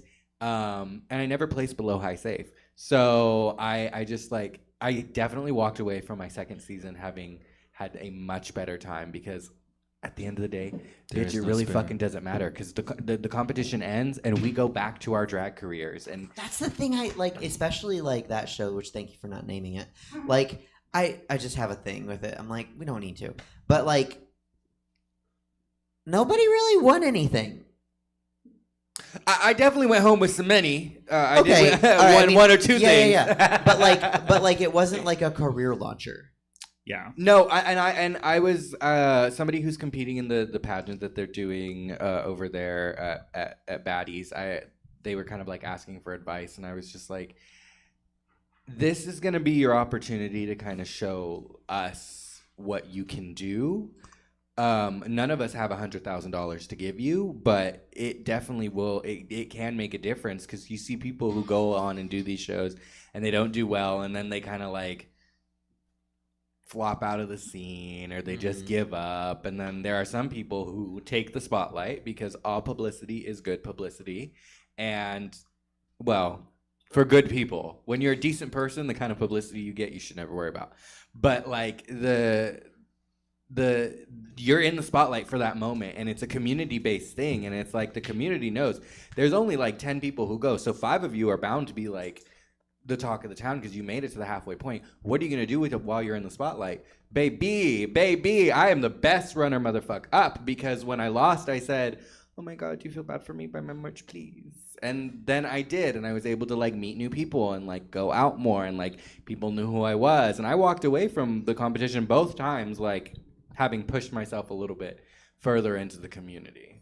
Yeah, I mean, I came in second place. Like, I was like known for coming in second place for a long time because I'd always like lose sleigh ground or lose into the drag lands. I always came in second place. And now it's me. Where I'm like, if I'm not second place, I've gone down.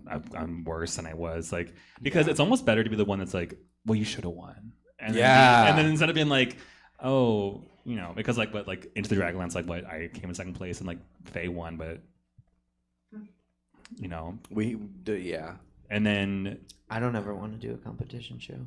Like I kind of want to because it sparks like, oh, I want to try to do that, but also I'm like, I can't commit to the time frame. I work too much. I can't say yes to that. Yeah, I'm a competitive girl. I love it. Throw me in that situation. Like, oh, I'm competitive. I love. It's not a format. I'm that downright excel in. diabolical when you put me. When I go on that little show, expect some great television because I will go in there and I will say, do you want me to be insane? Do you want me to be mean? Do you want me to be the sweetheart? What do you want? And baby, I will bring it out for you. What archetype do you want me to be? You want me to bully someone? I'll pick one bitch in here right now. Do we have anything else? It's about wrapping time. Yeah. Yeah, I got me presents when it's that a need Christmas. No, I was laughing at myself because I was zoning out when I was saying about there is no spoon, and I was laughing like me when they don't give me this, like me at the pho place when they forgot to give me a spoon. But I was laughing because I wasn't listening to what you were saying. But like, no, not really. I mean, we're getting into March, right? March. So next show is April what? April 4th. Okay. Yeah.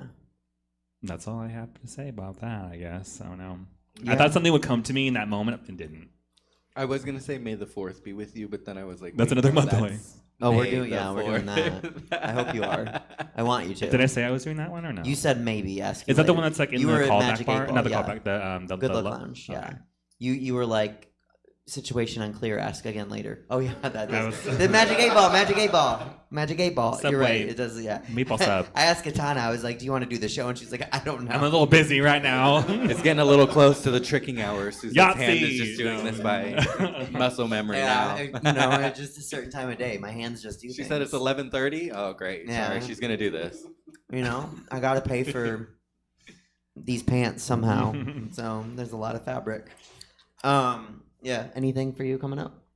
Oh my gosh. So much going on. We're doing a fun Friday Where'd you next start? this month. This month, yeah, we do have a fun Friday. It's softly a Selena show. We're not gonna It's advertise it's as not that. Night of 1,000 Selenas, maybe 500, but How many Yolandas? Yeah, there's. I tried to get the best one. Night I of tried- 0 Yolanda. I tried to get the best one. I'm gonna show you if we go out to eat. But it'd be amazing. He's a comic and he has a special called Yolanda because people always are like, you look like Yolanda. Oh my god, that sucks. Yeah, it does. It does. But he's hilarious. Like the real Yolanda? Yeah. Are we talking about the one who shot Selena? Yeah. Like the one, not the one from the movie, but like the real life girl. Yeah, not the actress. Yeah. So people see like, you look like the girl who shot Selena. How do they know that? How do they had that image? He has a mug special about it. Her mugshot is pretty public. You know, you look like I don't know, like but the girl who Abel shot sent me Selena. this fucked up message about be the best Suzette because no one ever loves the Suzette. And I was like, okay, I get it. I get it. All right. And it was like, Suzettes are always ugly and second choices. Be the best. Love your Suzette. And I was like, yep, it's just me and her. That's the only two in the world. Fuck. She probably has my Instagram handle. Oh yeah, she is the. She's the Suzette. What about Benetti. was THEE? No. Suzette Benetti? Oh, I don't taken? want to be the. You don't want to be Suzette D. Benetti? People will read me so bad if I'm Suzette D. Benetti. Suzette the Stallion Benetti. Official. As Cynthia Erivo. As Mystique. Yeah, we have brunch in Woodland. We have tomorrow. brunch in Woodland tomorrow. Yeah. Yes, which is a new brunch. You guys could go to it. So if is that want to. you, Taryn, Bijou, Manny? That's it. That's Oh, 4 cool. people. Yeah. I'll go one day. Well, if you can do April, I still want to book you. What day is that again? The last weekend? The 26th. Okay. We'll see. I haven't called my dad yet to see when he wants me to come visit him. So. Oh, something big coming. Oh well, no. I guess I'll talk about that because can you hear me something? It's a next month thing. You want but food, we'll be you here need next food. month before I go to do that. So never You mind. want to preview it? I only had one chicken wing, so I'm a little hungry. I hope Caliucci's is there. Where you're going? Where I'm going. Everyone has very specific instructions. If you lay eyes on Caliucci's, don't speak to me. Don't fucking look at me. Don't breathe in my direction because she's probably only going to be there for about 7 seconds, and I want all 7 of those seconds. Caliucci's, is that just her name? No, that's just what I call her. No, I mean like her friends call her. Yeah, no, but like that's just it's not. That's not like a word in their language or anything, is it? Right? It's not like a word that means something, like a stage name. No. Not in Colombian Spanish. That's her stage name. Colombia. Yeah. You know what I hate? Just aside, I want to insert some hate in the end of this. Is I hate when Gaga fans call her Stephanie. Stephanie, can you send my album, Stephanie? Like, but you don't know her like that. I hate that when like those videos where people go to drag con and they like just pop up on, or like people do it like to us. And their just- government names. Yes, like don't do that. That's weird. You know. Stephanie, can you sign my album, please, Stephanie? It's fucking weird. Is that Stephanie Angelina Germanata?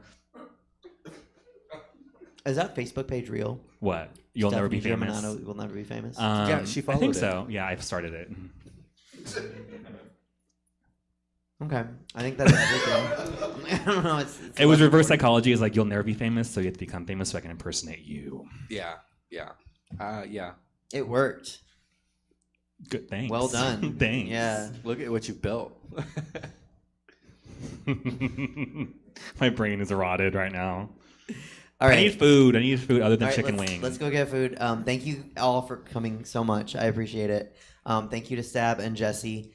I'll be back here at Stab on. I'm trying. What is it? March 22nd, or at least I'll be producing it for STFU, which you guys should do again soon. Other than that, we'll be back April 4th. So thank you all. Bye. All right, everybody, that is it for us for the evening. Come back tomorrow. 3 improv shows. Or, you know what, just check out stabcomedytheater.com for our full calendar of events. We're live in person Thursdays through Sundays. And we stream every gosh darn thing we do. Have a good night, everybody. Get home safe. Hope to see you back here tomorrow.